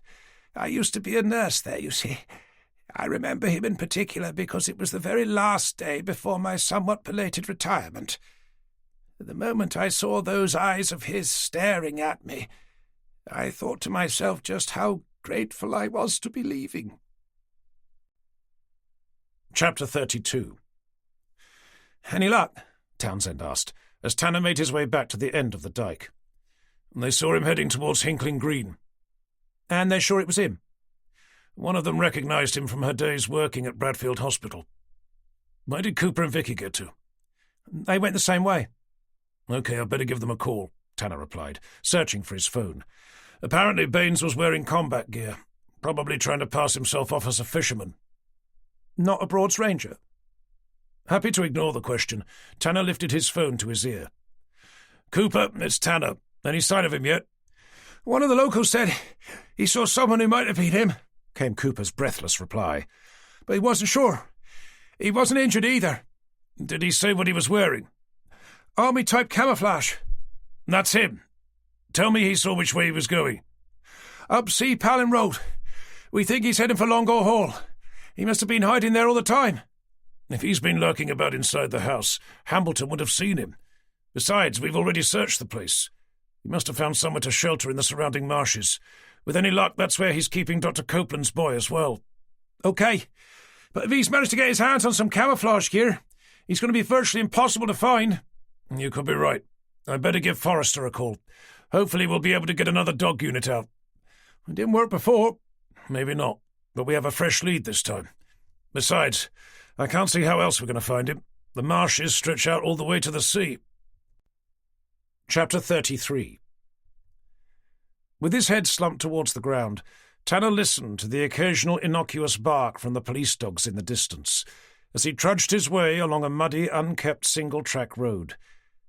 Glancing around to see the last of the winter's sun slip steadily over the edge of Norfolk's wide-open horizon, he looked up to come to a sudden halt. "Well, that was a waste of bloody time," he fumed, the words bringing Townsend to a standstill beside him, as they both stared up at the same lopsided gates they'd been parked in front of only a few days before. "Those bloody dogs have led us all the way back to Longore Hall again." Tanner cast his eyes beyond the gates, where they could see the hall itself, hovering above a delicate layer of pale ethereal mist. "Hambleton must be over the moon to have us back." "It doesn't sound like he is," Townsend commented, as the disgruntled echoes of raised voices merged together with the distant baying of the dogs. "I'd say it was more like the exact opposite." Hurrying between the gates, it wasn't long before they could see Hambleton, standing at the top of the stone steps between two of the hall's giant towering pillars, levelling the barrels of his shotgun down at three Alsatians as their respective handlers fought desperately to keep them under control. Hearing none other than Cooper's voice yelling up at the estate's owner, Tanner opened his mouth to enter the fray. "What the hell's going on here?" he demanded, glaring around at the various police personnel. "Your colleagues are ordering me to give them full and immediate access into my home," Hambleton replied. "Without so much as a by your leave, I may add." "The dogs came straight here," stated Cooper. "There was no hesitation. Jason Baines must be inside, but Mr. Hambleton here is refusing to let us in." "I'm not playing this game again," Hambleton continued. "I've barely recovered from the last time you lot were here, pulling what's left of my home apart in a bid to look for someone who I've neither seen nor heard. If you insist on causing me further disruption, for no other reason than because your dogs have picked up what is obviously the same bloody scent, then you're going to have to produce some sort of a search warrant before I let anyone in, human or otherwise." "As I was trying to explain to Mr. Hambleton," Cooper continued, "we don't need one. Not when we're in active pursuit of a known criminal." "And I was attempting to explain to your detective inspector from the little I know about such matters, I'm fairly sure that the person would have needed to be seen entering the premises under discussion for that to be the case, which, as I understand it, nobody has, including myself. And I live here." Tanner turned to look at Cooper. "I'm afraid Mr. Hambleton does have a point." "But the dogs! Look at them! It's obvious he's inside." Hambleton rested his finger on the shotgun's curved steel trigger. "Those animals were behaving in the same dangerously uncontrolled manner before, during which time they found nothing but the contents of my fridge. I'm not having them inside again, and should they just happen to accidentally on purpose slip their leashes, I won't hesitate to shoot them." With the dogs now snarling at Hambleton with ravenous agitation, Tanner took a tentative step forward, raising his hands as he did in a bid to try and placate the rapidly escalating situation. "I understand what you're saying, Mr. Hambleton, but we're only trying to help. As my colleague has said, something has led the dogs here, and the man we're after is now wanted in connection with murder. We also believe he's armed, making him someone who I'm sure you wouldn't want wandering about inside your home. So for your own safety, it might be wise to let us have a quick look around." "Tell him we have the right to enter his property for that very reason," blurted out Cooper. "To prevent someone from being either injured or killed." Hambleton pivoted his gun around until it was pointing directly at Cooper's groin. "As I said before, I haven't seen a single person anywhere near the place. Even if I had, I'm quite capable of looking after myself, as I hope is abundantly clear." "And now he's threatening to shoot me!" Cooper exclaimed, staring over at Tanner with a nervous laugh. "Sorry. My mistake," Hambleton smirked, traversing the barrels back to the dogs. "I didn't realize it was aimed directly at your scrotal sac." "About your shotgun," Tanner continued. "I don't suppose you've been able to get a license for it yet?" "I posted the application yesterday," Hambleton huffed with belligerent indifference. "You can confiscate it if you like, but then I wouldn't have anything to defend myself against the psychopathic murderer who's apparently hiding underneath my bed." A fractured silence fell over the group, marred only by the dogs still growling up at Hambleton. With a sullen shake of his head, Tanner turned to look at Cooper. "I suggest we leave Mr. Hambleton to whatever he was doing before we so rudely interrupted him." "But what about Baines?" "If he is here," Tanner responded, Casting his eyes briefly up at the thick, sinuous strands of ivy he could see clinging to the mansion's walls. "Then I suppose we'll just have to leave his fate, and that of Mr. Hambleton here, in God's hands."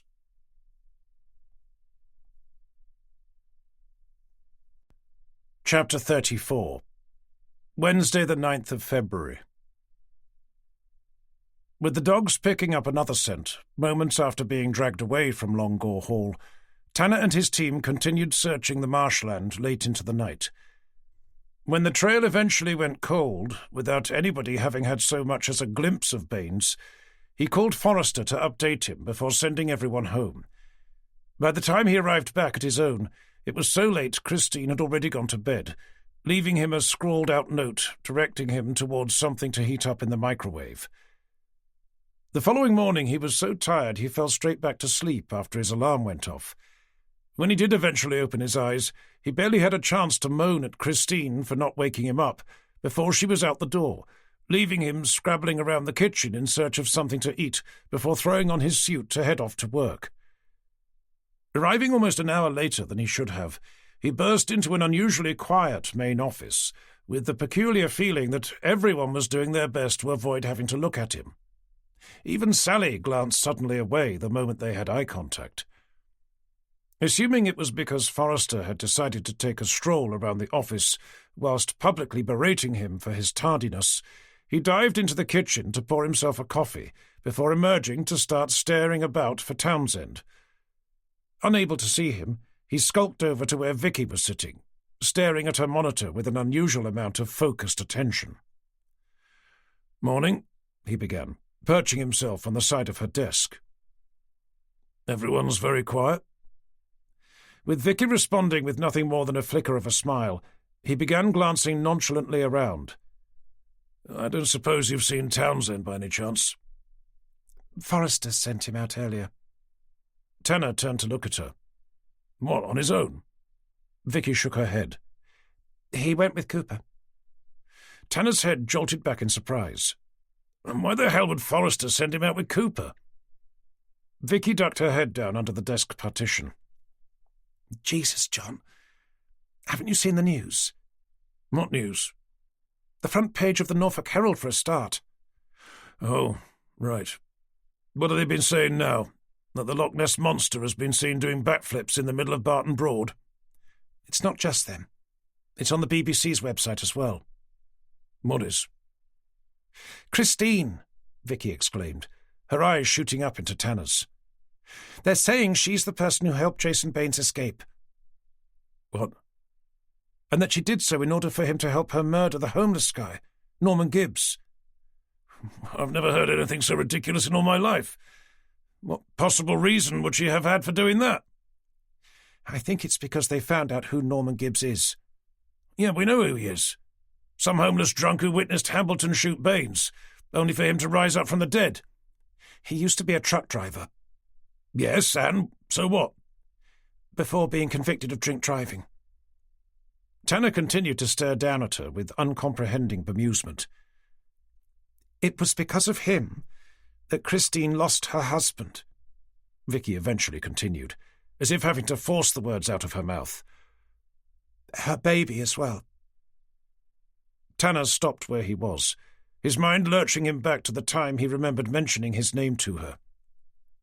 "There's more, I'm afraid," Vicky continued, closing a window on her computer to open up another.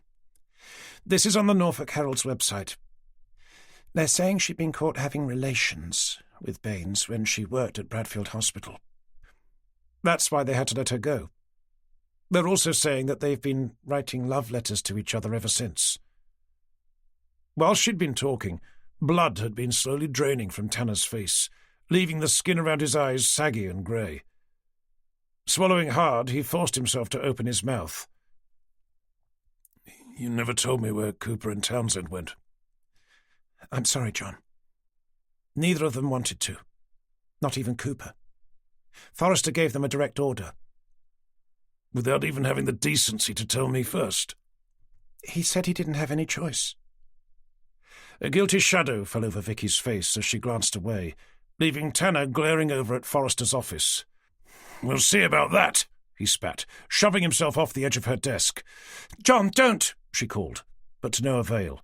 He was already halfway over the office floor, charging his way towards the DCI's door. Chapter 35. "Come in, why don't you?" Tanner heard Forrester mutter, as he burst into his office to come to a standstill in front of his desk, his body shaking with uncontrollable rage. "Would you care for a coffee? A cream bun, perhaps?" "You know why I'm here." "Then you know why I had no choice." "You've sent Cooper, of all people, to arrest Christine, the woman I just happened to be in a relationship with, just because of what some idiot wrote in the Norfolk Herald." No, Tanner. I sent Cooper out to bring her in for questioning, based on evidence we collected at the murder scene." "What evidence?" "The woman's DNA. It's a direct match with Christine's." "And how the hell do you know that?" "Because of the sample you gave to Townsend." Tanner ground his teeth into a venomous snarl. "I gave that sample to him in confidence." "For Christ's sake, Tanner! You don't go around handing out murder suspects' DNA samples in confidence." "So he told you, then?" Forrester let out an exasperated sigh. "Forensics called me first thing this morning. They told me that a sample he'd provided matched one found at the scene. I brought him in here to ask him where he got it from. At first, out of some form of misplaced loyalty, he refused to say. I had to threaten to have him arrested for attempting to pervert the course of justice, reminding him that it was a civil law offence, one that carried a maximum penalty of lifetime imprisonment, before he eventually broke down and told me." Tanner remained ominously silent, like a ticking time bomb waiting to explode. "What the hell were you thinking?" Forrester continued. "Giving an impressionable young junior officer evidence in a murder investigation? Telling him not to let anyone know where he got it from? Have you completely lost your mind?" "This is my investigation," Tanner growled. "That doesn't give you the right to do whatever you damn well like with total disregard for the law you're supposed to be upholding, let alone encouraging someone else to do the exact same bloody thing." "I asked him not to mention anything because I didn't think it would have been Christine's DNA." "Then why did you give it to him?" "Because I wanted to be sure it wasn't." "And yet here we are, having proved beyond all reasonable doubt that it is." "That's as may be. But just because her DNA was found at the scene doesn't mean she had anything to do with his murder." "It means she was there, Tanner." "It means her DNA was there, not her." "Despite the fact that we have an eyewitness saying she was?" "We have a volunteer birdwatcher telling us he saw a man with long grey hair behind the wheel of a patrol boat of some sort." "If I remember correctly, his description was that the driver had greying blonde hair, and that the person was behind the wheel of not just any patrol boat, but specifically one belonging to a Broads ranger. If that's not enough, we now know that the murder victim was the person directly responsible for the death of both her husband and child, that she'd been fired from her position at Bradfield Hospital for being caught having sex with the very man everyone's been out looking for, a man she's apparently continued to stay in touch with long after her forced departure from the criminal psychiatric hospital he was being kept locked inside, and whose DNA was found alongside hers at the murder scene. If that's not evidence enough, Tanner, then I'm not sure what is." Doing his best not to listen to the facts Forrester was laying out in front of him, Tanner's mind careened around in ever-decreasing circles, desperately trying to come up with some sort of an explanation that would instantly clear Christine of all possible suspicion, when he heard Forrester's desk phone burst suddenly into life. "Forrester," the DCI stated, snatching up the receiver. Seeing his eyes narrow as they slowly lifted up into his, Tanner prepared himself for the worst. Ending the call, Forrester gently replaced the receiver back into its cradle. "That was Cooper." Tanner held his breath. "Your presumed innocent girlfriend didn't show up for work today." "That's absurd. She left before I did. No, she wasn't dragging an unfeasibly large suitcase behind her." "Then she must have heard the news on the way in, that she was wanted in connection with the murder of the man responsible for the death of both her husband and child." "If that was the case, she'd have called me," Tanner continued, his hand frantically digging around for his phone. Forrester waited patiently for him to check for either missed calls or messages. "Well?" "No," he eventually replied, putting it away with a nonchalant shrug. "But all that means is that there was no need for her to." She often doesn't see anyone when she arrives at work. She simply takes her allocated boat to wherever she needs to be that day. Do you know where that would be? I have an idea, Tanner replied, turning to leave. Under the circumstances, I think it's probably better if you let us take it from here. Tanner stopped in front of the door. You're seriously expecting me to tell you where she is, so that you can send Cooper out to arrest her? I'm sorry, Tanner, but I can't let you go chasing after her. I won't be chasing after her, as she hasn't run away. I just need a chance to talk to her. To warn her that she's about to be arrested? I'm sorry, Tanner, but I can't let you do that. You're forgetting, sir, that I'm still the SIO for this investigation. You can't possibly imagine that that's still the case. You're telling me I'm not? Your girlfriend is now one of the prime suspects. You're not even on the team, let alone leading it. You're expecting me to stand here and do nothing? No, Tanner. I'm expecting you to go home and do nothing. Tanner shook his head. I'm sorry, sir, but that's not going to happen. It is going to happen because I said it's going to happen. And if I find out you've made any effort to warn her, whether by phone, email, or any other form of communication, you'll be facing disciplinary charges. Is that clear? Then I suppose I'll just have to ask her family and friends to instead. Tanner grimaced at him with sarcastic glee, before tugging open the door to storm out, leaving Forrester slamming his fist down on his desk to bellow hopelessly after him. Chapter 36. "Christine!" Tanner called out, gently closing the door to their riverside bungalow before standing silently in the hallway, actively listening to nothing but a faint electrical buzz coming from the fridge in the kitchen. Calling her name again, he peeled off his coat to conduct the briefest search of the rooms. She wasn't there. Neither did he expect her to be. She was at work, oblivious to the fact that half the Norfolk constabulary were out looking for her in connection with the murder of some idiot homeless drunk. And why was she still at work and not attempting to flee the country? Because she had nothing to do with it. The idea she'd done any of what the newspapers had said was beyond ridiculous. Admittedly, he didn't know how her DNA had ended up at the scene where the body had been found, but as he'd told Forrester, it was hardly conclusive. The transfer of DNA from one object to another happened all the time. The fact that the body belonged to the person who'd been behind the wheel of the truck that had overturned on the motorway, the ensuing pile-up killing her husband and child, had to be just one of those bizarre coincidences. As to the idea that she'd helped Jason Baines escape from a psychiatric hospital after a 5-year affair, that was the stuff of pure fiction. Even if she had managed to fall under his enigmatic spell during her time there, it was ancient history. She wasn't some bored housewife so desperate for a man's attention that she'd spend her days exchanging love letters with some deranged parent-murdering psycho nutjob. Taking a seat at the kitchen's breakfast counter, he dug out his phone once again to stare hopelessly down at its screen. Nobody had called. He didn't know if that was good or bad.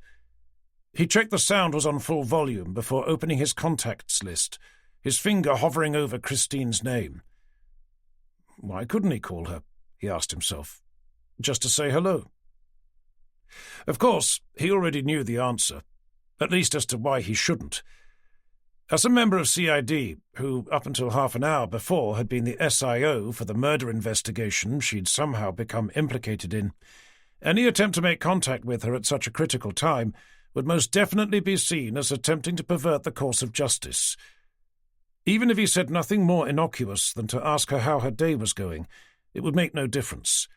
The timing of the call would leave professional standards forced to assume it had a more illicit purpose, to warn her that the police were out looking for her. "Fuck it," he eventually muttered, tapping on her name to lift the phone to his ear. Realizing he didn't have a single clue as to what he was going to say, he was about to hang up when he heard it click through to voicemail. "Hi, Christine, it's, John," he eventually began, instantly regretting having opened his mouth. As his imagination whisked him off to a dock inside a magistrate's court, forced to listen to the recording he was about to make, he cursed quietly to himself. "Just calling to ask, What time you think you'll be back today? Call me when you get a chance. Bye for now." Ending the call, he cursed again. "That was just about the dumbest thing I've ever done in my entire life," he muttered out loud. Ditching the phone on the counter, he slid off the stool to make himself some coffee before deciding to take another look around the house, this time to see if there was any sign that she'd done as Forrester had suggested, packed a bag to do a runner. Entering their bedroom, he cast his eyes over the dressing table. Everything seemed to be there, but if he was to be honest, he wouldn't know if anything wasn't. He turned his attention to the wardrobe, opening the doors for her side to find it crammed full of clothes. Again, it was difficult to tell if anything was actually missing. He was about to close the door to take a look inside the bathroom when an old shoebox caught his eye on the shelf at the top, its lid held down by a pale blue ribbon. Remembering what Vicky had told him about what the Norfolk Herald had said, how she'd apparently been exchanging love letters with Jason Baines since the time she'd left, he reached up to lever the box out with his fingers. With more than a twinge of guilt, he sat down on the edge of the bed to stare nervously down at the box. He didn't need to open it to know what was inside. Its weight and feel was enough for him to know that it was crammed full of letters and cards, probably dating back to when she was a teenager.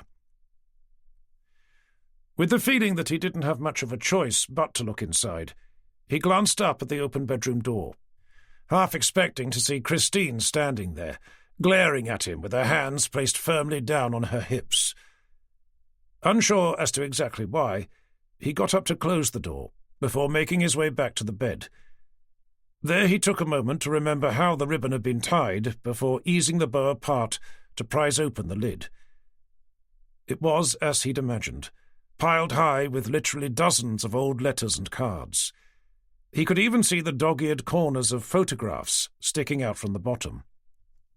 Filled with a sickening sense of self-loathing, he lifted out the first to slowly unfold it in his hands.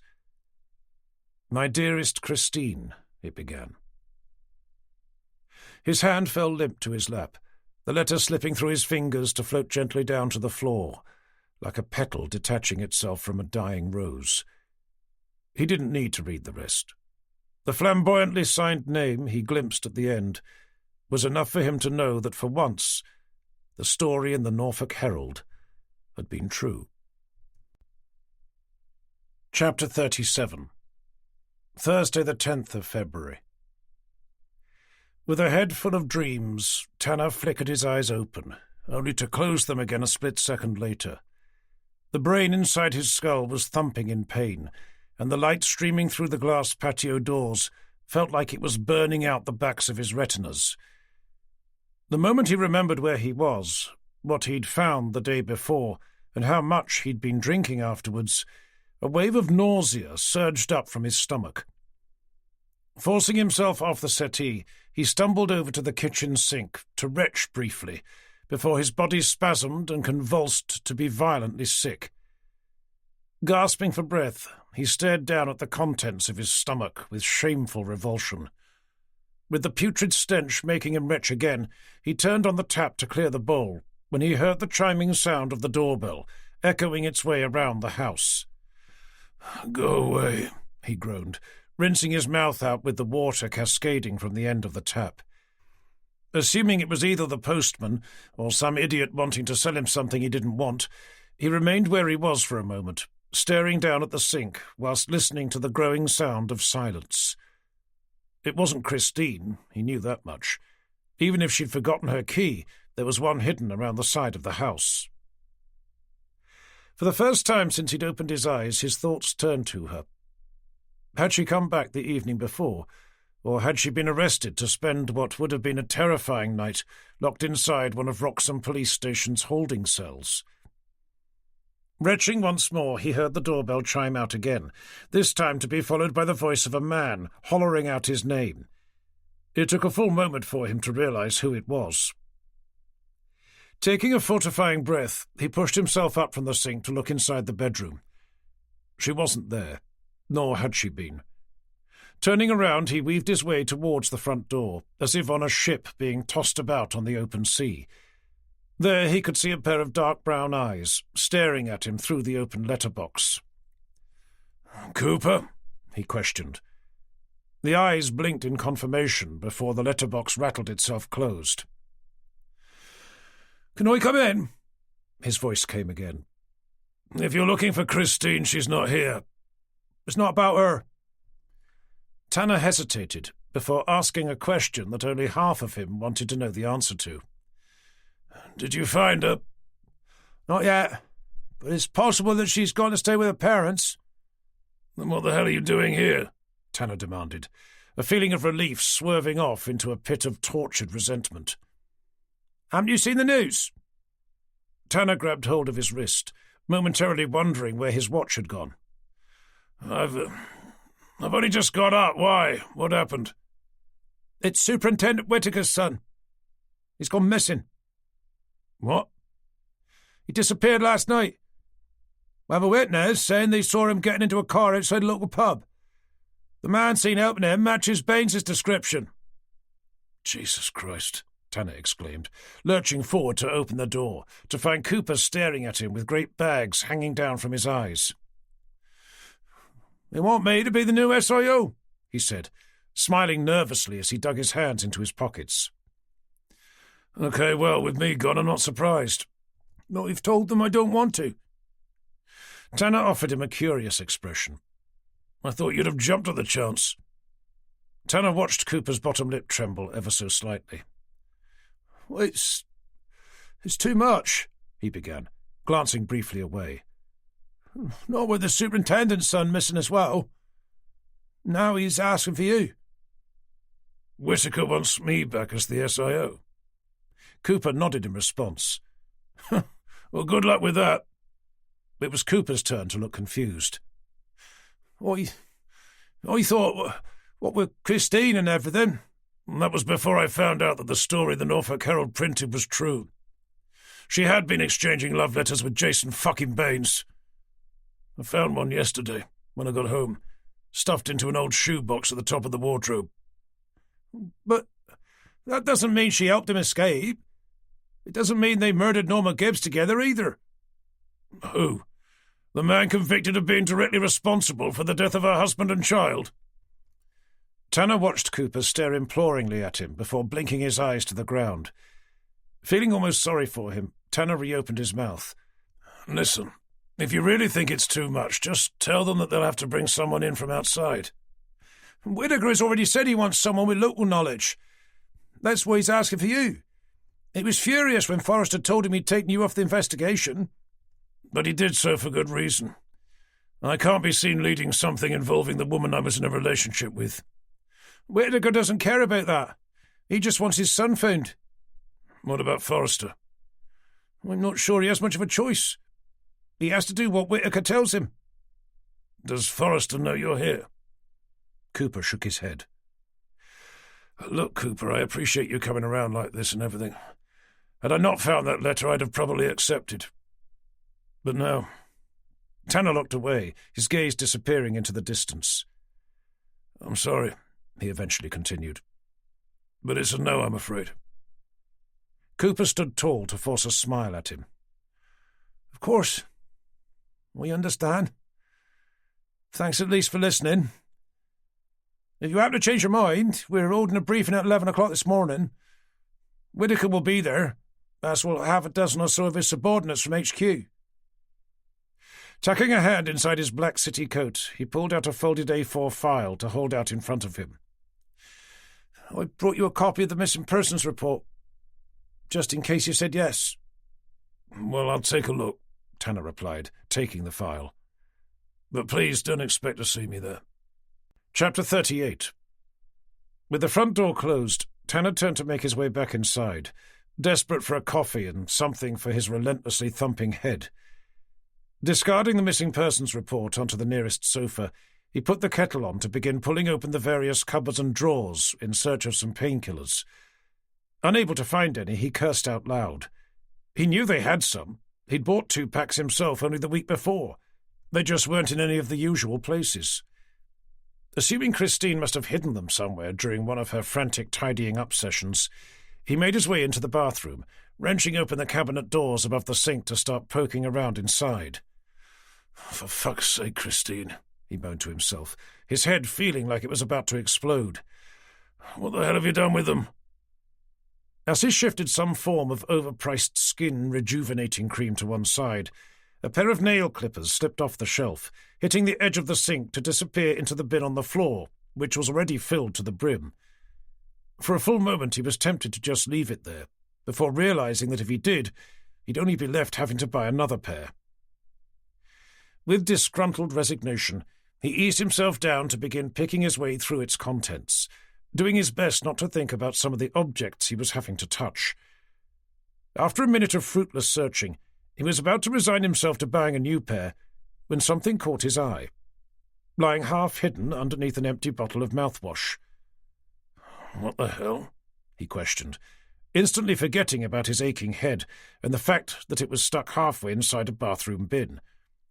The object he was looking at was familiar enough. He just hadn't seen one for what must have been well over 20 years. Carefully lifting it out, he stared down at the small rectangular panel, where two short pink lines could be seen running vertically down. With his heart picking up an uncertain beat, he dived back inside the bin, looking for the package it must have come in.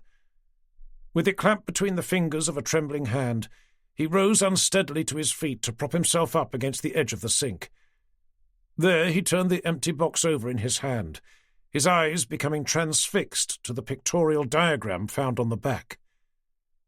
2 lines pregnant, 1 line not. Chapter 39. The moment Tanner stepped into the open-plan office at Wroxham Police Station, packed to the rafters with police personnel, every head in the room seemed to turn to stare over at him. Seeing Cooper come spluttering to a halt at the opposite end, his skin pale, his forehead glistening with sweat, Tanner sent him a reassuring smile. With Cooper clearing his throat to continue the briefing that had evidently already started, Tanner straightened his tie to begin creeping surreptitiously around the edge of the room, heading for the whiteboard at the end, to the side of which he found DCI Forrester. "Sorry to sneak in like this," Tanner whispered, taking a moment to gaze over at the long, bony face of Superintendent Whitaker, standing in the midst of a small group of unfamiliar police officers on the opposite side. "I've brought in some evidence which I think will help to clear the name of at least one of the suspects." "Thank you, Tanner," Forrester replied, taking a firm hold of Tanner's arm to lead him behind a nearby filing cabinet. "I'm sure we all appreciate your help, but I was under the distinct impression that you were no longer involved in this investigation." "Yes, sir, of course. But that was before I discovered that the woman everyone's been assuming has been in league with Jason Baines could well be in as much danger as everyone else." "I take it you mean Christine?" Tanner nodded, taking out the shoebox he'd found from under his arm. "I found these yesterday, inside her wardrobe," he continued, removing the lid to show him the letters inside. "Half of these were written to her by him, spanning a period from the time she left Bradfield Hospital up until about 2 months ago." Tanner watched Forrester's face cloud with confusion as his eyes darted briefly over at Whitaker before taking in the letters. "Surely these only prove what the newspapers have been saying," the DCI eventually responded, bringing his attention back up to Tanner. "That they'd been maintaining a relationship long after she'd been told to leave." "I must admit that's what I thought as well. But that was before I sat down to actually read them. From what Baines writes, it's clear that the relationship was only one way. They also indicate that Baines was furious at Christine for not having made more of an effort to keep her position at the hospital.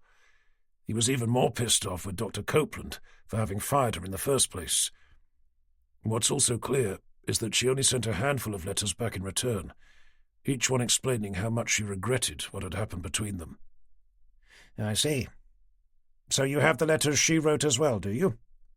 "Well, no," Tanner replied, glancing down. "But it's obvious what she'd written from reading his replies." "What the hell's going on here?"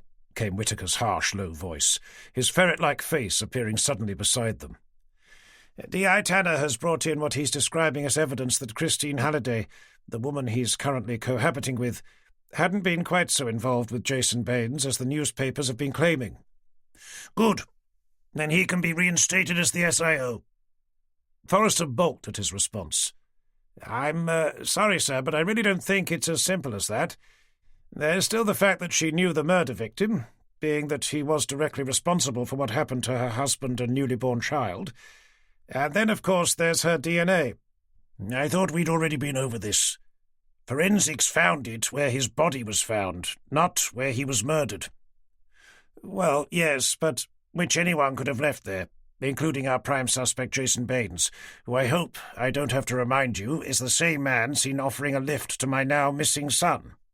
If Detective Inspector Tanner's girlfriend is now in the clear, then I want him leading the investigation, not that stuttering buffoon you have out there at the moment.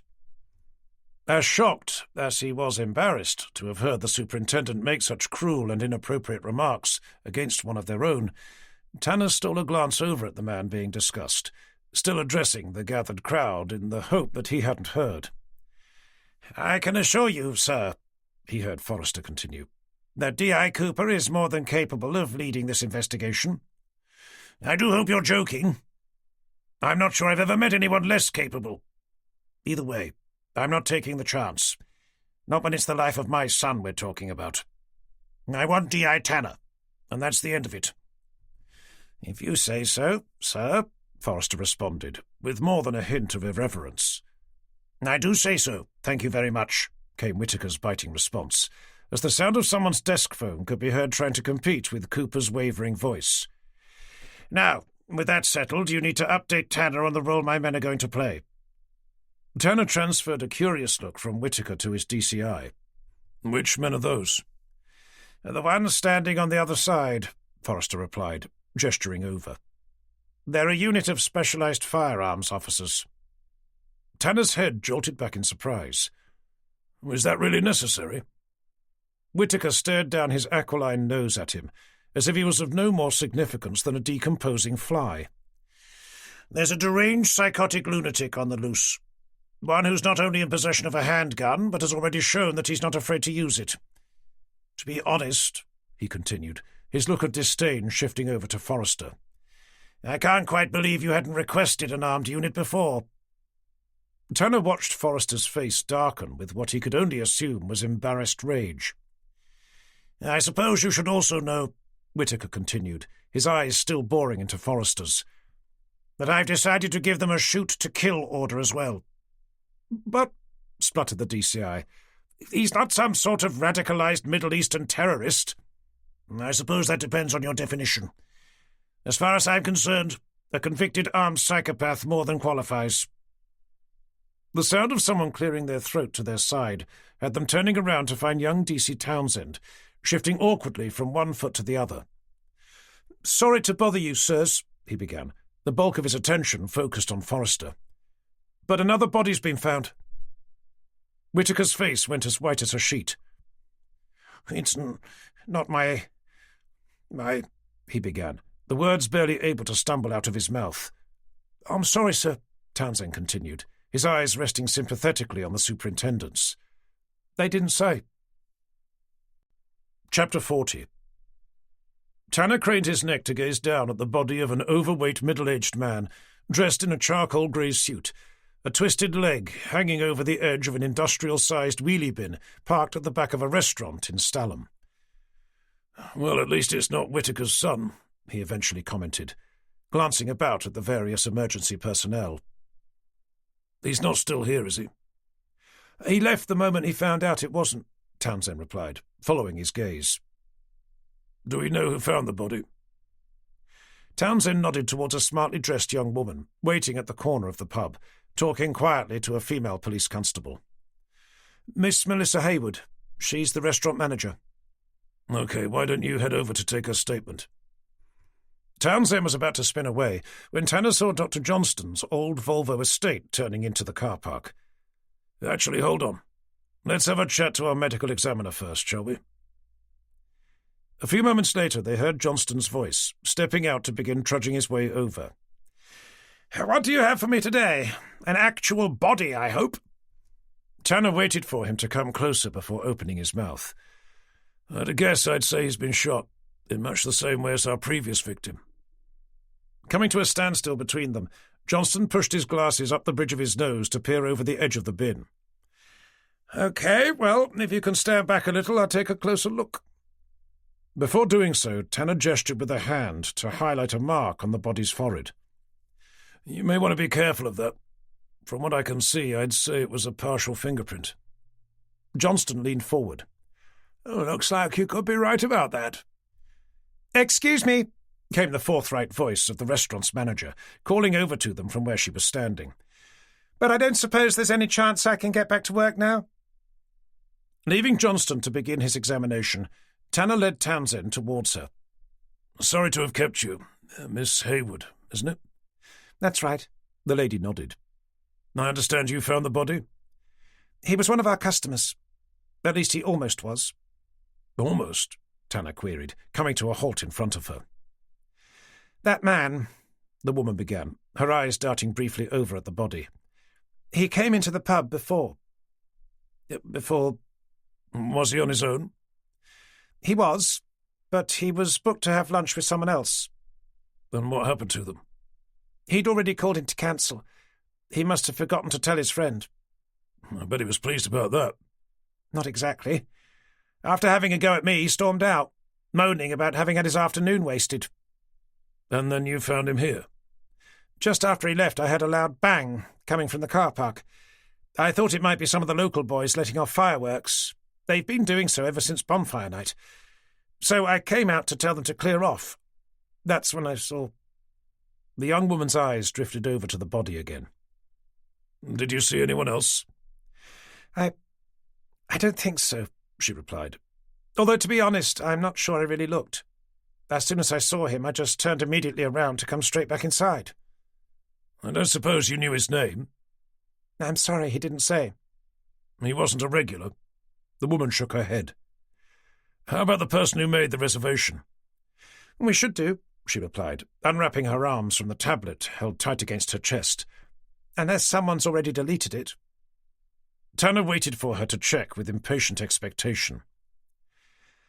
"A Mr. Lawrence Hambleton," she eventually replied, lifting her head. Tanner raised a curious eyebrow at Townsend. "We have an address for him," she continued, "if that's of any use." "I don't think that will be necessary," Tanner replied, smiling back. "But thanks anyway."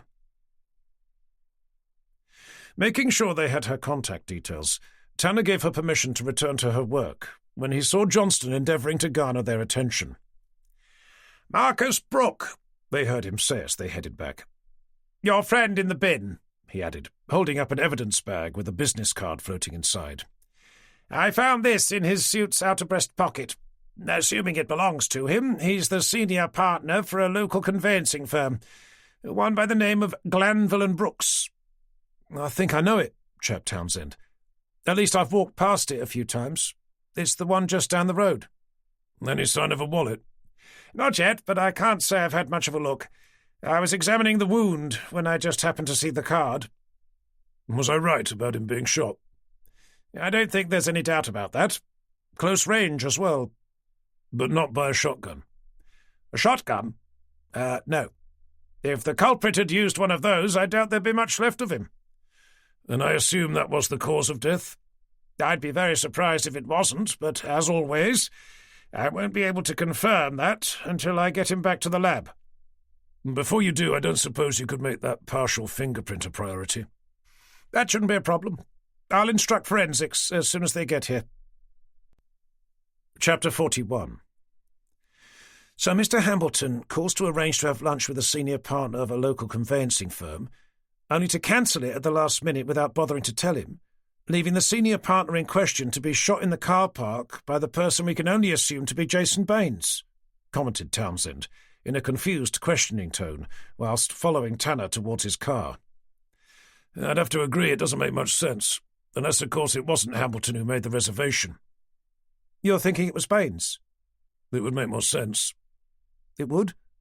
"Well, a little." Reaching the car, Townsend stopped beside the passenger door to start scratching his head. "Even if it was Baines pretending to be Hambleton, why would he want to lure the senior partner of a conveyancing firm out to a public restaurant in order to shoot him in the car park around the back?"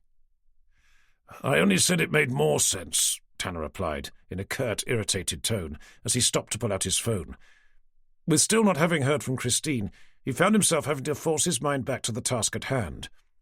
But only because Baines is a more likely candidate to go around shooting people in car parks for no apparent reason than Hambleton is. But he'd still need some sort of a motive. We don't know that he doesn't, Tanner replied, unlocking the door to heave it open. Which is why we're going to pay a visit to the victim's conveyancing firm. If that's the plan, then I don't think we'll need the car. It's the next street down. There's nowhere to park down there either. Chapter 42. Stepping off Stalham High Street to immediately enter the small stuffy offices of Glanville and Brooks solicitors, Tanner and Townsend approached the unwelcoming face of the dark-haired lady they found peering over her glasses at them from behind an uncluttered reception desk. Detective Inspector Tanner and Detective Constable Townsend, Norfolk Police, Tanner announced, as they each dug out their respective IDs. We'd like to speak to someone about Mr. Brooks, if we may. The lady lifted her glasses to study the IDs being presented to her with an aloof, supercilious expression. "Mr. Brooks isn't here," came her eventual response, returning the glasses to the bridge of her nose. "Which is why I'm asking to speak to someone about him. Not to him," Tanner replied, swallowing the words of a more sarcastic response. "And his business partner, Mr. Glanville, is in a meeting." "Then I think it may be necessary to interrupt him." The lady took a moment to study Tanner's face. "May I ask what could possibly be so important?" "As I mentioned earlier, it concerns Mr. Brooks." "Are you telling me he's been arrested?" "It's nothing like that." "Then what is it?" "At this precise moment in time, we're not at liberty to say." "I'm sorry, Inspector, but I'm not prepared to interrupt Mr. Glanville's meeting unless you tell me." Tanner let out a capitulating sigh. "We believe that the body of Mr. Brooks is currently half hanging out of an industrial-sized wheelie bin around the back of the Granary, the restaurant one street down from yours." The woman's mouth fell open as the colour drained from her already washed-out face. "I'm sorry, but what did you say?" "Are you asking me to repeat it?" But there was no need. The receptionist was already picking up the phone. "I'm most dreadfully sorry to interrupt you, Mr. Glanville," they heard her begin, her eyes darting furtively between them. "But there are a couple of policemen down in reception, asking to speak to you with regards to Mr. Brooks. It would appear that something dreadful has happened to him." Chapter 43. Being advised that he'd be straight down, Tanner and Townsend took the seats offered to them to begin listening to the sound of floorboards creaking above their heads. Within less than a minute, a bald-headed man with a chubby red face came charging through a side door to send a disturbed, questioning glare over at them, before turning his attention to the receptionist. "You said something has happened to Marcus?" Tanner pushed himself up to his feet. "May I assume you're Mr. Brooks's business partner, Mr. Glanville?" "That's right," the man replied, pivoting himself around. "Now, can someone please tell me what's happened to Marcus?" "Is there somewhere more private we can talk?" Tanner asked, his eyes flicking over towards the receptionist. "I'm sure Mrs. Finch doesn't mind." "I'm sure she doesn't. But even so." "Oh, very well," Glanville huffed, rolling his eyes to begin leading them back through the door he'd only just come out of. "But I really don't have long. I have a client waiting for me upstairs." Ushering them through to a spacious office on the same floor, one that must have been reserved for more formal meetings, Glanville closed the door to place himself behind a chair at the end of a large oval table. "Okay, so can you now please tell me what this is about?" Without being offered a seat, Tanner drew in a breath. "A body was found earlier this afternoon. It has yet to be formally identified, but at the moment we believe it to be your business partner, Mr. Marcus Brooke." For the longest moment, Glanville just stared at Tanner with a blank, mystified expression, before eventually shaking his head. "I'm sorry, Inspector, but you must be mistaken. Marcus was only here a couple of hours ago." "Before leaving to attend a luncheon appointment?" "Well, yes, but..." "At the Granary restaurant? The one at the end of the high street?" Glanville pulled out the chair to sink slowly down, his eyes remaining fixed on Tanner's. "Are you sure it was him? I know he had a heart condition. With regret, at the moment we don't believe his death was from natural causes. I'm sorry, I don't understand. Keen to avoid having to offer a more detailed description of the suspected cause, Tanner gestured for Townsend to take a seat before following suit. We've been told he'd gone there to have lunch with someone. Well, yes, to meet one of our clients, Mr. Hambleton. I don't suppose you know what the meeting was supposed to be about? We'd been appointed by his grandfather to manage his estate. He passed away a few months ago, leaving his grandson as the sole beneficiary. I believe Mr. Hambleton asked to meet with Marcus to discuss the possibility of putting it up for sale. You mean Longore Hall? Tanner queried, catching Townsend's eye. And the land surrounding it, Glanville confirmed. I assume you're familiar with the estate. We met Mr. Hambleton there a few days ago, Tanner continued, his attention returning to the solicitor sitting at the end of the table. I must admit he didn't leave me with the impression that his intention was to sell. From what I understand, he was somewhat disappointed by the state he found it in. He's probably reached the conclusion that he can't afford to have it brought back to its former glory, which is hardly surprising. Tanner took a moment to glance about the room. Did you hear the news? That your client was reported to have shot an intruder there? Someone did mention something about it. Is it relevant? Was it Mr. Hambleton who told you? I believe it was Marcus. I've yet to meet Mr. Hambleton, Glanville continued, turning to gaze wistfully out of the window. But if Marcus really is dead, then I suppose I'm going to have to, along with all his other bloody clients. Christ, are you sure it's Marcus? As I said before, Mr. Glanville, we've yet to make a formal identification, but we are proceeding on the basis that it is.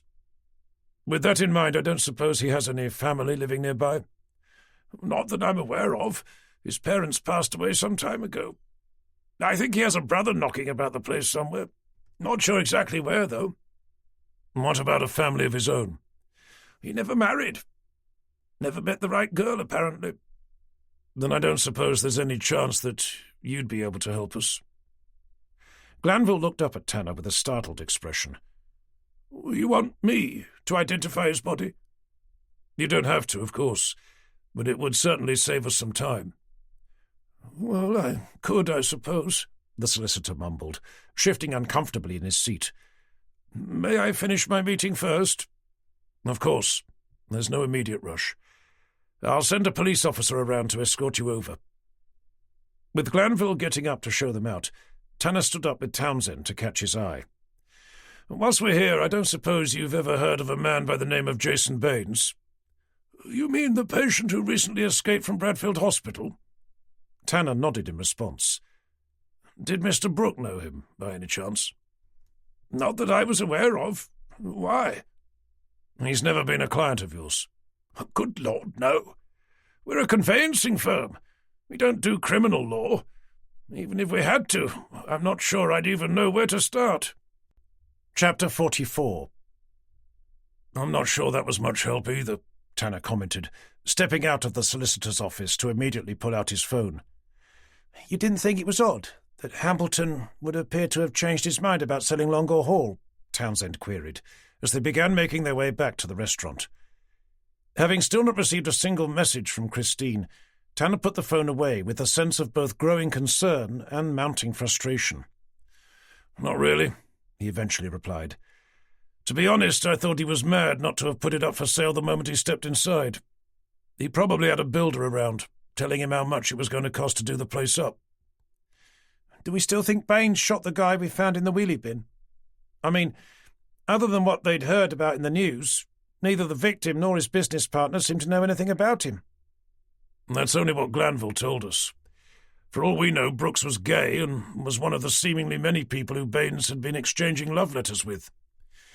So I suppose Brooks wrote to him last week, telling him he'd met someone else, which was why Baines escaped to exact his revenge, proposed Townsend in a dubious tone. Townsend's somewhat flippant suggestion only served to divert Tanner's mind back to Christine. Unfortunately, as unlikely as that may sound, at this stage we just don't know. All we do know is that 2 people are dead, 2 more are missing, my girlfriend is being hunted down by my very own police department, and there's an escaped psychopath on the loose going around shooting seemingly random people for no apparent reason." "He's not the only one who's armed," commented Townsend, rounding a corner to see Whitaker's firearms officers stepping down from the back of a van, each with a particularly lethal-looking semi-automatic carbine rifle slung over their shoulders. "Jesus fucking Christ," Tanner exclaimed, stopping where he was to stare over at them with agitated bemusement. "That's all we bloody need." Seeing Dr. Johnston zip up his coat as he hurried towards his car, he shot Townsend an irritated scowl. "Looks like I'm going to have a word with Whitaker's men. But don't let Johnston go before I've had a chance to talk to him." "Understood," Townsend replied, as Tanner turned up the collar of his coat to begin storming his way over towards the nearest and tallest of the armed officers. "Excuse me," he called out, catching the man's eye, busily handing out magazine cartridges to the surrounding men. "May I ask what the hell you think you're doing?" "Superintendent's orders," the square-jawed man replied, meeting Tanner's gaze with a pair of narrowing eyes. "And you are?" Tanner quickly dug out his formal ID. "Detective Inspector Tanner. I'm the SIO for this investigation, which means that I'm in charge, not Superintendent bloody Whitaker. Now I suggest you recollect those magazines of yours, climb back into your van and bugger off." "Can't do that, I'm afraid," the man replied, taking the last remaining magazine to load into the receiver of his own semi-automatic carbine. "The Super's given us direct orders to start conducting door-to-door inquiries in search of the missing patient, Mr. Jason Baines." "I see. And if someone opens the door who you think might know something they don't at first appear willing to tell you, what are you going to do? Threaten to line them up against a wall and shoot them?" "As the missing patient is now wanted in connection with no less than 2 gun-related murders, we've been told not to take any chances." "We'll see about that," Tanner muttered, pulling out his phone to give Forrester a call, only to see Johnston open the boot of his car out of the corner of his eye to place his medical bag inside. "Oh, shit," he cursed under his breath, glancing about in search of Townsend, wondering why he wasn't stopping him from leaving. Putting his phone away, Tanner turned his attention back to the armed officer. "I'm afraid I'm going to need confirmation from my DCI before I can let you start poking guns at the local population." "You're welcome to call him, but as I said before, our orders come from HQ." Tanner drew in a calming breath. "Can you at least give me 5 minutes before you leave?" "You have as long as it takes for us to get ready. Best I can do, I'm afraid." With still no sign of Townsend, Tanner hurried over to where Dr. Johnston was tugging open his driver's side door. "Are you all done?" he called out, his voice stopping the medical examiner's head from disappearing inside. "Ah, Tanner, I was hoping to catch you before I left." "I don't suppose you found anything else?" "Only the victim's wallet. The credit cards inside bore the same name as on the business card." "No other injuries?" "Nothing obvious. I'd be surprised if the cause of death isn't as it appears. I should be able to have a full post-mortem report for you by lunchtime tomorrow." Curious to know why he'd wanted to speak to him if he had nothing new to add, Tanner turned his head to gaze over to where he could see the armed officers, looking as if they were about to leave. "Okay, that's fine. Give me a call if you find out anything before then." Stepping away to continue making the call to Forrester, he heard Johnston calling after him. "You should probably know that I had that fingerprint sent off for priority analysis, as requested." Having already forgotten about it, Tanner stopped to send Johnston a questioning look. "Did they say how long it would take to come back with a result?" "They already have." "That didn't take long." "I wanted to let you know the result first," Johnston continued, as he began glancing surreptitiously about, "before it becomes public knowledge." Johnston's words and behaviour had Tanner's heart thumping hard in his chest. "Before what becomes public knowledge?" "I'm sorry, John," the medical examiner continued, his eyes turning to rest gently on Tanner's. "Apparently, the result came up almost immediately. It was a direct match." Tanner continued to stare over at him as his stomach began to churn. "You're not seriously about to tell me that it belongs to Christine?" "I'll sit on it for as long as I can," Johnston replied with a solemn nod. "But at the end of the day, there's nothing I can do." It will have to be included in my final report. Chapter 45. With his mind becoming numb to the world around him, Tanner wasn't even aware that Johnston had driven away when he heard the sound of Townsend's voice, calling to him as if through a distant fog. Seeing his head suddenly appear beside him, Tanner jumped with a start. "Jesus Christ, Townsend! Is it really necessary to sneak up on me like that?" Sorry, sir. I just wanted to apologize for having failed to stop Dr. Johnston. I was having to deal with some mad old woman demanding to know if we were under attack by a group of militant terrorists." "By who?" "Militant terrorists, sir," Townsend repeated. "I think she was a little perturbed to see an armed police unit march straight past her." "Shit," Tanner cursed, lifting himself up onto the balls of his feet. "Don't tell me they've gone already." "About 5 minutes ago. Didn't you get a chance to speak to them?" "I told them to climb back into their van and bugger off," came Tanner's simmering reply. "Unfortunately, they wouldn't listen. Not to me, at any rate. According to them, they're under direct orders from Whitaker." "But aren't you the SIO?" "That's what I thought. Anyway, the thing I'm really struggling to get my head around is what he thinks he's going to achieve by having a group of armed police wandering about the place." "I'd assumed it was because Baines is armed as well." "I'm sure it is. But with his son being one of the 2 missing boys, I'd have thought he'd been keen to minimize the risk of him becoming an innocent casualty. Assuming he was, sending out an armed police unit to find the man who took him would appear to be somewhat counterintuitive." "Maybe he doesn't see it that way." "Evidently not," Tanner replied, turning his head to begin gazing wistfully off into space. "Did Johnston have anything else to add?" "Dr. Johnston. I saw you talking to him." "Oh, nothing important. Listen, I don't suppose I could ask you to do me another favour." Townsend's hands slunk slowly down into his pockets. To be honest, sir, I'm not sure I should. I assume you heard what happened last time, that Forrester had me in his office, accusing me of attempting to pervert the course of justice." "Don't worry about Forrester. His bark is far worse than his bite." "It is?" "Listen, I have to find Christine. I think the fastest way to do that will be to locate her car. If I give you her number plate, can you go back to the station and plug it into the ANPR for me?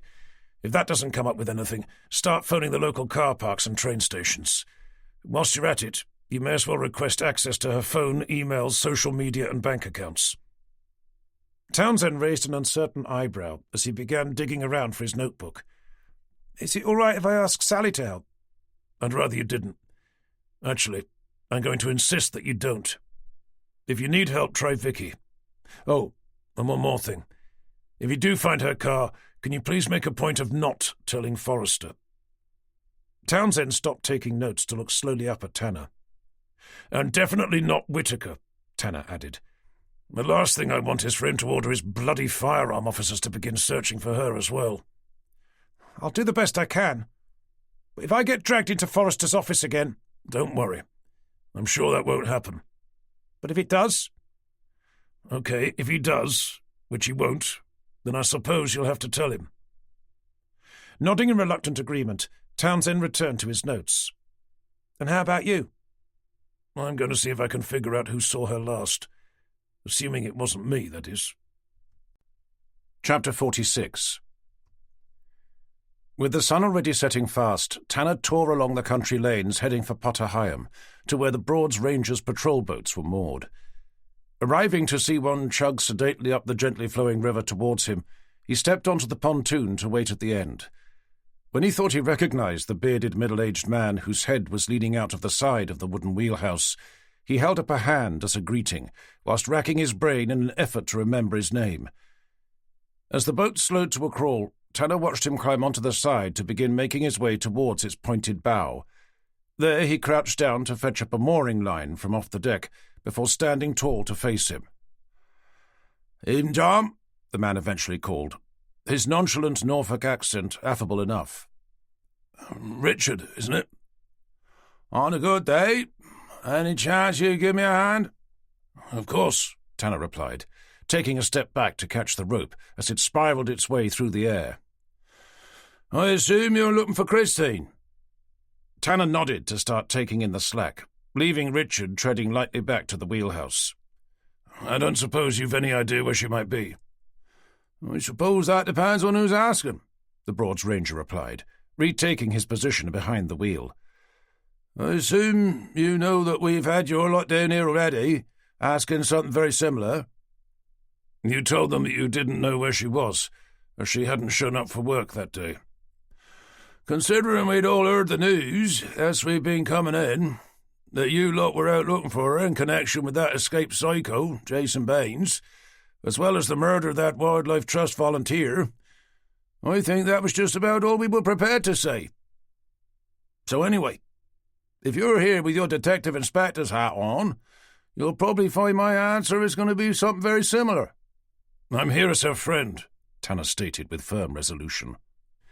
Steering the boat into the space between the pontoon and the boat moored up on the other side, Richard cast a wary eye over at him. "Despite the paper saying that you're the one in charge of the investigation?" "As it turns out, I'm not as in charge as I thought, and the guy who is has just sent out an armed police unit to begin door-to-door inquiries. At the moment, they're only looking for Baines, but from what I found out today, that's going to change, and I don't have long before it does. I don't particularly wish to imagine what could happen if the police open fire on him whilst he's holding a knife to Christine's neck. If you know anything at all—" As the boat came to a gradual stop, Tanner waited in hopeful silence for Richard to step off to start looping the boat's stern-end line around the cleat at the pontoon's furthest end. "Fair enough," he eventually replied, standing up to take Tanner in. "But I can't say I know much more than what I told your colleagues." "But you do know something." "Only that she didn't exactly not turn up for work that day. She arrived as normal, maybe a little late, but only about 5 minutes. I was here with everyone else getting the boats ready. As I said, we'd all heard the news on the way in, so we were obviously talking about her. So when we saw her arrive in that car of hers, none of us were quite sure what to say. Fortunately for us, as it turned out, we didn't have to." "How do you mean?" "She stepped out to wave over at us before going over to talk to someone who must have been waiting for her in the car park." Tanner drew in a fortifying breath. "Did you see who it was?" "Not clearly. It was behind the wheel of some oversized 4x4. But if I was asked to hazard a guess, I'd say it was the man you were looking for." "Jason Baines?" Richard nodded. "What happened then?" "They talked for a bit. Then she climbed in and they drove off." "I don't suppose you heard what they were talking about." "The only thing I heard her say was the name of that place he'd escaped from." "Bradfield Hospital?" "That's the one." "Did she say anything to you before they left?" "Not a word. It was as if she'd forgotten we were even there." "And the car he was driving?" "It was one of them Range Rovers, one of the older models." "Colour?" "Dark green." "I don't suppose you made a note of the number plate?" Richard snorted with laughter. "Not a chance. We were too busy wondering where she was heading." Tanner turned to begin staring about. "If you said she arrived here as normal, then where's her car?" "I've no idea. It was gone by the time we got back." Chapter 47. Leaving the Broads Ranger to finish tying up the boat, Tanner hurried back to his car to hear the demanding tone of his phone ringing from inside his coat. In the increasingly vague hope that it might have been Christine, he stopped to pull it out. But it wasn't her. It was someone calling from Wroxham Police Station's main office number. With the assumption that it was Townsend, he answered the call. "Tanner speaking." "Tanner, it's Forrester." "Shit," he cursed, holding the phone away from his mouth. "I was just wondering where you are," he heard his DCI continue, "being that I've just seen Townsend waltz into the office without you." "I'm out looking for Baines, sir, like everyone else." "I see. Then why isn't Townsend with you?" I thought he'd be of more use searching for him online." "And how's he supposed to do that when the man in question doesn't have an online presence, being that up until 5 days ago he was safely locked up inside a psychiatric hospital?" I thought he'd be able to start checking through some CCTV camera footage." "To look at what? Every street in the whole of Norfolk?" Not exactly." "Then where exactly?" Determined not to have to tell him that neither of them were looking for Baines, but Christine instead, Tanner was forced to start choosing his words very carefully. "We had a lead, sir." "Pray, do tell." "Someone thought they saw him behind the wheel of an old Range Rover." "And you're only just telling me this now?" "Well, yes, sir, but in fairness, we've only just found out ourselves, and they weren't exactly sure it was him." "Who wasn't?" Tanner cursed again. The more he said, the closer he was coming to having to mention Christine, so further implicating her in what was now a double murder investigation. "I was talking to a Broads ranger," he eventually continued. "He said he saw Baines driving out of the car park in Potter Heigham, where they keep their patrol boats." "When was this?" "Yesterday morning." "You mean the same time Christine reportedly disappeared?" Standing firm, Tanner drew in a breath. "They saw her talking to him." "To Jason Baines?" "Yes, sir." "Jesus Christ, Tanner!" "Apparently she then climbed into his car before being driven off. But that doesn't mean they're working together, nor that they've rekindled their supposed previous carnal relationship," Tanner heard himself blurt out, as if trying to convince himself as well as his DCI. "And for all we know, he's kidnapped her in the same way he's thought to have taken Whitaker's son and the doctor's son." "And that's as may be, Tanner. But neither Whitaker's son nor Dr. Copeland's has had their DNA found at the scene of a murder, with the victim being the person responsible for the death of both her husband and child." Taking cold comfort from the fact that Forrester didn't know about her fingerprint having been found on the dead solicitor as well, Tanner wrestled to find something else to say in her defense, but nothing was coming to mind. Even for him it was becoming increasingly hard to believe that she was anything less than a willing accomplice to Baines's murderous intent. "Anyway," he heard Forrester continue, "you said you had a lead?" Recalling the description of the car, Tanner remembered what he'd been thinking about before taking the call, and the location it had been leading him to. "Yes, sir. The car the Broads ranger saw. He said it was a dark green Range Rover, one of the older models. It's the same car I've seen parked outside Longgore Hall. The same colour as well." "Sorry, I'm confused. You're now saying Hambleton was seen picking up Christine?" "Not at all. I'm simply saying that it was his car. At least it might have been." "Yes, Tanner, might being the operative word. Do you have any idea how many dark green Range Rovers there are in Norfolk? Just about every man and his wife has one." "Not quite, sir." "Okay, maybe not every man, but most of the wives do. Just because a witness saw one hardly means it was Hambleton's." "But it's a lead, nevertheless." "You're not seriously thinking about going over there to ask him if he drove over to Potter Heigham yesterday morning to pick up your estranged girlfriend, possibly with the intention of selling her to the highest bidder?" "I was thinking more along the lines that Baines may have stolen it," Tanner replied, struggling to appreciate Forrester's sarcasm. "No doubt he did. But from Hambleton—" "I'm fully aware that it's a long shot, thank you, sir. But the connection is there, leaving me with no choice but to follow it up." "Surely if it had been stolen, he'd have reported it." "Then there's the restaurant table reservation." "The what?" "I haven't had a chance to tell you, but it was Hambleton who booked the table to meet with the now murdered solicitor, cancelling the reservation just moments before he arrived." After an uncomfortably long silence, Tanner eventually heard Forrester let out a heavy sigh of reluctant capitulation. "Very well. But if you arrive to find his car is still parked out the front, and that it has been since the last time he used it, I'd be grateful if you could leave the poor man alone to find something slightly more productive to be getting on with, like trying to find out if anyone else has reported having had their dark green Range Rover stolen, for example." Chapter 48.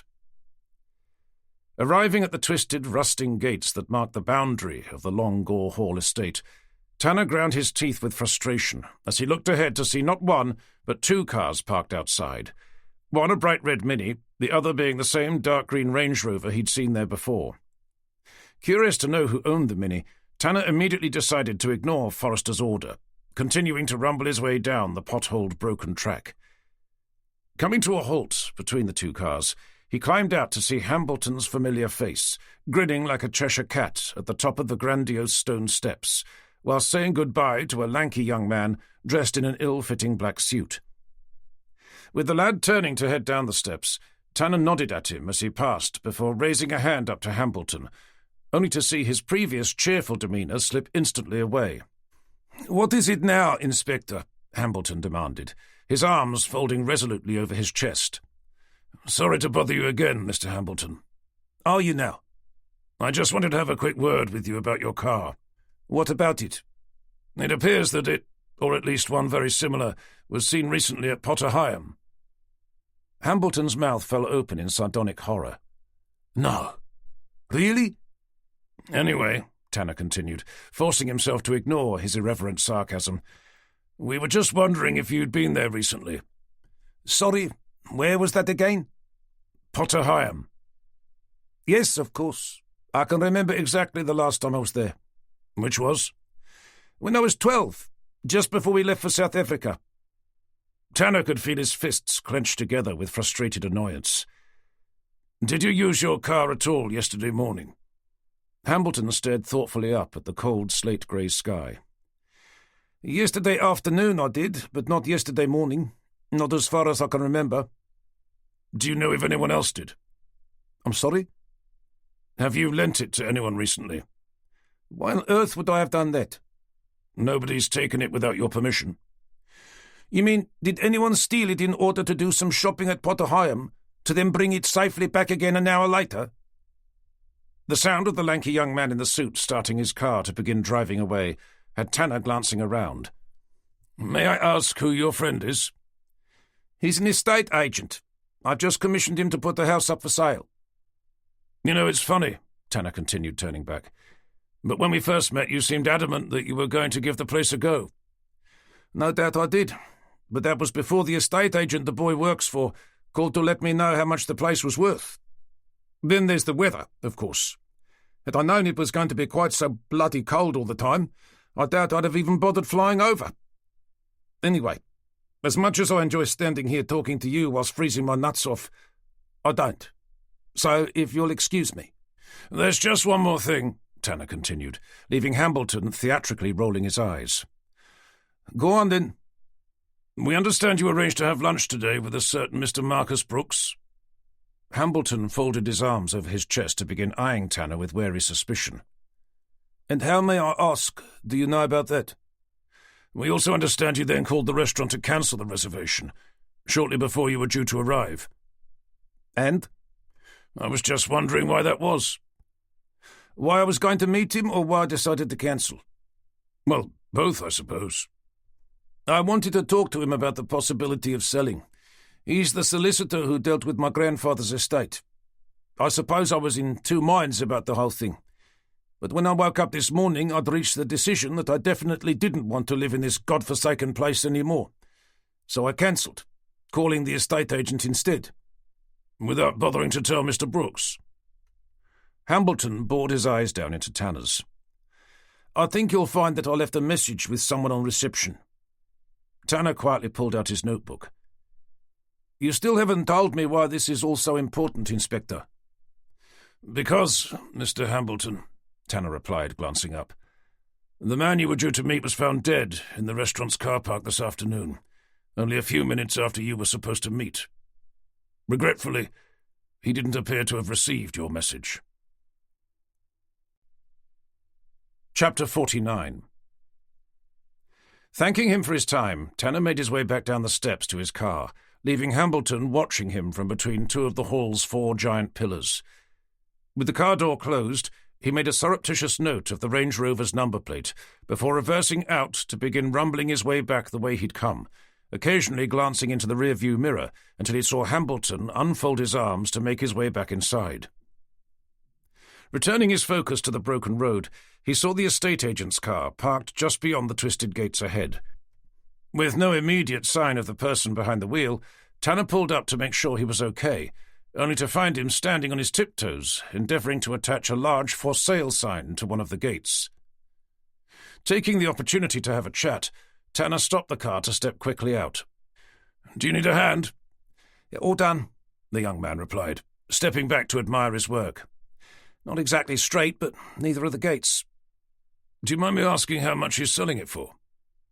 The estate agent turned to cast a calculating eye over Tanner's XJS, before taking him in with an ambiguous smile. "Are you in the market?" "I suspect it's a little beyond my reach," he replied, digging out his ID. "Detective Inspector Tanner, Norfolk Police." "Oh, right. Sorry," the young man replied, suddenly not knowing where to look. "I had no idea." "I think it's the car that throws people off," Tanner replied, trying to put him at his ease. "So anyway, how much is he asking?" "We've agreed to give it a go at just under $5 million. Tanner raised an eyebrow, rotating his head to stare back at the crumbling mansion. "Is it really worth that much?" "It will be if we can find the right buyer." "One with deep enough pockets to have the place renovated?" "Oh, I suspect it's a little beyond that. It will probably go to one of the larger property developers. The house itself sits on approximately 30 acres of land. This has the potential to become one of Norfolk's largest new-build developments." "Does he know that's what the intention is? To knock it down to build a giant block of flats?" "That was the proposal he put to us." "After you contacted him?" He was the one who contacted us." "Oh, right," replied Tanner, once again searching for his notebook. "He seems to be in a bit of a hurry as well," the estate agent continued. "We told him he could probably get 5.5 if he was prepared to wait, but he seems keen to push it through as quickly as possible." Chapter 50. The sound of his phone ringing from the depths of his coat had Tanner tugging it out to see it was Townsend, calling from his mobile. Pivoting quickly around, he answered the call. "I just wanted to let you know that I've found Christine's car. Or at least I think I have." Tanner felt the pace of his heart quicken. "What do you mean you think you have?" "Its number plate was picked up going into Norwich Station's car park. It wasn't seen driving out, so the assumption is that it must still be there. I've called the station office, asking for someone to verify if it is or not." "And?" "I'm still waiting for them to come back to me." "Did you ask if anyone saw her entering the station at the time in question?" "I did." "So, what did they say?" "Apart from laughing at me, not much." "I take it there was a no, then?" "Something like that. But he gave me access to their CCTV cameras for the platforms and outside the main entrance. So far, I've only had a chance to go through the footage immediately after her car was seen driving in, which only made me realise why the guy on the phone was laughing at me. The place was heaving with people, so it's going to take me longer than I thought to go through it." "And what about her finances?" "I've applied for access, but haven't heard back." "When they come through, we need to know if she bought a train ticket, and if so, to where."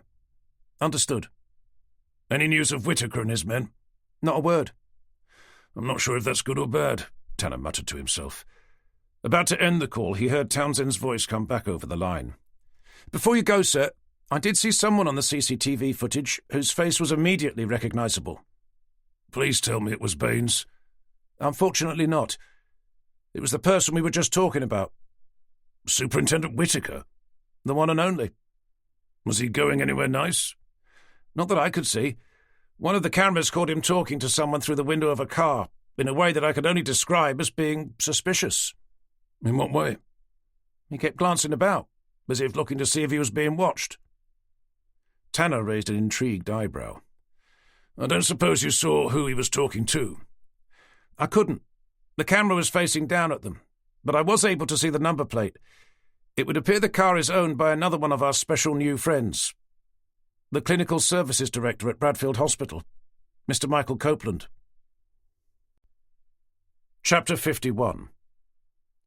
With a burning curiosity to know what the superintendent of Norfolk Police had been doing in Norwich train station's car park, talking to the clinical services director of Bradfield Hospital in a manner described as being suspicious, Tanner decided to head straight over to the hospital in question to see if he could find out. Half an hour later, he was pushing open the doors to make a beeline for the reception desk, digging out his formal ID as he did. "I don't suppose I'll be able to have a very quick word with Dr. Copeland?" he asked the woman he found sitting there. Taking a cautious moment to study his ID, she eventually reached for her phone. "If you care to take a seat, I'll see if he's free." Tanner glanced around at the chairs being offered, only to see the very man he'd come to see marching along an adjacent corridor with his pristine white lab coat billowing out behind him. "Dr. Copeland!" he called, his voice cutting awkwardly through the otherwise peaceful waiting area. Seeing him stop to stare furtively about, Tanner held up his hand to help garner his attention before hurrying over. "Sorry for the unannounced arrival." Copeland's eyes immediately began searching Tanner's face with fretful desperation. "Have you found my son?" he demanded, the words flying out of his mouth. "Not yet, I'm afraid." Copeland's face sagged with forlorn desolation, before his eyes flashed with resentful anger. "Then what is it? What do you want?" "I, firstly wanted to talk to you about something you mentioned when I was here last," Tanner began, lowering his voice.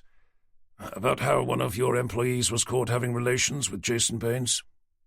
"Yes, and what about it?" "I was hoping you'd be able to tell me who that person was."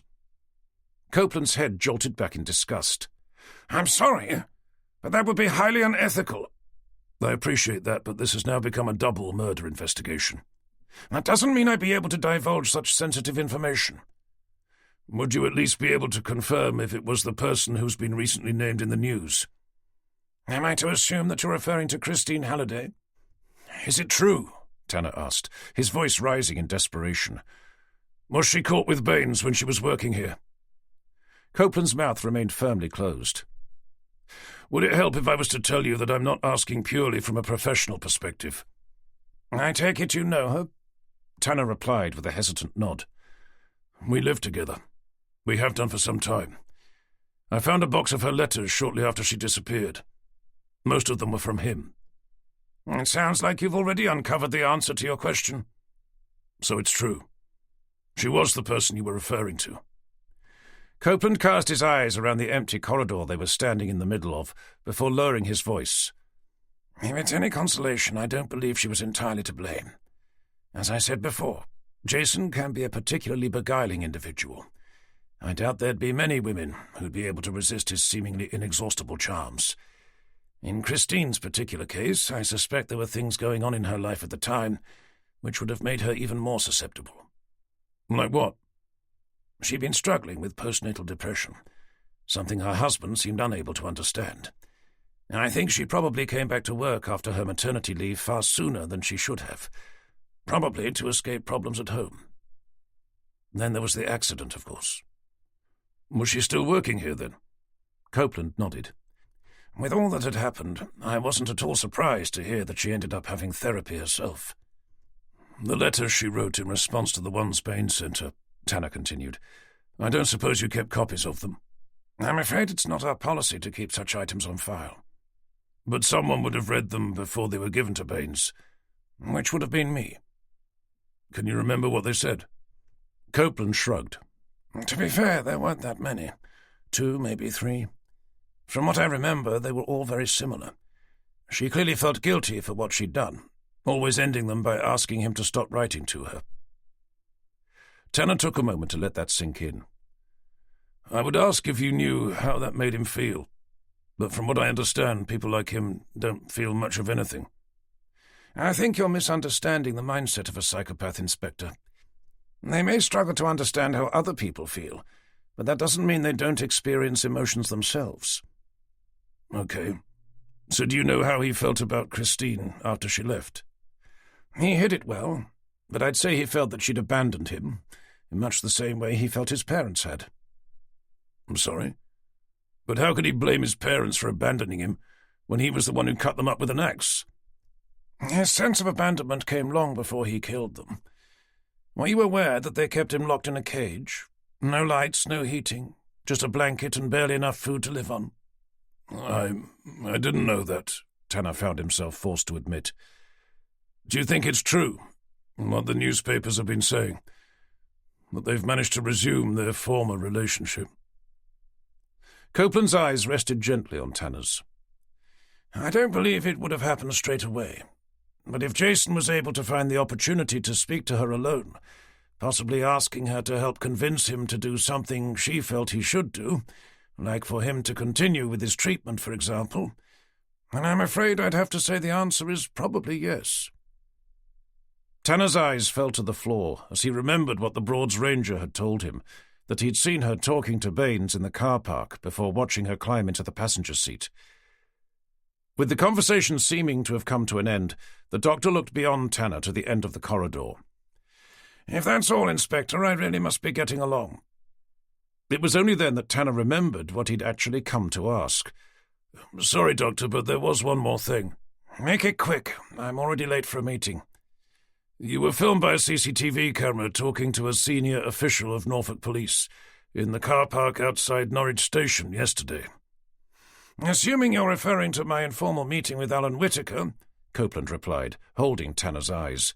What about it? I was wondering what you two were talking about. Our missing children, what did you think? Sorry, yes, of course. I suppose I just didn't realize that you two knew each other. We went to Oxford together. We were both reading psychology before he made the switch to law. I was asking if there was anything else that could be done. Begging, really. Right, I see. Now, if that's all, I really must be getting along. But if you knew each other, Tanner continued, couldn't you have just phoned him up? I felt it was important enough to meet face to face, being that both our children have vanished off the face of the earth and nobody, including yourself, I may add, seems to be doing a damn thing about it. Chapter 52. The moment he was back in the car park, Tanner pulled out his phone to put a call through to the office. Townsend, it's Tanner. Have you been getting along? Not much to report, really. I've got Higgins helping me to go through the CCTV footage, but neither of us have seen any sign of Christine. How about her financial records? Still nothing from her bank account, but we have been given access to her credit card.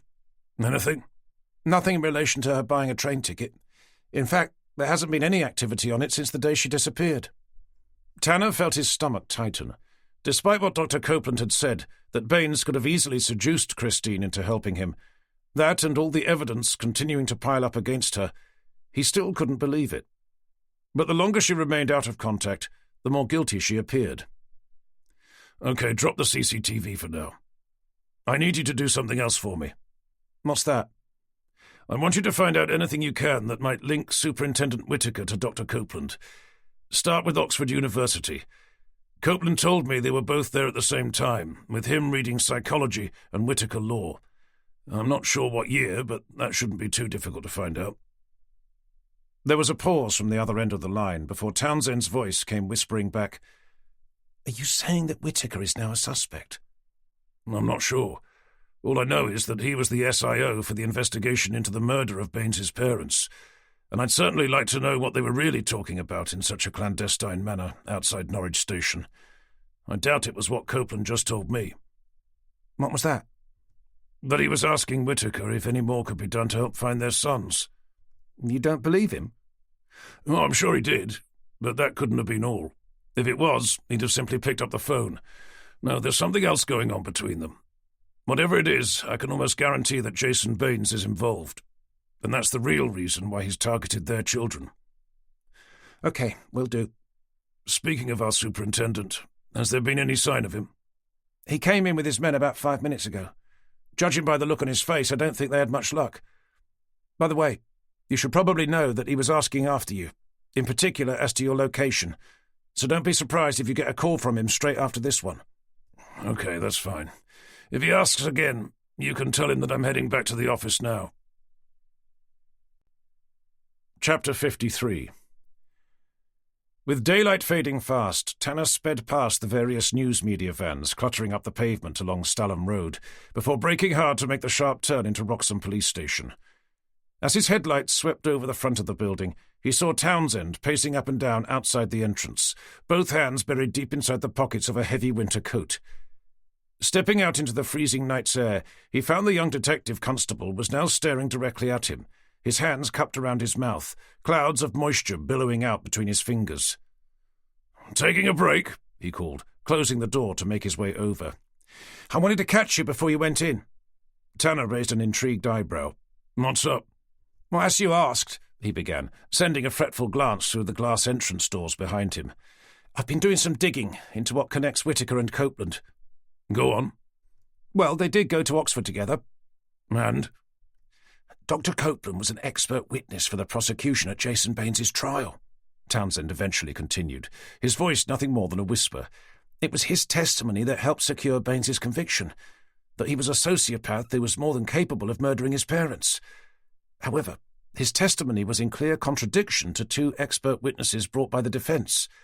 They both stated that Baines was no more a sociopath than they were, concluding that it was highly unlikely he'd have been able to commit such a crime, no matter how badly he'd been treated." Seeing someone walk past the door inside reception, Townsend led Tanner down the side of the building. The defence also had fingerprint evidence that suggested someone else had been at the scene, he eventually continued, together with a witness who said she'd seen a large, heavy-set man leaving the house in question, his hands and face covered in blood. So why the hell was Baines convicted? The fingerprint evidence went missing halfway through the trial, and the defence's star witness retracted her statement the second she took to the stand. She ended up saying that the man she'd seen hadn't come out of the house, but had only been walking past, and what she thought had been blood could have easily been something more innocuous, like engine oil, being that the road was lit by fluorescent yellow streetlights, making colours difficult to differentiate. That, and the fact that a car had broken down at the bottom of the hill. Tanner snorted with contempt. In other words, someone got to her. I think it may also be worth noting that it was Whittaker's first murder investigation, and records show that he was promoted up to DCI shortly afterwards. Furthermore, Dr. Copeland went on to appear as an expert witness in numerous murder investigations, all again led by Whittaker. Tanner thought for a moment, his eyes drifting over to where he could see Whittaker's car. I assume he's inside? Townsend nodded. That's why I'm out here, freezing my balls off. Okay, we'd better go in before someone wonders what we're up to. But I suggest you don't mention this to anyone else, and again that includes Sally, even if she does manage to pin you up against the fridge. Is that understood? Yes, sir, Townsend replied, blushing slightly as he turned to follow Tanner inside. Chapter 54. Heaving open the door, Tanner stepped inside, only to nearly walk straight into the very man they'd only just been talking about, marching out the other way. "Detective Inspector Tanner!" he heard Whittaker exclaim. "Where the hell have you been all day?" Having hoped to avoid him, Tanner cursed under his breath as he pulled himself up to attention. "I've been tracking down leads, sir." "Leads? What leads?" "Into the location of the escaped convict, Jason Baines, with the hope of being able to then find your son." "Would you care to enlighten me as to what these leads actually are?" "Well, sir, I was speaking to a witness earlier today who said he thought he'd seen Baines behind the wheel of a Range Rover." "When was this?" "Yesterday morning." "I assume you've checked to see if one's been reported stolen?" Realizing he'd forgotten, Tanner shifted awkwardly from one foot to the other. "I was just heading inside to do so, but first I had to see if the car belonged to the owner of Longore Hall, as he has one very similar." "And did it belong to him?" "Well, the car was still there, and he said it hadn't moved since he'd last used it." "So that's a no, then. Right. So what else have you been up to?" "We, managed to locate the car belonging to Christine Halliday as well, sir," Tanner replied with grudging contempt. Having spent what had remained of the day investigating the very man he was currently talking to, he couldn't think of what else to say. "Christine who?" "Halliday, sir. The Broads Ranger whose DNA was found at the scene of Norman Gibbs's murder." "You mean that girlfriend of yours?" "It had been left in the car park outside Norwich Station," Tanner continued, deliberately ignoring the question. "We believe she must have caught a train somewhere after her name was mentioned in the press." It was a lie, in that he didn't believe she had, but it was better than telling Whittaker about how a witness had seen her talking to Baines before climbing into a car with him. "That's not a lead, Inspector, it's a loose end." "An important one, though, as it means she hasn't been helping Baines as we first thought." "What the hell are you going on about? I thought we'd already established she hadn't." "Well, yes, but—" "Then why have you been looking for her car when you haven't even bothered to see if the one Baines was seen driving has been reported stolen?" "Well, as I said, sir, I was just about to." "And what about my son? Are you still aware that he's gone missing, I hope?" "Of course, sir. As I just said, that's why we're working so hard to find Baines." "You've just told me you've spent half the bloody day trying to find your girlfriend." "Yes, but only because if she had been with Baines, then finding her would have led us straight to him. But as that doesn't seem to be the case, she's now another missing person, just like your son." "But she's not, though, is she?" Tanner could feel his blood rapidly beginning to boil. "Are you suggesting that your son is more important than the woman I'm currently in a relationship with?" Whittaker's cold grey eyes bored silently down into Tanner's. "I suppose he's more important than Dr. Copeland's son as well," Tanner continued, unable to stop himself. "I want Baines found," Whittaker began, leaning his sunken, angular face in towards Tanner's to expose the ends of his crooked tea-stained teeth. "And I want him found now. I don't give a shit what it takes. And if he does have my son, and you find him in anything other than the best of health because you spent your entire time looking for your girlfriend instead of an armed psycho nut job, I'll have your head on a fucking platter.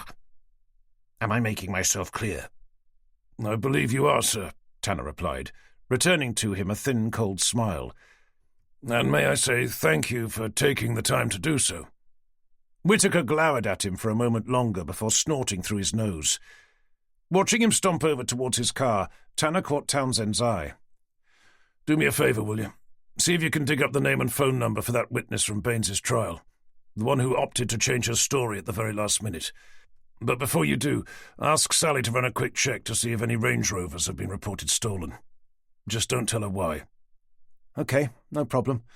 Assuming I'm able to find the witness's number, do you want me to give her a call? Better not. I'll contact her after I've spoken to Forrester. About what?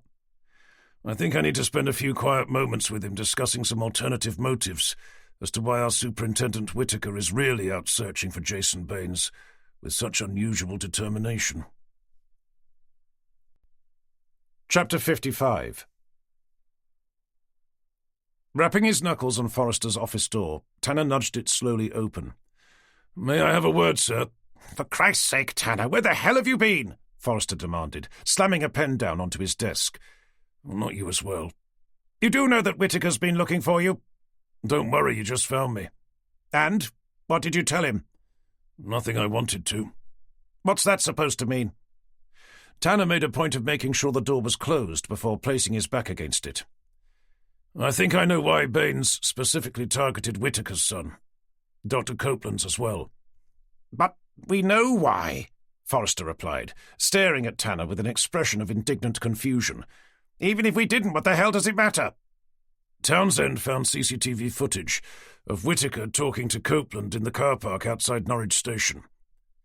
I'm sorry, Tanner, you've already managed to lose me. So I went to see Copeland to ask what they were talking about. What on earth do you mean? Wasn't it obvious? It turns out they were at Oxford together. Copeland was also the expert witness for the prosecution at Baines's trial. It was his testimony, claiming Baines to have been more than capable of murdering his parents, that helped secure his conviction, despite evidence to the contrary from the defence. Right. OK, but what's any of that got to do with Whitaker? The court notes also state that fingerprint evidence for the defence mysteriously vanished halfway through the trial. It was going to prove that someone else had been at the scene. On top of that, an eyewitness said she'd seen someone leaving the house covered in blood, but decided to change her story the moment she took the stand, saying instead that she wasn't sure if he had left the house or not, and that the blood she'd seen may instead have been engine oil. Forrester continued staring over at him. Are you trying to tell me that Baines was innocent? More that Whitaker had been doing whatever he could to prove he wasn't, including hiding material evidence, intimidating a key witness, and installing one of his Oxford University chums into the witness stand to say whatever was necessary to secure a conviction. It was Whitaker's first murder investigation as the SIO. He must have been under considerable pressure to see Baines convicted. The fact that he did led him to being immediately promoted up to DCI. It also saw him continue his relationship with Copeland, using him as a so-called expert witness right up until his appointment as superintendent. This is all fascinating, Tanner, really it is. But apart from the fact that it would be virtually impossible to prove, what the hell has any of it got to do with our current investigation? That of Baines being suspected of murdering no less than 2 people in as many days, whilst kidnapping 2 more as well. It provides motive, sir. Forrester took a moment to steeple his fingers against his mouth. Yes, I see. But does it help us to find him? Well, no, sir. But then so fucking what? The DCI bellowed, his fists crashing down onto the table with such force his desk phone's receiver nearly jumped out of its cradle. The hollow silence that followed had Tanner opening his mouth, only to find himself closing it again. Forrester was right. It didn't make the slightest difference to the current investigation, only to his moral sense of right and wrong. He was still no nearer to finding Christine, nor Baines for that matter, let alone the 2 missing teenagers. With his eyes losing their focus as they drifted slowly down to the floor, Forrester let out an exasperated sigh. OK, look. Why don't we go over what you have so far?" "Nothing," Tanner replied, his voice becoming a despondent whisper. "At least nothing worth reporting." "What about Hambleton? Did you ask him about a Range Rover being seen at Potter Heigham?" "Only briefly. His car was still parked outside Longore Hall, so it seemed unlikely to have been his." "Do you know if any other Range Rovers have been stolen?" "I've asked Sally to find out." Forrester made a point of glancing down at his watch. "And she still hasn't come back to you?" "Well, no, but in fairness, that was only about 30 seconds before knocking on your door. Via Townsend as well." Forrester shook his head from side to side, his eyes remaining fixed on Tanner's. "Then I suggest you see how she's getting on. If we can find its number plate, then it shouldn't be too difficult to track down, hopefully in time to find Baines still sitting behind the wheel." Chapter 56. Leaving Forrester's office, Tanner made his way over to Sally's desk, only to find her giggling to someone on the end of the phone. Rolling his eyes with bewildered impatience, he instead looked over to where Townsend was sitting, just in time to see him end a call to begin hurrying over. "I've just got off the phone to the witness from Baines's trial," he started, his voice a clandestine whisper. "She's supposed to be ex-directory, but her number came up in a Google search." Tanner found himself sending a surreptitious glance over his shoulder at Forrester's office. "I thought I told you not to call her." "Yes, I know, but I wasn't sure if it was her number or not." "Okay, so what did she say?" he asked, leading him towards the kitchen. "I asked if she'd be willing to talk to someone about the events surrounding Jason Baines's trial." Finding the kitchen thankfully empty, Tanner steered them both inside. "I assume you told her who you were?" "Of course, but it didn't make any difference. She refused to say anything about it, so I left her your name and number, asking her to give you a call if she changed her mind." "Okay. Well, no harm done, I suppose." Hearing the sound of a woman clearing her throat in the kitchen's doorway, they whipped their heads around to find Sally, batting her heavily mascaraed eyelashes at them with a curious frown. "I hope I'm not disturbing you." "Not at all," Tanner stated, offering her a disarming smile. "Can I, get you a coffee?" "I'm good, thanks. I just came over to tell you that nothing's been reported." It took a full moment for Tanner to understand what she was referring to. "What, you mean the Range Rover?" "You did ask me to see if one had been stolen?" she questioned, her dazzling blue eyes flickering briefly over at Townsend.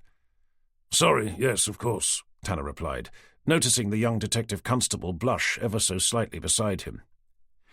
"Anyway," she continued, "the last one reported stolen was over 2 months ago, and that was pulled out of a river in Suffolk a few days later." "Then it must be Hambleton's," stated Townsend, the colour of his skin returning to normal. "Baines must have taken it without him noticing." An uncertain frown rippled over Tanner's forehead. "And to bring it back immediately afterwards? I'm not sure that's very likely." "Then we must be looking at this from the wrong angle," Townsend continued. "What if it's not Baines we're looking for, but Hambleton?" "I'm sorry, but why would we be looking for Hambleton?" With both Tanner and Sally now staring at him, Townsend swallowed before reopening his mouth.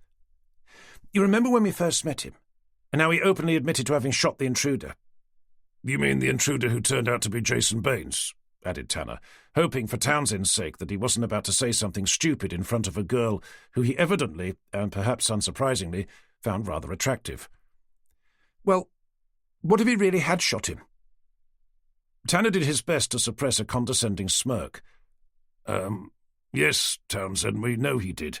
Hence the shotgun pellets we found embedded into the kitchen island. That, and all the blood, of course." "I mean, what if he didn't just injure him? What if Baines died, right there in his kitchen?" Tanner could feel his mind come juddering to a halt. "But we have a witness who said he saw Baines get up to follow Hambleton inside the house." "Someone who is likely to have been drunk at the time. For all we know, what he actually saw was Hambleton lifting Baines's body up in order to move it." "So you're suggesting Hambleton killed the homeless guy?" "Why not? I mean, he had just witnessed him shooting an intruder in the middle of his kitchen, something that could have easily led to a charge of manslaughter. Maybe Hambleton's original plan was to hide the body and clean up the mess to pretend it had never happened. But when he discovered there'd been a witness, he was forced to change his mind. So instead he hid the body, leaving the blood where it was. He then called us to openly admit to having shot an intruder, saying the man had only been injured and had escaped the same way he'd come in. That would explain why our sniffer dogs kept coming back to Longore Hall, and why Hambleton became increasingly reluctant to let us anywhere near the place after we'd searched it the first time. It would also explain why he'd changed his mind about giving his ancestral home a go, choosing instead to sell it as quickly as possible to enable him to leave the country.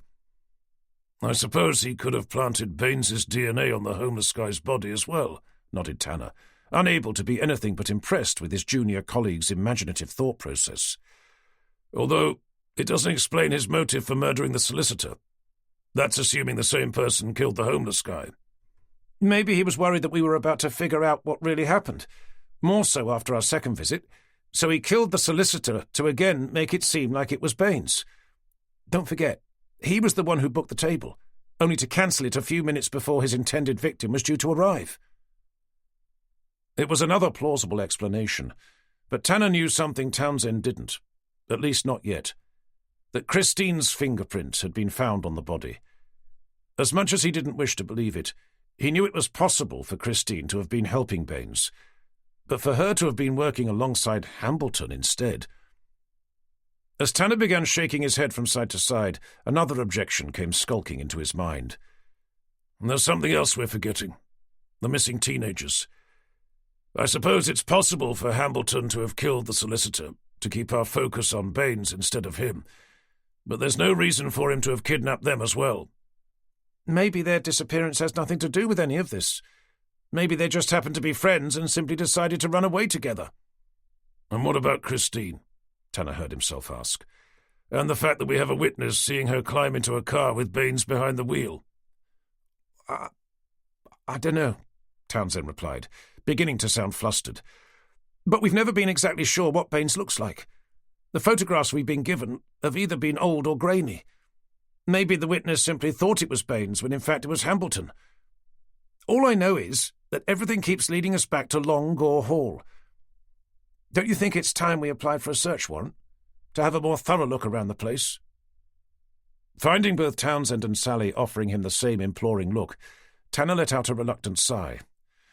I suppose there's no harm in trying, but I doubt one will be granted. Unfortunately, there's no physical evidence connecting Hambleton to any of this. Seeing the look of despondent rejection in Townsend's eyes, Tanner thought he'd better throw him a bone. Tell you what, why don't you run his number plate through the ANPR? That should at least give us an idea as to his movements. You never know. We may then be able to pick him up on CCTV, climbing either in or out, telling us if it's Hambleton or Baines behind the wheel. Chapter 57. Taking the opportunity to pour himself a coffee, Tanner had barely made it to his desk when he again heard the demanding tone of his mobile. With his mind immediately jumping to Christine, he ditched the mug to stare down at the screen. But it wasn't her, just some unknown number. For a full second he considered declining the call, before realizing that it could have still been her, forced to have to use someone else's phone. "Tanner speaking," he replied, standing bolt upright beside his desk with a look of anxious anticipation. "Is that Detective Inspector John Tanner?" Hearing the unknown woman's voice on the other end of the line, his face crumpled as he sank slowly down into his chair. "Speaking." "It's Patricia Ward," the woman continued, in a way that suggested he should know who she was. "I had a call from someone earlier today. I think he said his name was Townsend." A furtive glance around the office had him ducking his head under the desk's partition. "Are you the witness from Jason Baines's trial?" he eventually asked, pressing the phone hard against his ear. "He said you wanted to talk to me. About what happened? Is now a bad time?" No, not at all. But it's probably best if we don't talk over the phone. Perhaps if I could come over to see you?" The phone went strangely silent. "Mrs. Ward?" Tanner questioned, pulling the phone away from his ear to check the signal. "I'm sorry," came her voice again. "But I'd rather not give out my address. It's not that I don't trust you, but—" "Okay. Well, how about if we meet in public somewhere? Whereabouts do you live?" "Near Ranworth." Tanner checked his watch, wondering if he'd be able to drive there and back without anyone missing him too much. "How about outside the Malsters? I can be there in about 20 minutes. More silence followed. OK, I'll meet you there. But I really can't be away for long. Me neither, Tanner muttered to himself. Ending the call, he grabbed his coat to hurry over to see Townsend. How have you been getting on? Hambleton's number plate was picked up heading down the A149 towards Potter Heigham on the morning when he was seen talking to Christine, and the following day when the solicitor's body was found at the back of that restaurant. I think it's time we apply for that search warrant, don't you? Tanner checked his watch again. He knew it still wasn't enough. He also still couldn't see how it could have realistically been Hambleton, not when Christine's fingerprint had been found on the murdered solicitor alongside her former lover's. Look, it's getting late. How about checking CCTV footage in Stalham at around the time of the solicitor's murder? If we can find his car parked nearby, ideally with him climbing out of it, then I suggest you tell Forrester your theory, that Hambleton killed Baines and is now endeavouring to cover it up.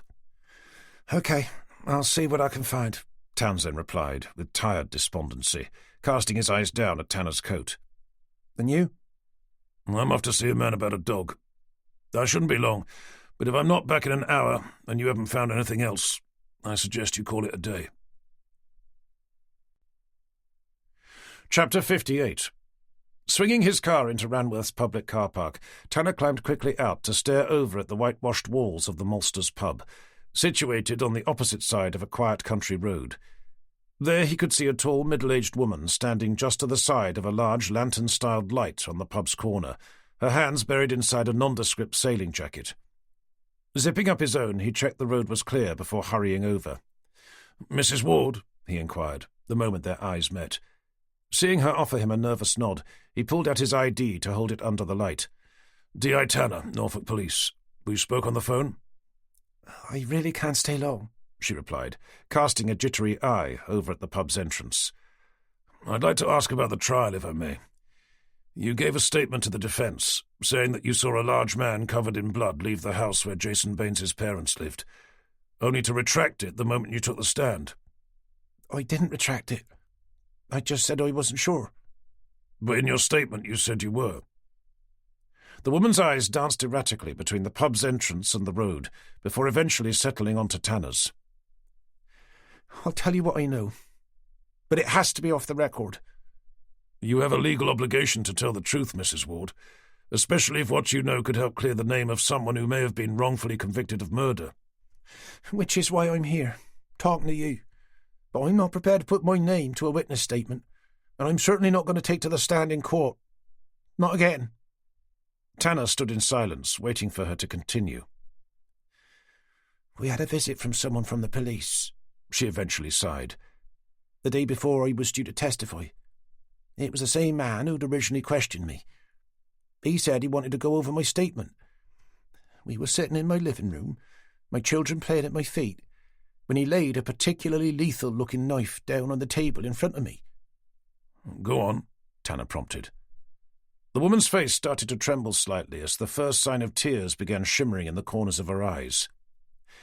He then began telling me that I hadn't seen a man come out of the house as I'd said, but that he'd only been walking past, and that it wasn't blood I'd seen on his hands and face, but was more likely to have been engine oil from a car that had broken down at the bottom of the hill. Did he say anything else? He didn't have to. He just put the knife away and left. I've never been so terrified in all my life. And this man, do you remember his name? I doubt I'll ever forget it. His name nor his face. Whittaker. Detective Inspector Alan Whittaker. Asking her to call him again if she changed her mind, Tanner turned to head back to his car, only to hear his phone ringing once again. "Good evening, Tanner," came Forrester's unmistakable voice from the other end of the line. "Oh, hello, sir. How are you?" "Never mind all that. Once again I've stepped out of my office to find that you're not at your desk." "I'm just making my way back now, sir," Tanner replied, his feet crunching over the car park's gravel. "I see. Well, before you do, I don't suppose you'd mind dropping in to see a building surveyor over in Stalham for me?" Tanner came to a halt beside his car. "A building surveyor, sir?" "Yes, that's right. If it's not too much trouble." "No, it's, fine. It's just..." Was there something you'd like me to pick up? No, nothing like that. The poor man has returned from a business trip, only to find his junior partner has been shot through the head. Inconvenient, I know, given the time of day, but if you wouldn't mind taking a look for me, I'd be most terribly grateful. Chapter 59. Leaving Townsend a quick message to meet him there, by the time Tanner arrived, Stalham's normally peaceful high street was already lit by half a dozen blue flashing lights, each one ricocheting off shop window fronts as a bustling crowd of locals craned their necks behind a line of police do not cross tape. Surprised to see Dr. Johnston's car was already there, he nudged his XJS onto the curb behind it to step quickly out. Once through the crowd, he ducked underneath the tape to find himself being ushered through an arched doorway into a surprisingly spacious open-plan office, a desk at the furthest end surrounded by overall-clad forensics officers. Seeing Dr. Johnston staring into the wide-open blue eyes of a smartly dressed young man, resting his head against the back of a chair, seemingly unharmed, but for a halo of congealed blood splattered against the wall behind him, Tanner cleared his throat to make his way over. "Evening, Doctor. You made it here in good time?" "Ah, Tanner," Johnston replied, straightening himself up. "I was wondering when you'd show up." Tanner took a moment to study the body. "So what do we have, apart from the obvious?" "As far as I can tell, what you see is what you get. The only slightly unusual aspect would appear to be the entry wound." "Which is where?" "At the back of the throat." "You mean the gun was placed inside his mouth?" "Nothing like that," Johnston replied, shaking his head. "I don't think it was deliberate. I think the victim just happened to have his mouth open when he was shot. But the exit wound is pretty standard. The bullet ended up in the wall behind him, so forensics should be able to give you a decent enough ballistics report. The only other aspect worth noting are the blood-covered fingerprints." Tanner stopped to stare over at him with an expression of tired, angst-laden dread. "You can see them quite clearly on the victim's shirt," Johnston continued, directing Tanner's gaze. "They're also scattered around the desk, as if the culprit was looking for something. What I fail to understand is how the blood managed to find itself on the culprit's hands to begin with. I mean, the body hasn't been moved, not like before." "I assume you're suggesting that they've been placed there deliberately." Johnston pushed his glasses up the ridge of his nose. "My job isn't to speculate, Tanner. I'm just trying to provide you with an alternative explanation, just in case they end up belonging to one of the same people as last time." "Yes, sorry, of course," Tanner replied, his eyes drifting vacantly over the scene.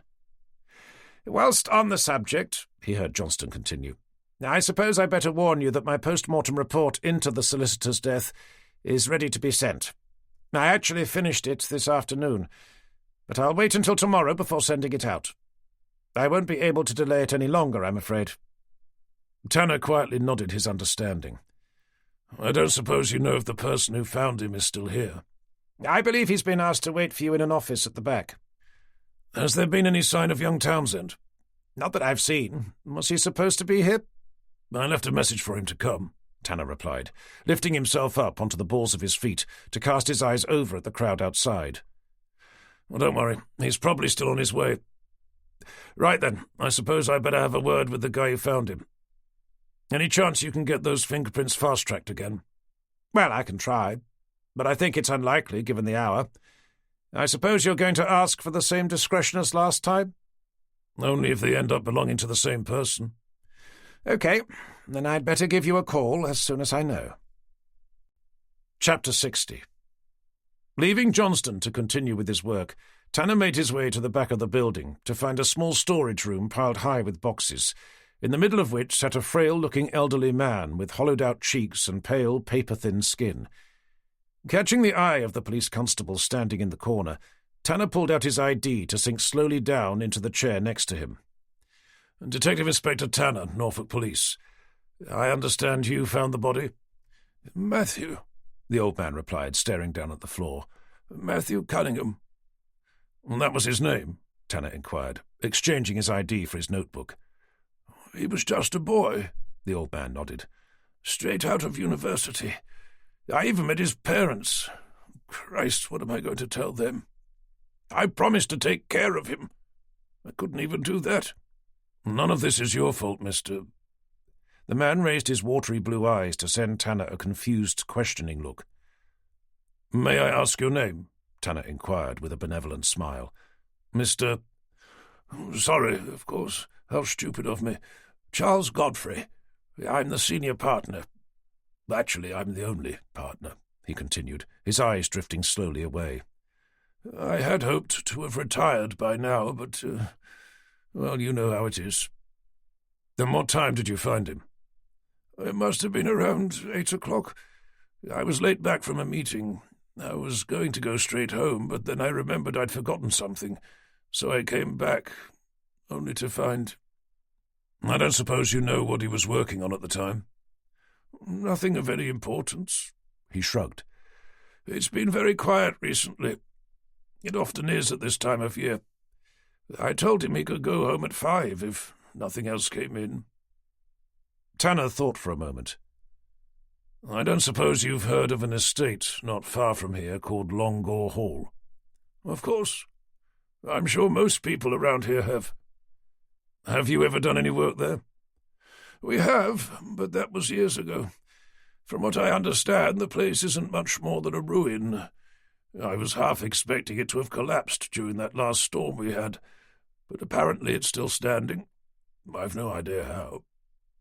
"So you haven't been commissioned to do anything there recently?" "As I've said, not for years, although we did get a call from the new owner last week." Tanner looked up from his notes. "Nothing came of it, of course," Godfrey continued. "To be honest, I knew it wouldn't. As Matthew said when he came back, the place really is beyond repair. From a financial perspective, it would be far better to simply knock it down and start again." "You sent Matthew over to take a look?" "He asked if he could go.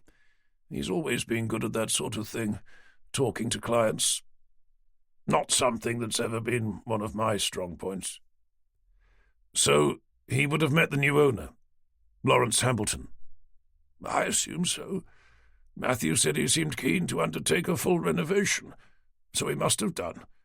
We then spent some considerable time coming up with a quote for us to assess the building's structural integrity, but as is often the case, we never heard back." Tanner thought for a moment. "Did you ever meet him?" "There was no need. We emailed the quote over, and that was the last we heard of it." "Just one more question, Mr. Godfrey. I don't suppose you've seen a dark green Range Rover parked outside your office recently?" "You mean one of those monstrous SUV-type things?" "Not that I recall, but to be fair, I'm about as good with cars as I am with people." Chapter 61. Stepping out into the cold, bustling street, Tanner forged his way through the crowd to make a beeline for his car. With a hand cupped under its chrome door handle, he glanced briefly around for any sign of Townsend, before climbing inside to put a call through to the office. "Forrester, sir, it's Tanner again. It was the junior surveyor who was shot. Young chap as well." The line fell momentarily silent. "Any idea who did it?" "I'd say the same person who killed both the homeless guy and the solicitor, but I'm becoming increasingly convinced that it might not have been Baines." "You think it could have been Hambleton?" Forrester's question had Tanner immediately asking another. "Did Townsend speak to you?" "About an hour ago. He managed to unearth CCTV footage of Hambleton climbing out of his car near the restaurant, 20 minutes before the solicitor's body was found. He went on to explain his somewhat outlandish theory that Hambleton killed Baines when he broke into Longore Hall and has been attempting to cover his tracks ever since." "What did you think?" "That what it lacked in material evidence was made up for in creative thought. I don't suppose you've discovered anything else that could add flesh to its bones?" "Only that a set of blood-covered fingerprints were found on and around the young building surveyor's body, which Johnston thought was strange, being that he hadn't been moved. That and the fact that the victim met Hambleton last week. According to the firm's senior partner, he went over to Longore Hall to provide an estimate for some work to be carried out." "You think the fingerprints were planted?" "If they turn out to belong to Baines, then I'd say there was an above-average chance." "Okay, but they still don't provide proof that it was Hambleton." "Maybe not, but the circumstantial evidence certainly seems to be piling up. We know Baines broke into his kitchen, Hambleton openly admitted to having shot him. There was a witness to the event who ended up dead. Bodies are now turning up covered in an unusual number of fingerprints, each victim having a connection to Long Gore Hall, and the only person who's seen Baines since he was shot was a Broads ranger. But that was behind the wheel of Hambleton's car. But would Hambleton really have murdered a solicitor and a building surveyor for no other reason than to try and misdirect us into thinking that Baines was alive and well? If it was to cover up a charge of manslaughter, then I think it is. Possibly more so than Baines. That's if what I found out earlier is true. And what was that, may I ask? Tanner drew in a fortifying breath. I met the defense witness from Baines's trial, the one who changed her story at the last minute. She confirmed what the trial notes had alluded to. Someone had managed to get to her, so confirming her original statement, that she had seen someone coming out of Baines's family home covered in blood, and it wasn't the person who ended up being locked away in a mental institution for being a deranged axe-wielding psychopath. If what she said is true, and there's no reason for her to have been lying, then not only is Baines innocent of murdering his parents, but it's unlikely that he's capable of killing anyone, making it even more likely that Hambleton is the one behind these recent events. Tanner could almost hear the cogs of Forrester's mind whirring inside his head. "What about Christine?" the DCI eventually asked. Maybe she found out what Hambleton was up to. And Whitaker's boy? And the hospital doctors? I admit I don't know. But if Whitaker and Copeland are old friends, there's no reason to think that their sons aren't as well. If that's the case, then what Townsend also suggested could again be correct. They could have simply decided to run away together. To be honest, if I had the misfortune to be Whitaker's son, I'd be quite keen to run away as well. For all we know, the two boys are gay, and their parents had just banned them from seeing each other. Either way, I think it's time we had a more thorough look around Hambleton's estate. That's pretty much what Townsend said. I assume you said no. I told him to go home. Possibly not in the most diplomatic fashion either. Assuming that must have been why Townsend hadn't bothered to return his call, Tanner started the engine. So is it okay for us to apply for a search warrant? There was a pause from the other end of the line. Can it wait till the morning, to see if anything else turns up? Tanner's mind immediately turned to Johnston's post-mortem report, the one that would provide evidence that Christine's fingerprint had been found on the body of the solicitor. I think it would be better to send off the application now. I can do it when I get home, if that's all right. Okay, fine. I'll leave it with you. But I don't think we should get our hopes up. The magistrate will be expecting to see at least some form of material evidence, and we don't have any. Chapter 62. With his mind turning once again to Christine, Tanner glanced down at his watch. It was only 9:30. The search warrant application would take him about half an hour, leaving him the rest of the night with nothing better to do than to pace from one wall of his house to another, a bottle of rum hanging from a despondent hand, all the while wondering if it was really possible for Baines to have beguiled her into rekindling their former relationship. Driving out of Stalham, his mind returned to the conversation he'd had with the witness, how she'd seen someone else creep out of Baines's family home all those years before. If it was true, and Baines wasn't the raging psychopath everyone had been assuming he was, maybe Christine already knew. Maybe she'd known all along, which was why she'd helped him escape. But if she had, why would she have waited for such a long time? Surely she'd have done so when she was still working at Bradfield Hospital. Then another thought began worming its way into his mind. That Townsend was right. Baines was dead, and she'd somehow found out that Hambleton had killed him. He shook his head violently from side to side in a frantic bid to clear his mind, but it was no use. It had become nothing more useful than a maelstrom of twisting contradictions. Desperate to avoid having to go back to his lifeless home, he began driving from village to village, one eye on the road, the other staring into the depths of every shadow, with the futile hope of seeing Christine's face suddenly appear. When his eyes began blinking themselves closed, he was eventually left with no choice but to head for home to pour himself a generous glass of rum. With his laptop open on the kitchen's breakfast bar, he spent a few desolate moments staring at a blank search warrant application form. Only when the glass had been drained and he'd poured himself another did he feel able to begin the tedious task of filling it out. Chapter 63. Friday the 11th of February. Having been stupid enough to stay up until the bottle was empty, Tanner arrived at work the next day with the lurking suspicion that he was still drunk from the night before, certainly enough to make him over the legal limit to be perched behind the wheel of a car. As he drove past the various news teams preparing for their live morning broadcasts, he cast his eyes over the station's car park. Forrester's car wasn't there. Neither was Townsend's. However, Whitaker's was. He could also see him, briefing his firearms officers at the furthest end as they busily checked over their lethal-looking carbine rifles. Parking to climb slowly out, he saw Forrester's gleaming black BMW begin turning sedately into the car park. With its owner endeavouring to catch his eye, Tanner felt obliged to remain where he was as the car came to a graceful halt beside him. "Morning, sir," he began, doing his best to keep his breath away from the window as it slid gracefully down. "I just wanted to have a quick word before you went inside." Tanner knew what was coming and braced himself accordingly. "Did you see Johnston's post-mortem report?" Forrester continued. "For the solicitor?" "I didn't know it was expected," he lied. "It came through just as I was walking out the door. You better know that one of Christine's fingerprints was again found on the body. One belonging to Jason Baines as well." Tanner forced himself to remain calm.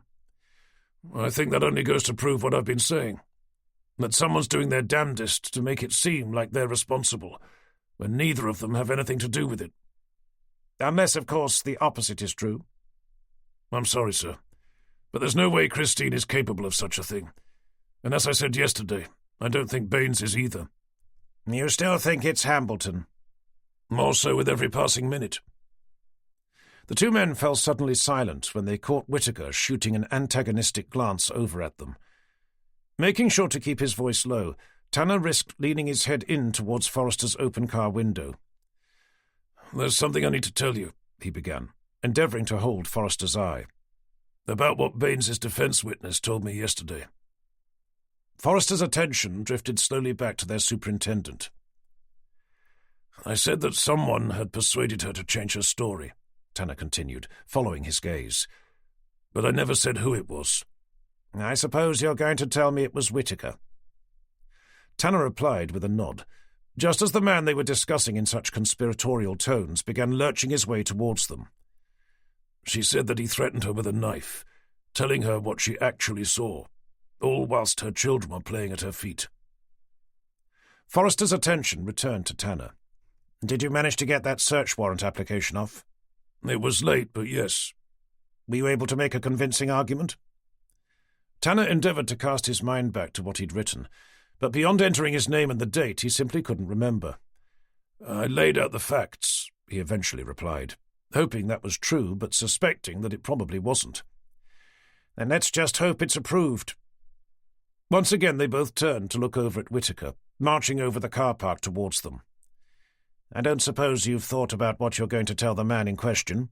Forrester asked, his eyes remaining focused on their superintendent. "Who, me?"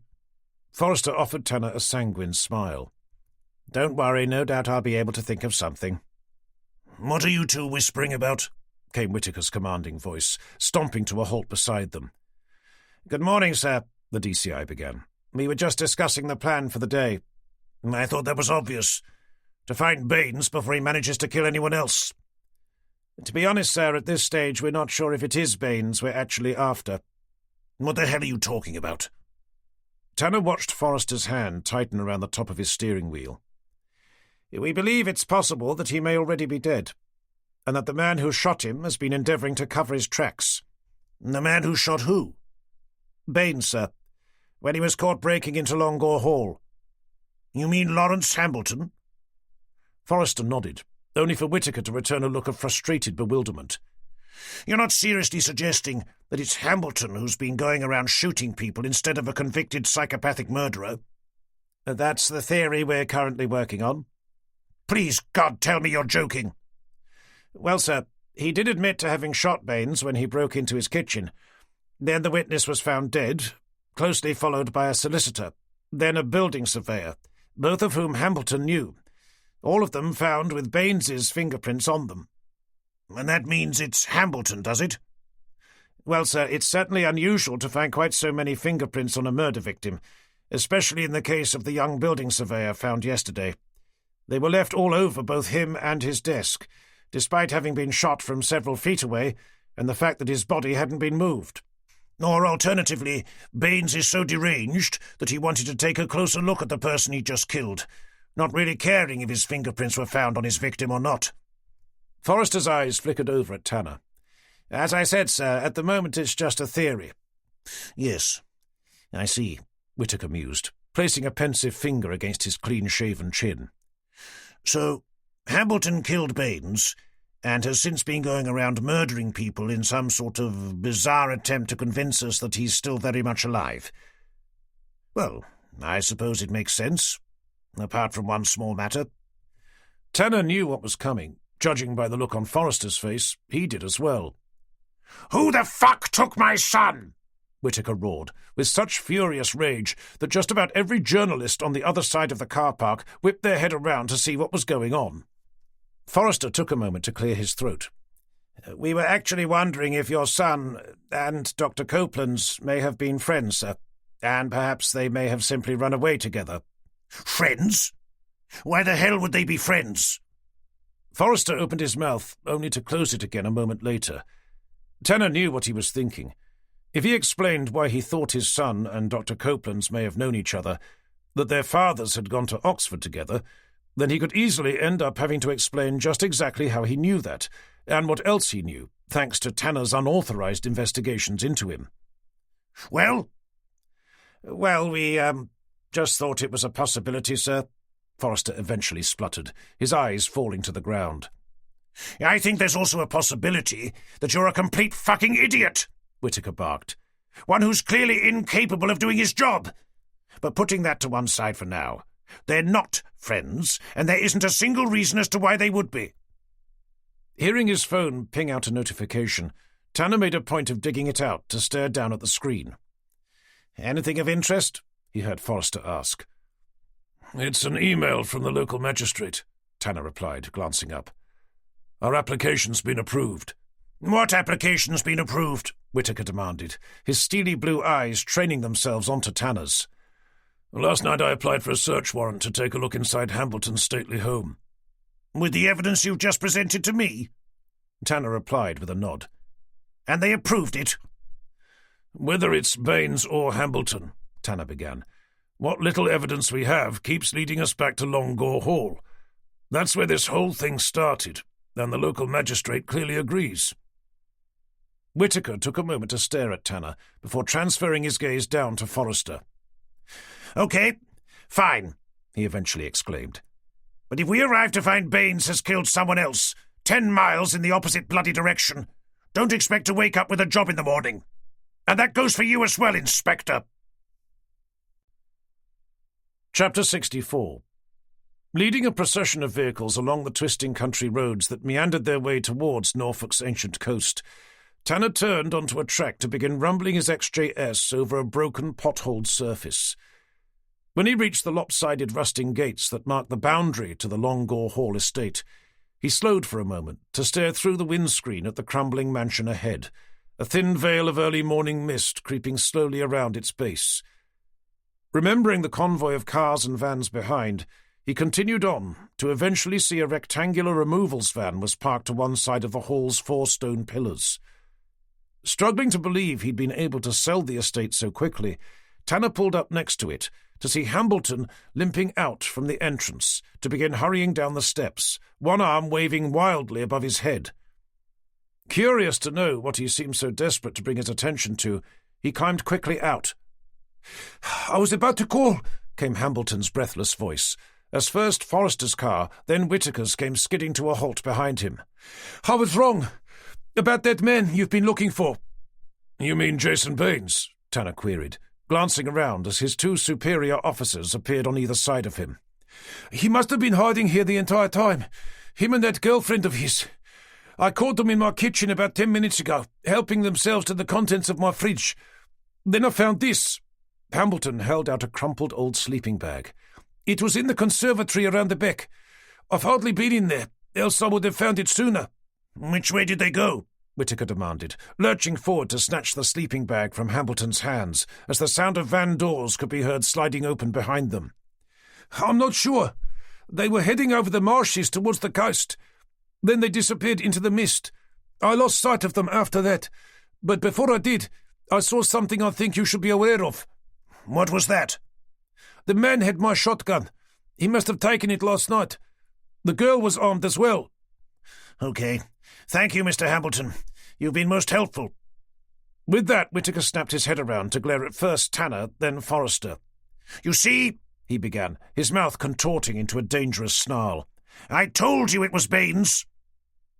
Tanner watched with a growing feeling of dread as Whittaker spun on his heel to begin marching over to where a couple of police vans had come to a halt behind them, the side of one becoming surrounded by his firearms officers, the other with dogs scrabbling out from the back.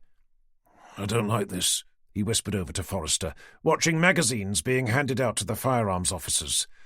"Not if Baines has got Christine with him." "If she's armed, like Hambleton says, then I'm sorry, Tanner, but I'm not sure we have much choice." "What if he's lying?"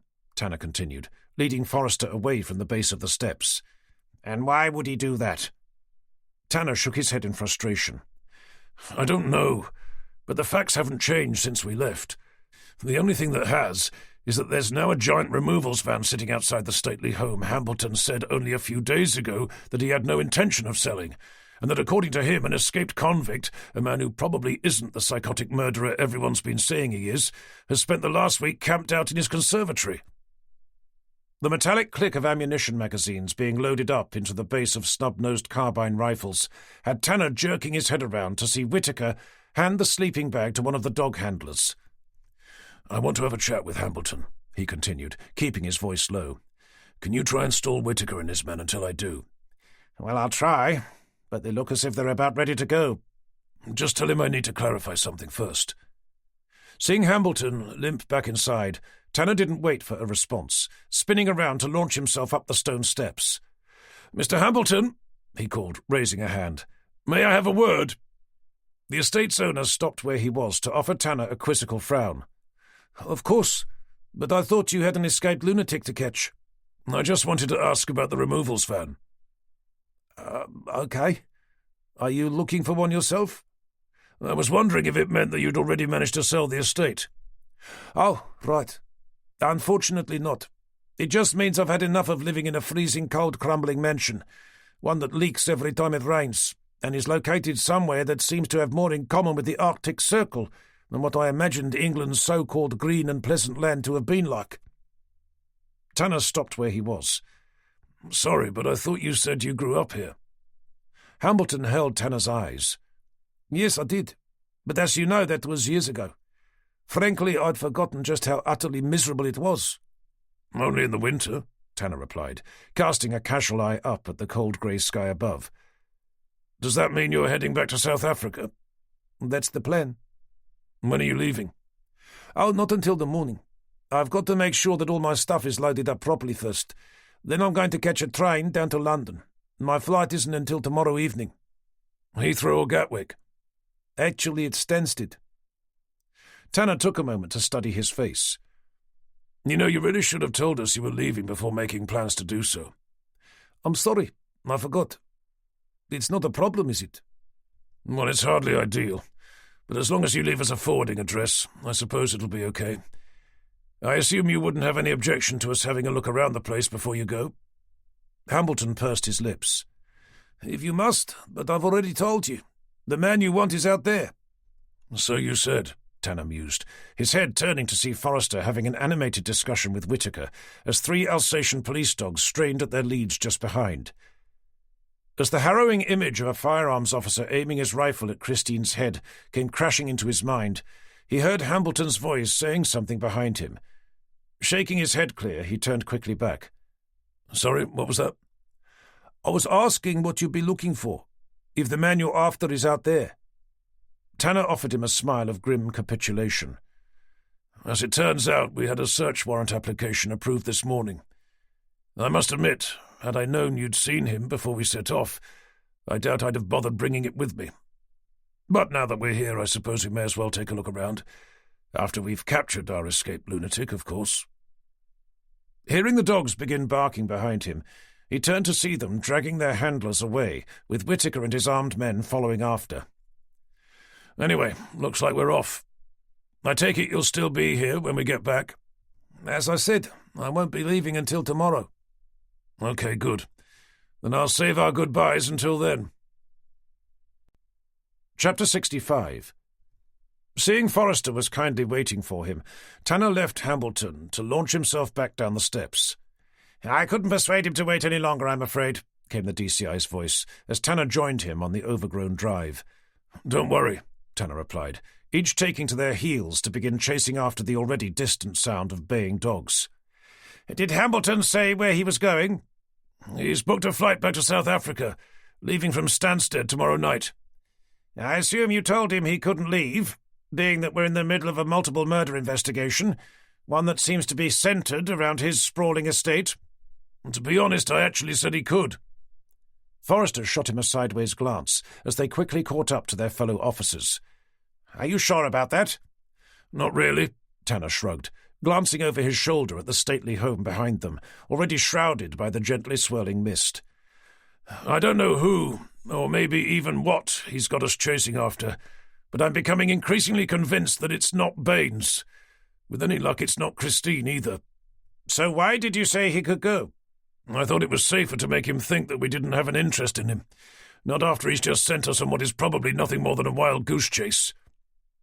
A sudden series of agitated shouts erupting from the group ahead had them surging forward. Catching up to Whittaker to find him staring into the mist ahead through a pair of oversized binoculars, Forrester attempted to catch his eye. "What's going on?" "Looks like we found them," came the superintendent's eager response, the binoculars remaining pressed against his eyes.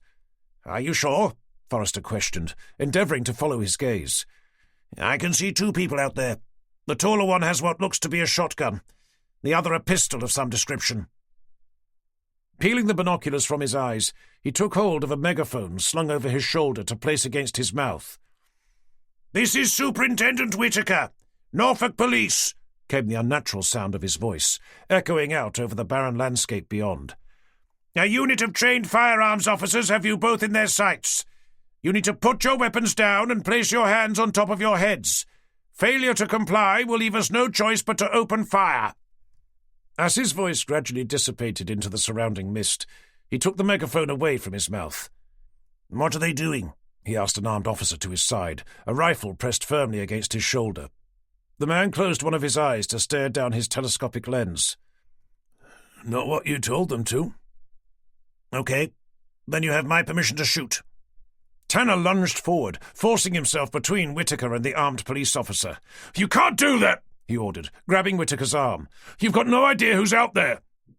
Whittaker stared down at Tanner's hand as if it belonged to a deformed leper. "I suggest you remove your hand from my arm, Inspector, or you'll be facing a charge of assaulting a high-ranking police officer." "I'm sorry," he apologized, snatching it away. "But you can't shoot them. Not until we know who they are." "I appreciate that, but we do know who they are. One of them is Jason Baines, the other is his girlfriend. I'm sorry that she doesn't appear to be your girlfriend anymore, but I guess that's just the way the cookie crumbles." "But how do you know it's Baines? Because Hambleton told you." "Because Baines is a convicted psychotic murderer. Why else would he be attempting to flee with a shotgun in one hand, and what I understand is his equally disturbed girlfriend in the other?" "And what if it isn't him?" "Then it makes no difference. They're both armed. We've told them who we are and what they need to do. As neither of them seems willing to do so, then I can't see that we have any choice but to open fire." The distant blast of a shotgun, echoing out from the mist ahead, had everyone ducking instinctively down. The firearms officer beside them took to a knee. "That was them," he said, his voice lacking even the vaguest trace of emotion as he continued staring down his rifle's telescopic lens. "Looks like they've taken cover. No, hold on. They're up again." "Do you have a clear shot?" "I do." "Then I suggest you take it." Chapter 66. Before Tanner knew what was happening, the officer's rifle cracked twice in quick succession, leaving the explosive sound drilling mercilessly down into the side of his head. Unable to move, he stared into the distance, his mouth hanging open as the firearms officer removed the gun from his shoulder. "Targets are down," the man eventually announced, his voice flat with professional dispassion. As if slapped awake from a nightmarish trance, Tanner lunged forward to begin pelting his way over the soggy, uneven ground, unable to shake the image from his mind of Christine, face down in the mud, blood oozing out from where her face used to be. With the sound of dogs fast closing in behind, he continued on until out of the mist appeared two bodies, the first being a man lying face up, a shotgun held firmly over his unmoving chest. The other appeared to be a woman, rocking gently on her knees, a tangled mop of greying blonde hair directed down at a gun clasped firmly in her lap. Tanner stopped where he was to take slowly to a knee. "Christine?" he asked, his voice barely escaping his lips. From immediately behind him came the stark, shrill voice of a man, bellowing out with furious intent. "Drop the gun and put your hands on your head!" Tanner watched as she slowly raised her eyes to look at him, tears streaming down her dirt-encrusted face. It was only then that he was able to complete the picture being presented. Her mouth had been covered with beige-coloured gaffer tape. The same tape had been used to fasten her hands around what at first glance had appeared to be a handgun, but was in fact nothing more threatening than a broken piece of wood. And the body lying motionless next to her wasn't that of Jason Baines. It was young D.C. Townsend, the shotgun covering his chest also taped to his hands. Leaping to his feet, Tanner spun around to confront the fast-approaching armed officers, their carbine rifles jammed firmly against their shoulders. "Stand down!" he commanded, stepping forwards with his hands raised up in front of him. "This is not what it seems!" The armed unit stopped where they were, the barrels of their rifles aimed squarely at the woman behind him. "Drop your weapon, or we'll be forced to shoot," the nearest one ordered. "I said stand down!" Tanner yelled, stepping back again, using his body to protect Christine. "Step away from the target, sir, or we'll be left with no choice but to open fire. This is not how it looks. You must stand down."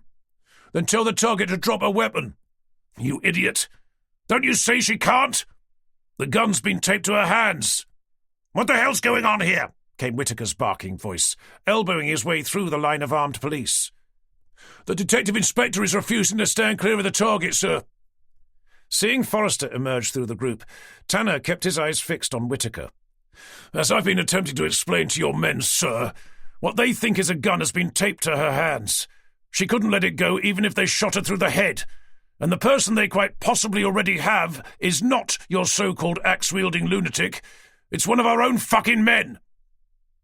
Tanner's words, and the strained tone used to convey them, had the armed police hesitantly begin lowering their weapons, enough at least for Tanner to feel it was safe enough for him to step away.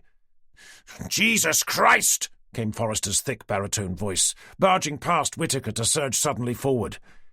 Easing himself alongside Tanner, he crouched down beside the man's unmoving body. "It's Townsend," he muttered, as if unable to believe what he was seeing. Snapping his head around, his eyes fixed themselves onto Whitaker's. "You incompetent fucking moron!" he spat, his mouth contorting into a raging snarl. "You've ordered your men to shoot one of our own!" "But I didn't," the superintendent spluttered, the skin hanging from his narrow bony face, fast draining of colour. "Well, don't just stand there," Forrester continued, obviously not caring in the slightest that the man he was barking at was his immediate superior. "Call a fucking ambulance!" Leaving Whitaker to begin scrabbling around for a phone, Forrester turned to place 2 fingers against Townsend's neck. "Anything?" asked Tanner, easing himself slowly down beside him.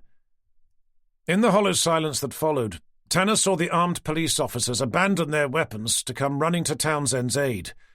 "He's still alive, thank God," came Forrester's eventual reply, searching the body for signs of injury. "Looks like the bullet caught his shoulder. There's blood here, on the rock beside his head. I think it's more likely he's out, due to concussion, than anything else." With Forrester searching for something to plug the bullet wound with, Tanner gave his attention to Christine. "Are you hurt?" he asked, peeling the tape from her mouth. Taking in a deep, juddering breath, she blinked the tears out of her eyes to stare into his. "I'm all right," she eventually replied, taking another stabilizing breath. With a broad smile of unabashed relief, Tanner focused his mind on the task of undoing her hands and the piece of wood they'd been taped to. The moment they were free, he held them in his to look deep into her eyes. "Who did this to you? Was it Hambleton?" Christine shook her head, her eyes seemingly unable to remain focused on his. "You mean it was Jason Baines?" "It always has been," came her fragile response, her head sinking slowly to the ground. Tanner's forehead creased in confusion. "Oh, sorry, but I don't understand." "Baines is Hambleton," she eventually continued, lifting her eyes to meet with his. "That's been his plan all along. To take his identity. That and everything he owns." It took a full moment for what she'd said to sink in. "You mean the person we left back at Longore Hall? That was Jason Baines?" "The real owner of the estate is dead," Christine continued, allowing Tanner to help her to her feet. "Jason showed me his body. He killed in the morning after he broke into his house. He's been pretending to be him ever since." "But that can't be," Tanner replied, turning his head to bring Forrester into the conversation. "I met Hambleton after he called the police. We even took samples of his DNA and fingerprints." Christine wiped at an escaping tear. "That was what he said was the genius of his plan. He deliberately waited for you to meet the real Hambleton in order for you to take those samples. Only then did he murder him. That way he could drive around in Hambleton's car, killing just as many people as he liked, without you ever suspecting it was really him. As you already had Hambleton's prints on file, he knew you'd never think to take them again." Tanner turned to look at Forrester. "That must have been why he killed the solicitor and that building surveyor, because they'd met the real Hambleton and would have known Baines wasn't him." Leaving the other officers to attend to Townsend, Forrester stood up to take a firm hold of Tanner's arm, leading him away from Christine to whisper down into his ear. "Careful, Tanner. Don't forget about the homeless guy, that he was responsible for the death of Christine's husband and child. It was her fingerprints found at the scene. Not only there, either." From behind them came the woman being talked about, lurching forward to attach her eyes onto Forrester's. "I know what you're saying. And yes, I did find his body," she began, her voice trembling with unchecked emotion. "I saw him when I was patrolling the bitterns' nest. I didn't know who he was until I took a closer look. Then I didn't know what to do. I knew what you'd all think if I called it in, so I just left him there. I didn't think about stuff like fingerprints and DNA until later, by which time I thought I'd look even more guilty. So I just kept quiet. I'm sorry, John. I know that was wrong, but I just didn't know what else to do." "What about Baines? You were seen getting into a car with him." "He told me he was desperate to talk. I'd no idea he was going to drive me off to Longore Hall to have me locked up in a cellar." Tanner wanted nothing more than to take her in his arms and kiss away everything he'd been told about her over the last several days. How she'd been seen motoring away from the body of Norman Gibbs, her endless trail of blood-covered fingerprints, and most upsetting of all, her intimate relations with Jason Baines. Remembering what he'd found beside the sink in their bathroom, his gaze fell to where he knew an unborn baby peacefully slept, free from the evils of the world outside. "I found letters," he eventually muttered, his eyes lifting to rest once again on hers. "In a shoebox, at the top of the wardrobe." Christine didn't reply. "I spoke to Dr. Copeland. He told me about what had happened between you and Baines, and the real reason why you left Bradfield Hospital." "It was a mistake," she suddenly spat, her lips tightening around her teeth. "And I've paid for it in more ways than you can possibly imagine." "Why, because you lost your job?" Tanner heard himself scoff. The skin around Christine's nose lifted as fresh tears began tumbling down her face. "Jason was the reason why I lost my baby, Annabella. I was telling Anthony, my husband, about us when we were on the motorway. I was saying how sorry I was, but he was angry. So very angry. I don't think he even saw the truck turning over in front of us. My relationship with Jason cost me everything. So yes, I've paid for what I did. And if you're not able to understand that, Then I guess we're done. Forrester's voice came floating towards Tanner as if from another world. I'm going to get Cooper and Vicky to get themselves over to Longore Hall to make sure Hambleton, or Baines, or whoever it is, doesn't make a run for it. But I suggest we head back there ourselves. Of course, Tanner replied, with absent obedience, his eyes being held captive by Christine's acrimonious glare. Miss Halliday, Forrester continued, daring to catch her eye, I don't suppose you know what happened to the 2 teenage boys who went missing. Was it Baines who took them? All I know is that he has them locked inside that abhorrent mansion. But they're alive? She glanced away to begin shaking her head. I'm sorry, I don't know. Okay, thank you anyway. I'm sure you understand that we'll be needing a full statement from you, but before we do that, I suggest you get yourself checked over to make sure you're okay. There's an ambulance heading over to Longore Hall as we speak. Do you need help getting there? I'm fine, she replied, her bloody-minded response aimed more at Tanner. You two had better get yourselves after Jason. I'll stay here to look after your detective constable. Chapter 67. With the sound of a solitary siren drifting over Norfolk's wide-open landscape, Tanner and Forrester joined the police dog unit to begin pelting their way back over the uneven, waterlogged ground. As Longore Hall gradually began reappearing out of the mist ahead, they arrived in time to see the ambulance they'd been listening to lurch one way, then the other, as it careened down the broken track towards them. Leaving Forrester to lead the emerging paramedics over the marsh to where Townsend remained, a frantic glance over at Longore Hall's moss-covered stone steps had Tanner retaking to his heels, over to where a couple of removals men could be seen wrestling a sofa onto the back of the truck. "Where's the car? The Range Rover?" he breathlessly called, only to find his question met by 2 vacant, blank expressions. "The car that was here," he repeated. "Where'd it go?" Mr. Hambleton drove off in about half an hour ago," the larger of the 2 eventually replied. "He said he'd already told you that he decided to head off early." "Did he say where he was going?" "Some hotel near Stansted Airport." "Shit," Tanner cursed, his eyes staring wildly up at the vast Palladian pile. "Did he say anything about there being anyone else inside?" "How do you mean? Anyone else?" "The man you just watched drive away. That was Jason Baines, the serial-killing psychopath who escaped from Bradfield Hospital. He's kidnapped 2 teenagers. They're both supposed to be in there somewhere." The 2 men exchanged a look of befuddled amusement before staring back at Tanner. "Oh, I'm sorry, mister," the larger one continued. "But the guy who was here, that was Mr. Hambleton. We ain't seen no serial-killing psychopath." Tanner could feel his body tense with helpless frustration. He could hardly blame them for being unable to understand what he was saying. He himself had had countless conversations with the man he'd thought to have been the estate's true legal owner, without realizing for a single moment who he really was. And that was after he'd stood face to face with the original version, albeit just moments after the estate had been plunged into darkness. Hearing the sound of a police dog bark suddenly behind him, Tanner spun around to find himself staring at its handler. "The owner is gone," he began, "and we don't have a single sodding clue where the missing boys are. All we know is that they're in there somewhere. Can you organise your team to start a search?" "Well, we can, but we'd need something belonging to at least one of the boys if we're to stand a chance of finding them." Tanner tore his eyes over the driveway to see Whittaker stumbling his way aimlessly over the gravel, binoculars in one hand, a carbine rifle in the other. "Superintendent, sir," he called out, raising a hand to help garner his attention. "We think your son is inside the house."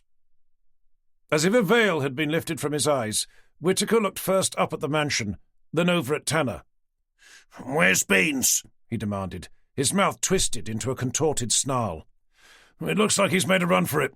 He drove off about half an hour ago, heading for a hotel near Stansted." "Then it looks like I'll be heading off after him," Whittaker growled, turning on his heel to begin charging towards his car. "But your son," Tanner called, forced into a run. "We think he's still alive." "All the more reason for me to ask that murdering bastard where he is," Whittaker replied, reaching the boot of his car to heave it open, "which will also give me the opportunity to spend a few pleasant moments smashing his face in with the butt of my heckler and cock." With the rifle still in his hand and a look of primordial rage etched onto his face, Tanner knew better than to question the man's distorted priorities. The dog should be able to find him, but there needs something with his scent on. Tossing the rifle into the trunk, Whitaker picked up a faded red buoyancy aid.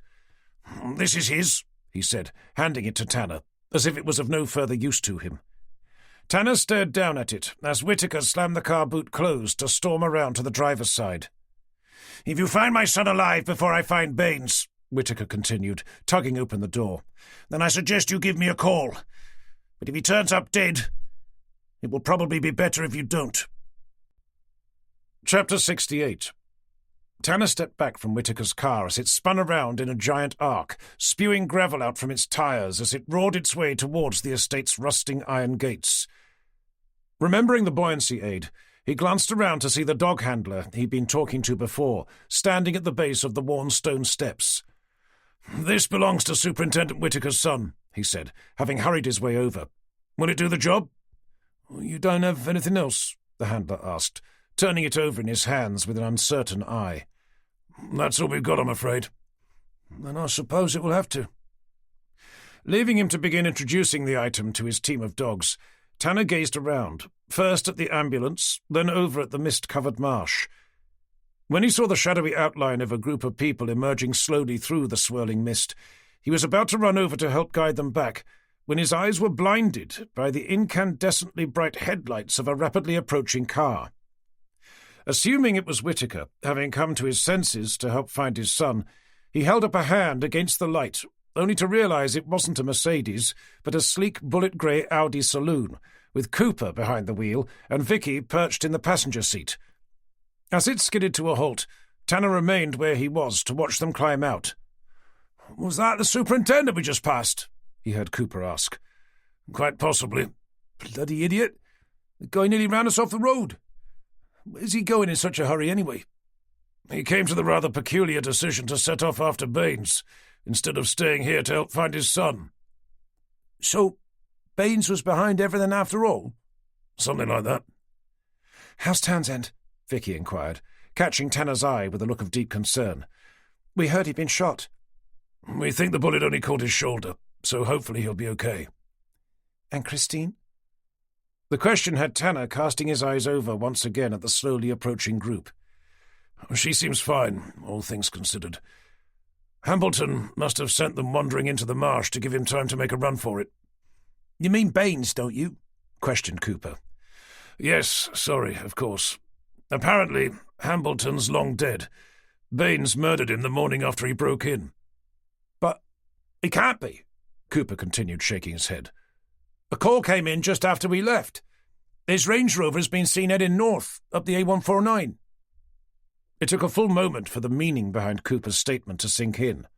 "Shit," Tanner eventually cursed. "That must mean he's not heading for Stansted Airport after all." Cooper's face was now a mask of total bewilderment. "Who isn't heading for Stansted Airport? Hambleton?" "I just told you Hambleton's dead. Baines murdered him. That was his plan all along." "To kill Hambleton?" "To take his place. That's why one minute he was ready to make a go of Longore Hall, the next he was desperate to sell, killing everyone who'd know that he wasn't the person he was pretending to be, before buying a one-way ticket to South Africa." "So what's he doing heading north, if he's intending to fly out from Stansted Airport?" "He could be going to Norwich Airport," Vicky proposed. "He'd at least be able to get a connecting flight from there." "Fair enough," continued Cooper. "But that still doesn't explain why he's headed north. The only thing at the end of the A149 is Cromer. After that, it's just the North Sea." "Does Cromer have a marina?" Tanner questioned. "Somewhere he could charter a boat?" Cooper shook his head. "Not that I know of. All it has is a pier, and not a very long one at that." "There is an airport up there," interjected Vicky, catching Tanner's eye. Cooper turned to stare over at her. "Since when?" "Well, I suppose it's more of an airfield than an airport.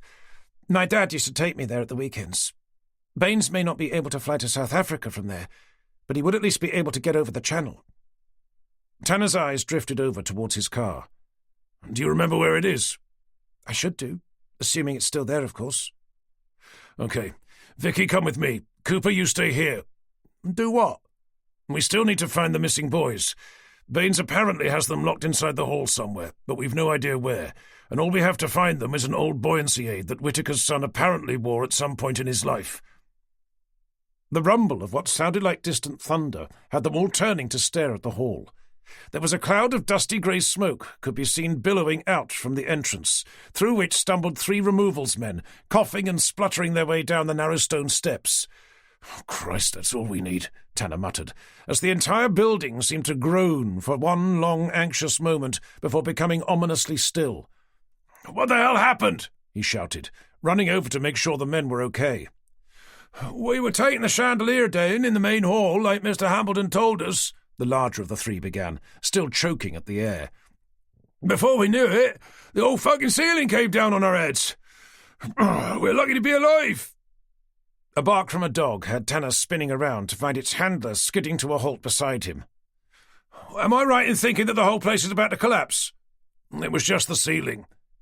"Just the ceiling?" the man repeated, staring at him with a look of unamused scepticism. Tanner glared back. "There are still 2 teenage boys inside.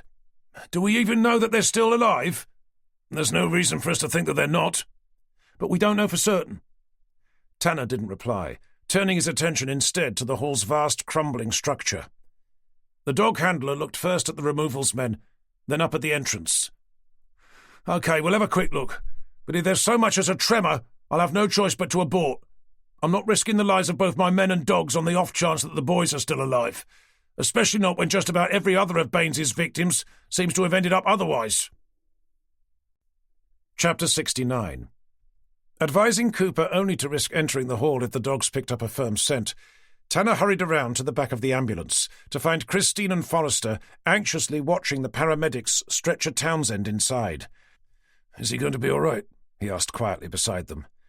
"They've yet to say," Forrester replied. "I suspect it's too early to know." Tanner's eyes attempted to rest themselves on Christine's. "And how about you?" "As I said before," she replied, her focus remaining fixed on Townsend. "I'm fine." "They gave her the once-over," Forrester interjected. "Just cuts and bruises. I assume Baines managed to do a run-up?" Tanner nodded in response. "Whittaker's gone after him." "What about his son?" Tanner shrugged as he turned to look back at the hall. "He seemed more interested in finding Baines. The dogs are about to head inside to take a look, but there's another problem. The removal men brought the foyer's ceiling down when they were dismantling the chandelier. A supporting beam must have been dislodged at the same time, as the whole place looks as if it's about to collapse." Forrester joined Tanner in staring over at Longore Hall, one of its 4 pillars leaning precariously over to one side. "Is it even safe to go in?" "I didn't think we had any choice." "No, I suppose not." "It would help if we knew where to look," Tanner continued, his attention drifting over towards the hall's solitary black gates. "So I'm going to take Vicky with me to see if we can find the man responsible. I assume that's all right by you?" "Of course, but I thought that's what Whittaker was doing." "We suspect he's going the wrong way. Hambleton's Range Rover was seen heading north up the A149. Assuming it's Baines behind the wheel, we think he may be heading for a small airfield near Cromer. I don't suppose there's any chance you could ask if there are any squad cars in the area who could take a look." "That's easy enough." "Without making it obvious as to who they'd be looking for," Tanner added, turning to fix Forrester's eye. "Whittaker took a carbine rifle with him. That, and the demented look he had when he left. I think it may be better if he continues going the wrong way, for everyone's sake." Chapter 70. Following Vicky's directions, it wasn't long before Tanner was turning his XJS into a small airfield on the outskirts of Cromer, where a seemingly empty police squad car had been left next to the base of a modest 2-story control tower. With no immediate sign of either Baines or the Range Rover, Tanner pulled up beside the car to climb quickly out. "I don't suppose you can see him?" he asked Vicky, her head appearing on the opposite side. "Nothing," she replied, stepping up onto the JAG's stainless steel footplate to try and see above and beyond the dozens of single-engine aircraft crowding in around them. "I can't even see his car." "Oh, shit," Tanner cursed, now staring wildly about. "Then we must have guessed wrong." Glancing up at the tower to see 2 uniformed constables talking to someone inside, he jumped down to make his way over to its base. "I'm going to ask if anyone's seen him," he called back to Vicky, reaching a galvanized staircase fixed to the tower's side. You may as well wait there. I won't be long. Clattering his way up to a door at the top, he burst through to be met by the startled glare of the 3 people he found inside, the 2 constables he'd seen from the ground, and a shorter man wearing a stained roll-neck jumper. D.I. Tanner, Norfolk Police, he stated, his eyes resting briefly on the man in the jumper before darting between the 2 constables. I assume you're here looking for Jason Baines. That was the idea, replied the nearest. Any luck? Not yet. We've been asking Mr. Dixon here about his car, but he doesn't seem particularly willing to cooperate. The man being referred to scowled back at the officer. All I said was that I haven't seen a Range Rover, nor is it my job to. I'm an air traffic controller, not a bloody car park attendant. He's not helping much with regards to the location of Baines either, despite having told him that he's an escaped psychopath wanted in connection with the murder of at least 3 people. The only thing he's told us that's of any possible use is that they provide piloted charter planes. Do they keep records of everyone who hires one? I've already checked, Dixon huffed. The name Baines isn't there. How about Hambleton? The man offered Tanner a blank stare before shrugging his shoulders. It doesn't ring a bell. Tanner let out an exasperated sigh. Can you at least check? If I must, he replied, turning reluctantly on his heel to plonk himself down behind the control tower's desk. But I'd have remembered if we had. Well, Tanner demanded a fractured moment later. Dixon swiveled the monitor around for Tanner to see. As I said, nobody named either Baines or Hambleton has chartered one of our planes, neither today nor at any time over the last 3 years. A speaker fixed to a shelf above the desk came crackling into life. Chroma Tower, this is Cessna 491AF at Beta 2, ready to taxi with Alpha. What was that? Tanner demanded. My job, Dixon stated with an indignant snort, pressing a button on the desk to lean his head in towards a microphone. Cessna 491AF, Chroma Tower, taxi 2 right via Alpha Omega. 2 right via Alpha Omega, 491AF, came the immediate response. I meant, Tanner continued, what did it mean? The man folded his arms to offer Tanner a look of imperious condescension. That the aircraft, Cessna 491AF, has checked the latest weather forecast and was ready to approach the runway. Tanner lifted himself onto the balls of his feet to stare out through the control tower's windows, where a small white plane could be seen trundling out towards a long, wide strip of tarmac. Is it a piloted charter? It is, Dixon replied, returning to his monitor. But it wasn't booked by either a Baines or a Hambleton. The name given was Halliday, paid online by credit card yesterday evening.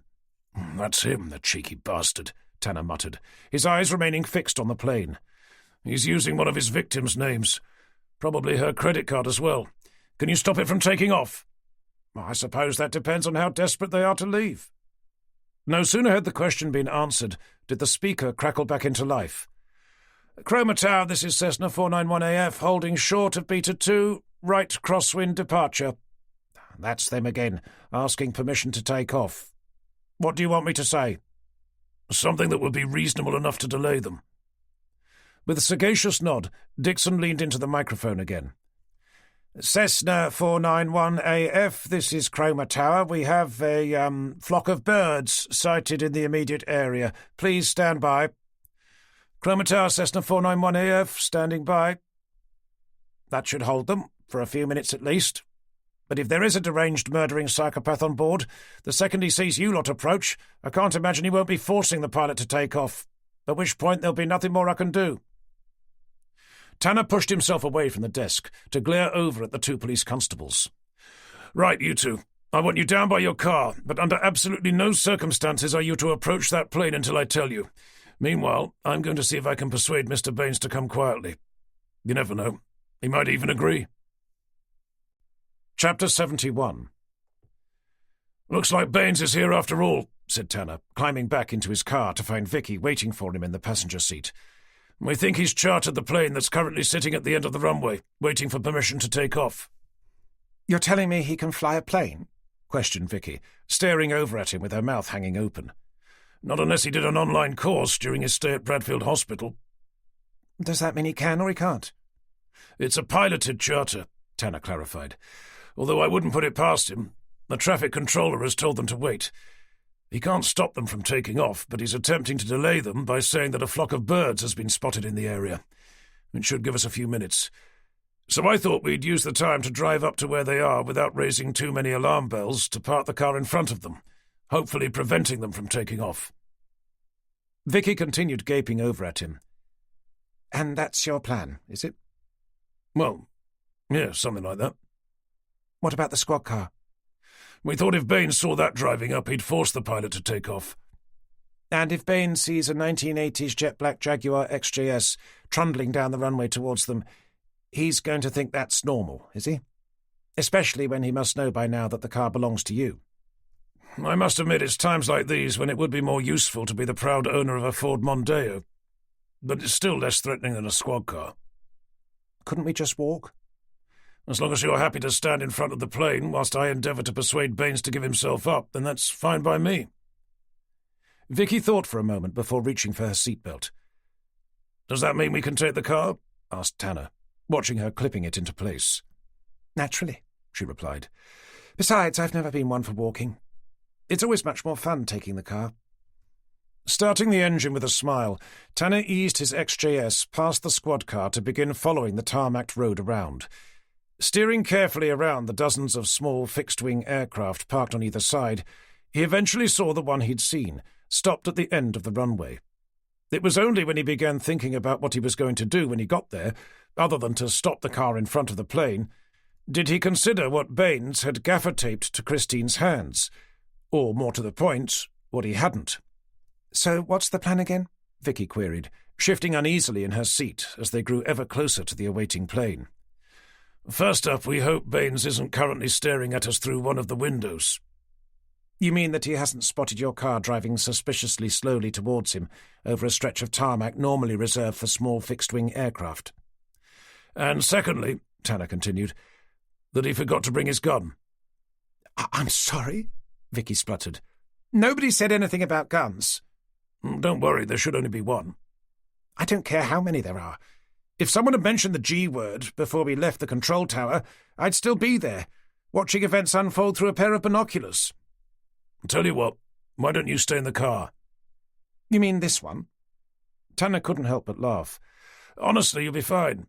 The worst that can happen is that the plane will try to shove you out of the way, and if it does come down to a pushing contest between a 2.5-ton car built out of solid British steel and a plane that weighs no more than a slice of bread, I know which one I put my money on."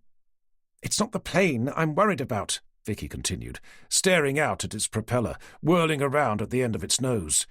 "It's the guy inside it. The one with the gun, remember?" "Don't worry about Baines, I'll take care of him." "And just exactly how are you going to do that?"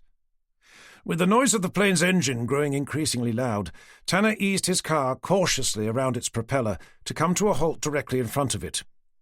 Tugging on the handbrake, he offered Vicky a victorious smile. "That's us over the first hurdle." "You didn't answer my question." "Sorry, which one was that?" "You said you were going to take care of him. I was just curious to know how you were going to do that." Tanner reached for the door handle. "To be honest, I'm not exactly sure. But no doubt something will spring to mind." Chapter 72. Tanner stepped out into a vortex of noise to see the pilot wrench a pair of bulbous grey headphones off his head to start mouthing what looked to be a string of obscenities at him. Giving the whirling propeller a wide berth, he edged his way along the port side wing to see a shadowy face staring out at him through a side door window. As he rounded the wing's tip, stepping out through the door, emerged a man Tanner had until then thought of as being the owner of Longgore Hall, Lawrence Hambleton, one hand hidden inside the pocket of a high-collared sheepskin coat, the other holding firmly onto the door's white plastic handle. "Mr. Baines, I presume?" Tanner called over to him, lifting his voice above the heavy drone of the aircraft's engine. Stepping cautiously out onto the wing, Baines offered Tanner a self-amused smirk. "Honestly, Inspector, I thought you'd have been on to me the moment we first met. You remember that, don't you? Then you came over that morning to ask if I was okay, having just discovered that a man convicted of butchering his parents with an axe some 10 years before was the same person who'd broken into what has since become my ancestral home. All I had to do was to turn the generator off at the appropriate time, put on a slight South African accent, and limp around for a bit. I don't think anyone is going to be convinced that Longgore Hall belongs to you anymore, Mr. Baines. Of course, and neither do I want them to be. I'm happy enough for them all to continue believing that the estate is owned by its rightful heir, Mr. Lawrence Hambleton. And you're going to have a hell of a job proving that that isn't me. I'm sorry, but why do you think that will be difficult to prove? Well, for a start, there's no evidence to suggest that Mr. Hambleton is anything but alive and well. Forgive me if I'm wrong, but I think you'd need a body to prove otherwise. It will be even more of a challenge once he's taken up his new residence in the Cayman Islands, where he's recently opened a bank account into which the proceeds from the sale of Longgore Hall will eventually go. I'll be honest with you, Inspector. Personally, I believe that I'm fully justified in being able to live out the rest of my life in what most people would consider to be opulent luxury. My parents may have kept me in a cage, abusing me in ways you wouldn't want to imagine. But despite what your Superintendent Whittaker made everyone believe at the time, I didn't kill them. Neither was I a deranged psychotic lunatic, no matter what his friend Dr. Copeland testified to. Actually, saying that, I must admit, I'm not so sure now. 10 years of being strapped to a table to undergo unimaginably painful electrotherapy treatment may have had the opposite effect of what I believe its intended purpose was. I know what Whittaker did, Tanner began, edging his way around the aircraft's wing. And that you didn't kill your parents. I spoke to the defense witness who'd originally claimed to have seen someone else leaving your house on the night in question. She also confirmed that it was Whittaker who forced her to change her story. Between you and me, had you not escaped from Bradfield Hospital to end up murdering no less than 3 innocent people, I'd have been happy enough to let you go. You know, from what you're saying, it almost sounds as if you think you can stop me. Well, my car is parked directly in front of your plane, which I suspect will make it a little more challenging than normal for it to take off. And what's to prevent me from shooting you in the head, and whoever else is in your car, to then simply push it out of the way? Tanner felt his heart lurch inside his chest as his eyes fell briefly down to the pocket inside which Baines's hand was buried. Doing his best to disguise his growing apprehension, he looked up to offer him a shrug of nonchalant indifference. Then you'd be wanted for the murder of 2 police officers as well. And when word gets out that you're not the mentally disturbed clinical psychopath Dr. Copeland made you out to be, I sincerely doubt you'll be sent back to the relative comfort of Bradfield Hospital. I think it's far more likely that you'll find yourself spending the rest of your life locked up inside the far less tolerant world of a maximum security prison, inside which you'll be beaten by the guards during the day and gang-raped by its sexually repressed inmates at night. I think you're forgetting something, Inspector. Oh, yeah? And what's that? Baines offered Tanner a callous grin. You're going to have to catch me first. Something you'll find even more challenging with a bullet lodged inside your brain. Tanner returned the smile to run his eyes over the aircraft's fuselage. You do realize that you can't fly all the way to the Cayman Islands in this, don't you? You'll be lucky to make it to France. Who said I'm going to France? The pilot's flight plan will tell us where you're going, Mr. Baines. Gosh, you're right, Baines exclaimed, raising a hand to his mouth in mocking consternation. I hadn't thought of that. Then I suppose I have no choice. I'll just have to give myself up. Unless, of course, his eyes drifted slowly up to the sky, the pilot just happens to alter course at some point during the trip and forgets to tell anyone. Do you think that would work? You'll still need to find yourself a connecting flight to the Cayman Islands. Baines shook his head with such violent frustration that he nearly managed to lose his balance on the aircraft's smooth sloping wing. Enough of this shit, he eventually spat, finding his balance to pull the handgun out of his pocket that Tanner feared had been there.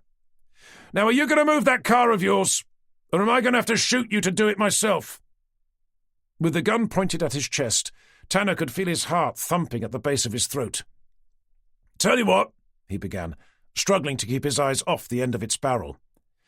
How about I make a deal with you? You want to make a deal with me? Laughed Baines. You seem to be forgetting, Inspector. I'm the one with the gun. Tanner drew in a fortifying breath. I'll move the car in exchange for you telling me where the missing boys are. It will be quicker than having to shoot both me and my colleague. he added. "It would also save you having to serve an additional 2 life sentences, were you ever to be caught, that is." Baines' eyes danced briefly between Tanner's. "Tell you what, how about if you move the car after which you can tell everyone that it was someone else on the plane, and that you don't have a single idea as to where I am, or where I'm likely to be? If the boys are where you tell me they are, and they're still alive, of course, then you'll have yourself a deal." "Okay, move your car and I'll tell you." "Tell me and I'll move my car." Tanner held his breath as he watched Baines narrow his eyes. "If I ever find out that you've lied to me, Inspector, you'll be waking up one morning to find your throat's been sliced open, much like Lawrence Hambleton did." Tanner swallowed involuntarily at the thought of opening his eyes in the middle of the night to find Baines leaning over his head with a knife pressed against his neck. "Understood," he eventually managed to reply, finding his mouth had become as dry as sandpaper. "Very well," Baines eventually responded, returning a smile that Tanner found so disturbing he wished he was back at home.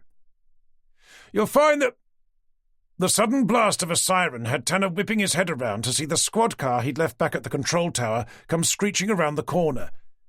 As it tore up the tarmac towards them, he was about to launch himself over to head them off when he realized why they'd decided to disobey his direct order.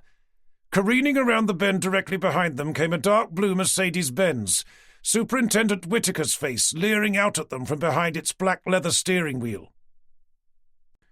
Chapter 73. As the buffeting air from the aircraft's engine filled with the noise of wailing sirens and screeching tires, Tanner turned to look back at Baines. "You can still tell me where they are," he blurted, his eyes burning with pleading desperation. "It's a little late for that, don't you think?" came the man's sardonic response, lifting the gun to aim directly at Tanner's head. "You don't have to do this!" Tanner heard himself cry, holding a hand up as if it alone could stop the bullet from blowing out the back of his skull. "Oh, I think I do, Inspector." "Jason Baines!" came an all-too-familiar voice, as the siren's blare came grinding to a lackadaisical halt. "This is Superintendent Whitaker, Norfolk Police." From around the fingers of his still outstretched hand, Tanner watched in fretful hope as Baines's eyes trailed over to the man he knew must have been standing on the tarmac surface behind him. "I know who you are, Superintendent, thank you." "I need you to drop the gun and place your hands on the top of your head." "Right. Yes, I see. And what if I don't?" Tanner forced himself to turn his head, just enough to see the man responsible for the entire Norfolk constabulary jam a carbine rifle firmly against his shoulder. "Then I'll be left with no choice but to shoot you," he heard him say. "But not before you've told me where my son is." "You know, it's funny. I was just this minute about to tell your detective inspector here. But now I'm not so sure." "I don't see that you have much of a choice, Mr. Baines." "I think you'll find that everyone has a choice, Superintendent. Just as you did, when you had me carted off to a mental institution for a crime I didn't commit." "I think your stay at Bradfield Hospital has allowed your imagination to run away with you." "Has it now?" "Either that or you're looking for someone else to hold accountable for what you did." "I don't know who killed my parents, but I know it wasn't me. And there's no way I'm going back to Bradfield Hospital for Dr. Copeland to resume his electro-fucking-therapy treatment." "Put the gun down and tell me where my son is," came Whitaker's barking response, his tone dripping with lethal intent. "Or what? You'll shoot me?" "Don't think I won't, Mr. Baines." "But then you'll never find out where your son is." "Who said I'd be aiming for your head? I think I'm far more likely to start with your kneecaps before working my way up. The moment I reach your genitalia, I doubt there'll be much you wouldn't have told me. And for what? You'll still end up back where you came from, except this time to find yourself having to be pushed about in a wheelchair." Struggling for breath, Tanner watched Baines's eyes begin filling with tears as they shifted erratically between him and the policemen behind, all the while keeping the gun aimed squarely at his head. With the only sound being the drone from the aircraft's engine, he glanced around again, just in time to see Whitaker adjust the angle of his rifle. "It looks like you're running out of options, Mr. Baines," the superintendent continued, his face cracking into a smile. "Either you tell me where my son is, or you can say goodbye to the use of your legs." "You seem to be under the impression that you've won again, Superintendent," Baines continued, pulling his shoulders back to stand tall and straight. "But you're forgetting what I told you earlier. Everyone has a choice. And you're down to 2. I hate to disagree, but you seem to have forgotten one." In the blink of an eye, Baines removed the aim of his gun's narrow bead from Tanner's head to press firmly against the temple of his own. "No!" Whittaker screamed, but too late to change the man's deadly intent. As the sharp crack of the gun ripped through the air, a dense cloud of blood billowed out from the side of Baines's suddenly deformed head. With his body collapsing over the edge of the aircraft's wing, Whittaker threw himself forward, barely reaching Tanner before what was left of Baines's skull smacked into the tarmac, splitting it open like an overripe melon. Dropping to his knees, Whittaker heaved the body up by its coat's lapels to begin screaming down at the unblinking eyes staring up at him. "Tell me where my son is, you psychotic fucking bastard! Did you hear me? I said tell me where he is!" Watching Whittaker begin shaking the lifeless body with such animalistic rage that globules of blood began flying out from the side of his head, Tanner crouched down discreetly beside him. "I'm sorry, sir, but I think he's dead."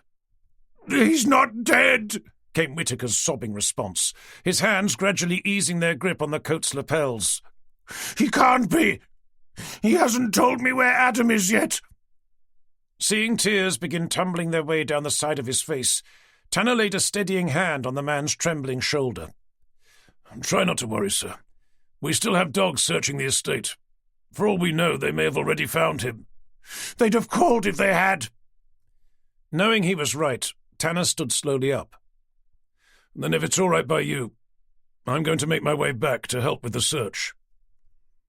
With the only response being the wretched sound of gentle sobbing, Tanner took one more look at the man he'd spent the last few days believing to be Lawrence Hambleton. Struggling to accept his mistake, and the fact that the only person who knew where the missing boys were was now dead, he shook his head from side to side. With Vicky casting a look of concern over at him from beside his car, he held up a hand to let her know he was okay, before lowering his head to begin trudging his way over. Chapter 74. With darkness fast closing in, Tanner careened between Longore Hall's rusted lopsided gates to see the entire front of the Palladian mansion lit up by a series of tall, portable floodlights. Skidding to a halt behind a police van, he stepped out with Vicky to the sound of raised voices echoing out from inside. A quick glance over the car's roof had them both racing up the steps to meet a paramedic at one end of a stretcher hauling it out the other way. With what was left of an arm hanging out from underneath a long white sheet, its skin burnt to a blackened crisp, Tanner looked quickly away to see Forrester come hurrying out from inside. "Is it one of the missing boys?" he asked, bringing the DCI to a halt with his eyes. "Johnston thinks it's more likely to be Hambleton, but he's not sure. The body was found on top of a smouldering bonfire, so we won't know until he's been able to match his dental records. I don't suppose Baines told you where they are?" Tanner shook his head, turning to watch the stretcher being lifted into the back of the ambulance. "Nor is he likely to." "Dare I ask why?" "Whittaker showed up. He threatened to shoot first his kneecaps, then his testicles, unless he told him where his son was. Baines ended up shooting himself straight through the head." "Jesus." "What's worse was that he was about to tell me, just before our superintendent's untimely arrival. I left him sobbing like a child, struggling to believe the man was dead." Tilting his head, Tanner peered over Forrester's shoulder. "I don't suppose the dog team has had any luck?" "Just a lot of false leads, nothing more." "And Townsend?" "He's been taken to Wroxham Medical Centre. Christine went with him. She said that if I saw you, to ask if you could pick her up." Tanner's eyes drifted over towards his car. "You can head off now if you like," Forrester continued, following his gaze. "Will you call me if they find anything?" "Of course. But to be honest, at this stage, I don't think we should hold out much hope." Chapter 75. With no sign of Christine in the car park, Tanner took the steps up to Wroxham Medical Centre's main entrance to find himself nearly walking straight into Sally Beach, coming out the other way. Hi, Sally, he began, stepping to one side. I don't suppose you've seen Christine. She's in reception, she replied, her eyes shining above a whimsical smile. You seem happy. Don't I normally? Sorry, of course, Tanner replied, unsure what else to say. I suppose you just seem particularly so. Sally's face flushed ever so slightly. DC Townsend's awake. I was worried, so I drove over to see him. Tanner made a somewhat obvious deduction from the evidence at hand. Does that mean that the two of you are... He asked me out. Well, technically, I asked him out, but he said yes, so I think that must mean he's all right about it. Oh, I'm sure he is. May I ask what happened to that other boyfriend of yours? The one I saw dropping you off at work the other day? Oh, him. It turns out that he was only after one thing. I thought all men were only after one thing. Not that silly, she replied, nudging him away with coy rebuke. I found out that he was a reporter for the Norfolk Herald. He'd only asked me out so that he could pump me for information. Tanner did his best to suppress a devilish smirk. And I assume he did a lot of pumping? Sally's entire face erupted with colour. I don't believe you just said that, she spluttered, her eyes widening with embarrassed shock. Tanner cleared his throat. Sorry, that was unforgivable. Anyway, I think you've made the right choice in Townsend. He's a good man. She glared at him for a moment longer before taking in a calming breath. Well, I hope so. But with my luck, he'll probably turn out to be an undercover reporter working for the Daily Mail. Oh, I doubt it. He may be a good detective constable, but he can't write for shit. Have you seen his reports? Sally let out a cackle of a laugh as her eyes drifted up towards the cold star-filled sky. Anyway, Tanner continued, glancing through the glass doors to spy Christine, sitting on her own at the end of a line of empty chairs. I'd better head in. All the best again with Townsend. I'm sure you've made the right choice. Chapter 76. What on earth did you say to that poor girl? Christine asked, as Tanner came strolling up. I'm not sure I've ever seen anyone go quite so red. Nothing I should have, Tanner muttered in response. I hear Townsend's awake. Have the doctors said anything? Not to me. An awkward silence seemed to lodge itself between them as Christine turned to stare down at the floor. How are you holding up? Tanner found himself asking, unsure whether to take the seat beside her or to remain standing where he was. I've already told you. Tanner's mind took him back to their last conversation, and then to what he'd found next to their bathroom sink. And the baby? He watched in silence as a single tear began rolling its way down the side of her nose. How did you know? She eventually asked, looking slowly up. Something I found in the bathroom. And what do you think? About you being pregnant. Christine nodded, her eyes shimmering with fretful apprehension. Blinking against tears of his own, Tanner sucked in a juddering breath. I think it's the most amazing news I've ever heard in my entire life.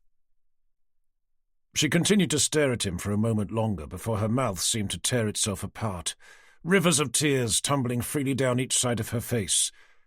With absolutely no idea what was wrong, Tanner sank slowly down into the chair beside her. I'm sorry, she eventually mumbled, using the backs of her hands to wipe her face dry. I am happy. It's just I didn't know what you'd think. I thought that maybe you'd say you weren't interested, and I'd never see you again. Tanner could feel himself becoming overwhelmed with compassion. Why on earth wouldn't I be interested in having a child with the woman I love? As fresh tears welled up in Christine's eyes, Tanner took her in his arms, and there they stayed, holding on to each other as if their lives depended on it, until the sound of a woman clearing her throat brought them fumbling apart. I don't suppose either of you is Detective Inspector Tanner?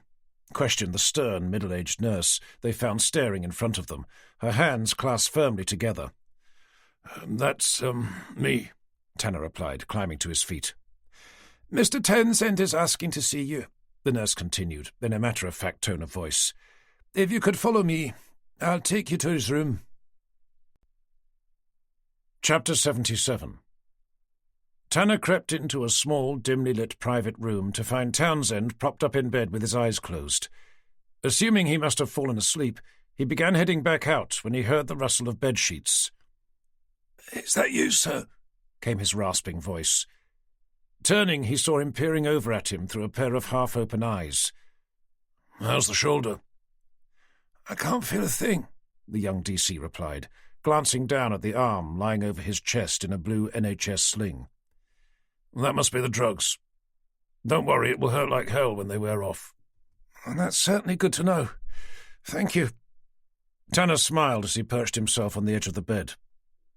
"I saw Sally outside. She said she'd been in to see you." A touch of colour rose to Townsend's otherwise deathly pale face. "She asked me out. I said yes." "You'd have been a fool to say anything else." "Do you think Forrester will mind? Being that he's her uncle and everything?" "By everything, I assume you mean that he's also your boss, the Detective Chief Inspector for Wroxham Police Station." Townsend looked away. "That's what I thought." "Don't worry. There's a simple answer." "What's that?" "Don't tell him." Townsend laughed, immediately grabbing his shoulder, his face grimacing with pain. "I told you it would hurt like hell when those painkillers wore off." The room fell into an awkward silence, leaving Tanner struggling to think of something else to say. "Did you hear about Baines?" he eventually asked. "Sally told me." "Is it true? He ended up shooting himself?" Tanner nodded slowly in response. "I had hoped for a different outcome." "What about the missing boys? Has there been any sign?" "Nothing. They think they've found Hambleton, what was left of him, but nobody else. I was kind of hoping that you might have either seen or heard something when you were there. Something that might help us find them." "I didn't have much of a chance. I went over after Forrester bawled me out about getting a search warrant. Stupid, I know. I'm not even sure what I was hoping to achieve. All I knew was that I couldn't just go home and forget about it." "Did you see anything? Anything at all?" "Nothing worth talking about. I didn't go inside. I just peered in through some of the windows.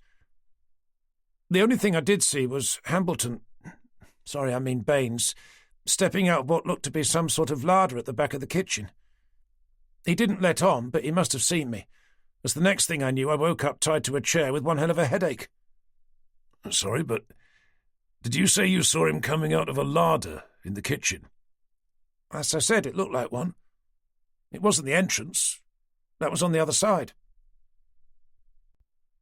Chapter 78. "How is he?" Christine inquired, sitting up in her chair as Tanner approached. "He seems fine, just his shoulder."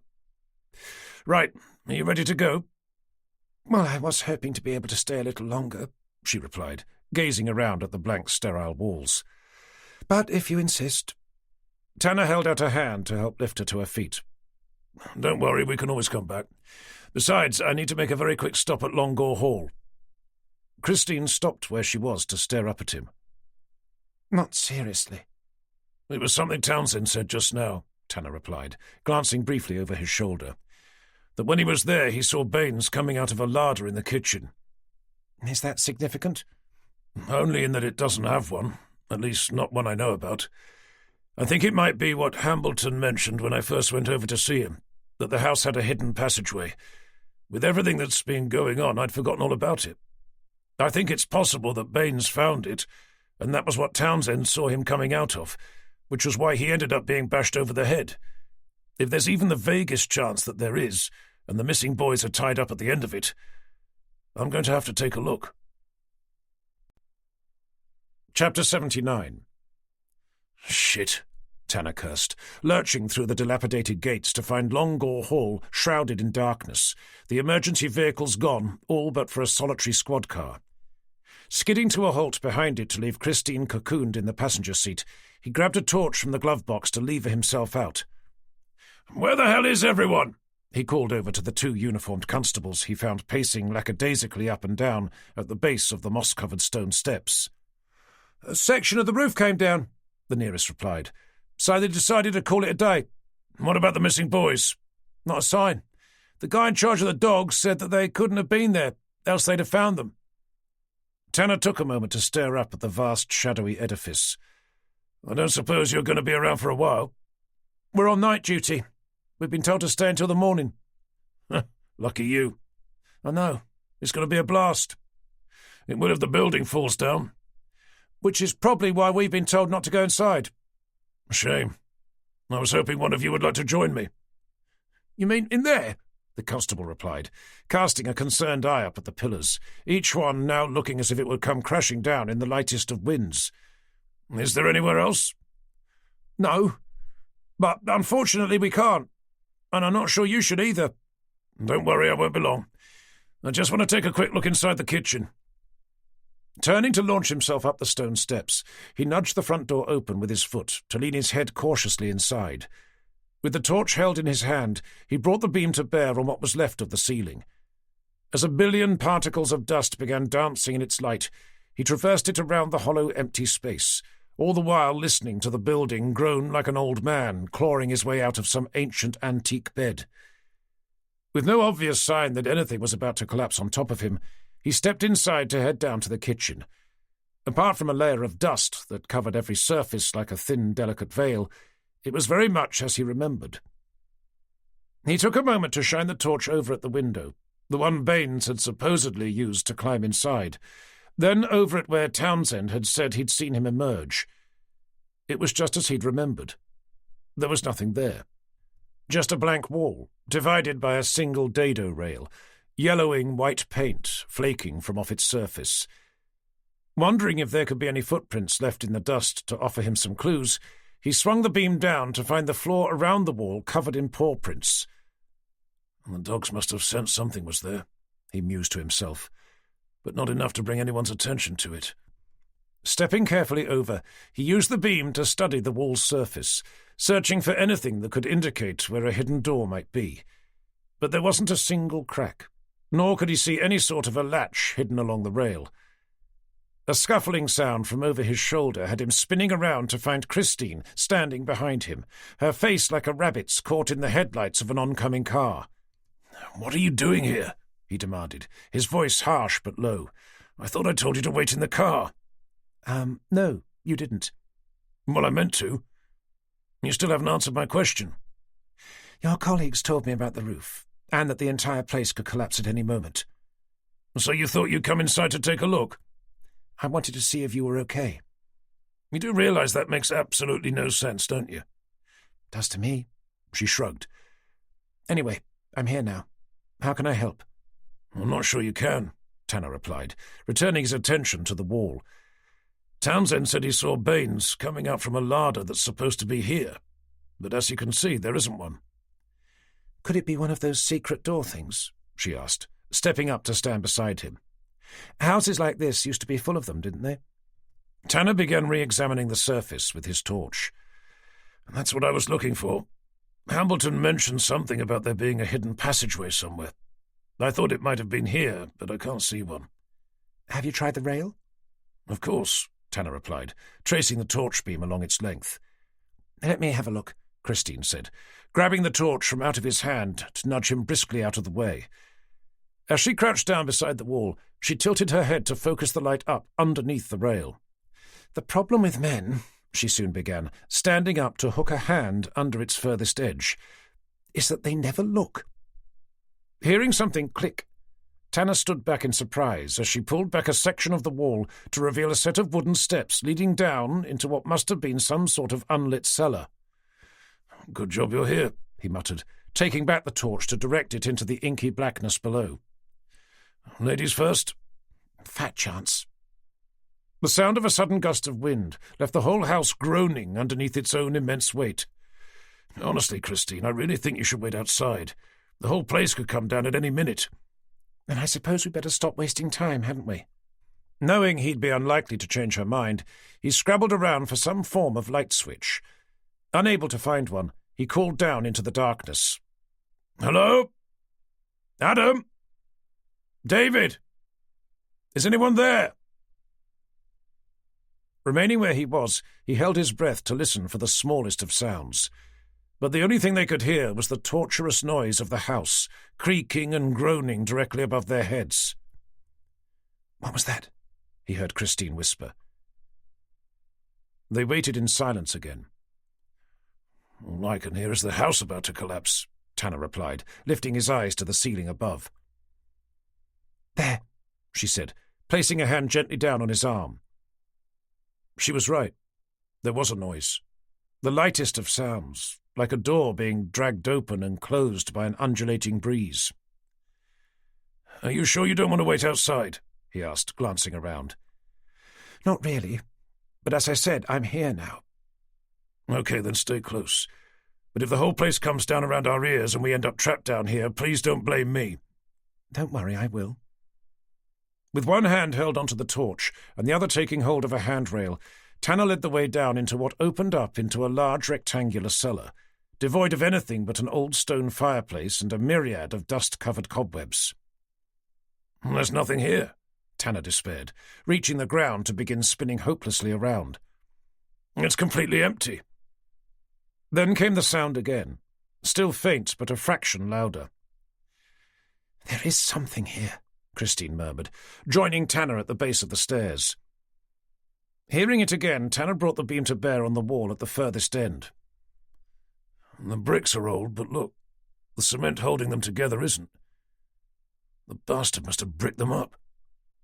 Racing over to it, he called the boys' names again. "Adam? David, is that you?" With the sound suddenly becoming more frantic, he handed Christine the torch to rest the palms of his hands against the cold, hard bricks. Taking a half-step back, he surged forward, slamming his shoulder hard into the wall, but it didn't budge, not even an inch. "We need to find something to help break through," he muttered, glancing frantically about. "The squad car outside might have something. Can you run and ask them?" "I'll be as fast as I can," Christine replied, handing the torch back to spin quickly away. Watching her take the stairs two at a time, Tanner turned back to the wall. Then he remembered the fireplace. Lurching around, he threw himself at it, falling to his knees to begin heaving out its heavy, soot-covered grate. Eventually able to lever it out, he hauled it back to the wall to lift high above his head before slamming it hard against the surface. Seeing one of the bricks move, he brought the grate down over and over again until the wall eventually began to give way, enough at least for him to see through to the other side. Dropping the grate, he reached for his torch to shine through the jagged opening. At first, all he could see were clouds of swirling white dust. Then he saw them. Two lanky figures, one squinting against the torch's glare, the other curled up in the corner. With renewed urgency, he ditched the torch to again begin battering at the wall until the hole was large enough for him to squeeze his way through. "Are you all right?" he asked the one staring over at him, ripping off the gaffer tape that had been flattened over his mouth. Choking at the dust-filled air, the boy nodded briefly before his entire body began to spasm, tears bursting from his dirty, bloodshot eyes. "Are you Adam or David?" Tanner questioned, tugging at the tape used to bind his hands behind his back. "David," the boy spluttered. "David Copeland." Hearing footsteps begin clattering their way down the cellar's steps, Tanner looked over at the other figure, its body unmoving, its head facing the wall. I don't know how long it's been," he heard David mutter, his voice rasping like a rusty saw. "But I haven't heard him move. Not for ages." As the face of one of the policemen appeared through the wall behind him, Tanner turned his head to fix the man's eye. "I need help. Tell your colleague to call for an ambulance, then get in here. We need to get them out before the building collapses." Epilogue.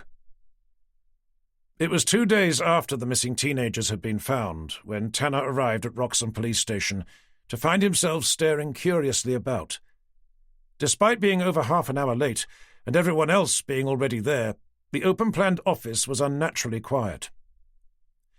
Taking off his coat to hook over the back of his chair, he glanced down at his desk to see a copy of the Daily Telegraph, stuck to the top of which was a yellow post-it note.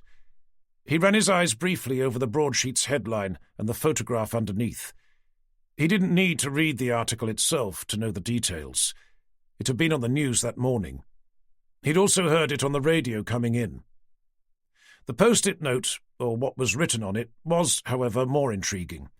It said simply, "My office, please." He knew who'd written it.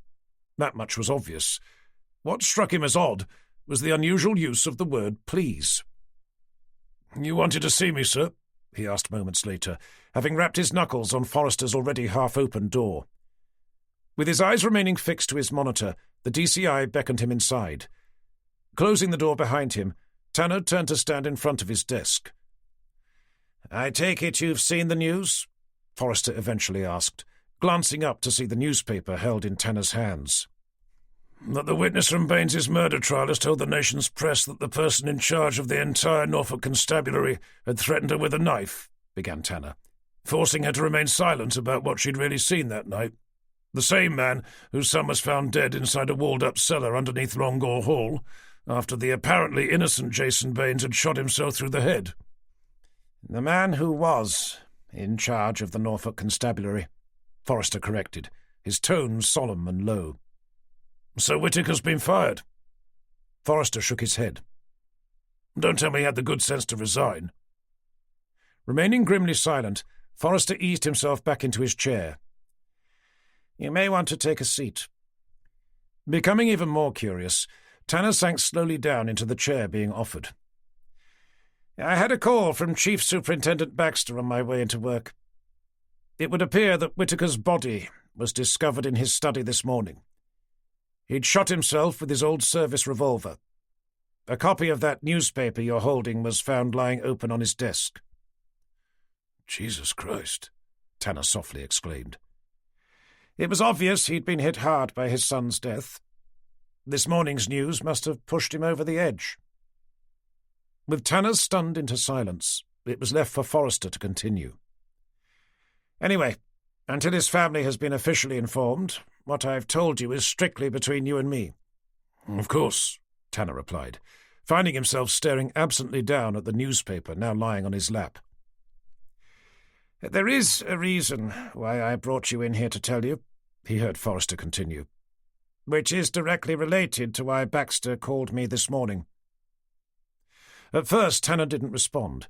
His eyes had become transfixed to the photograph of Whitaker featured on the newspaper's front page, fighting his way out of Norfolk's HQ through a frenzied pack of overly zealous reporters.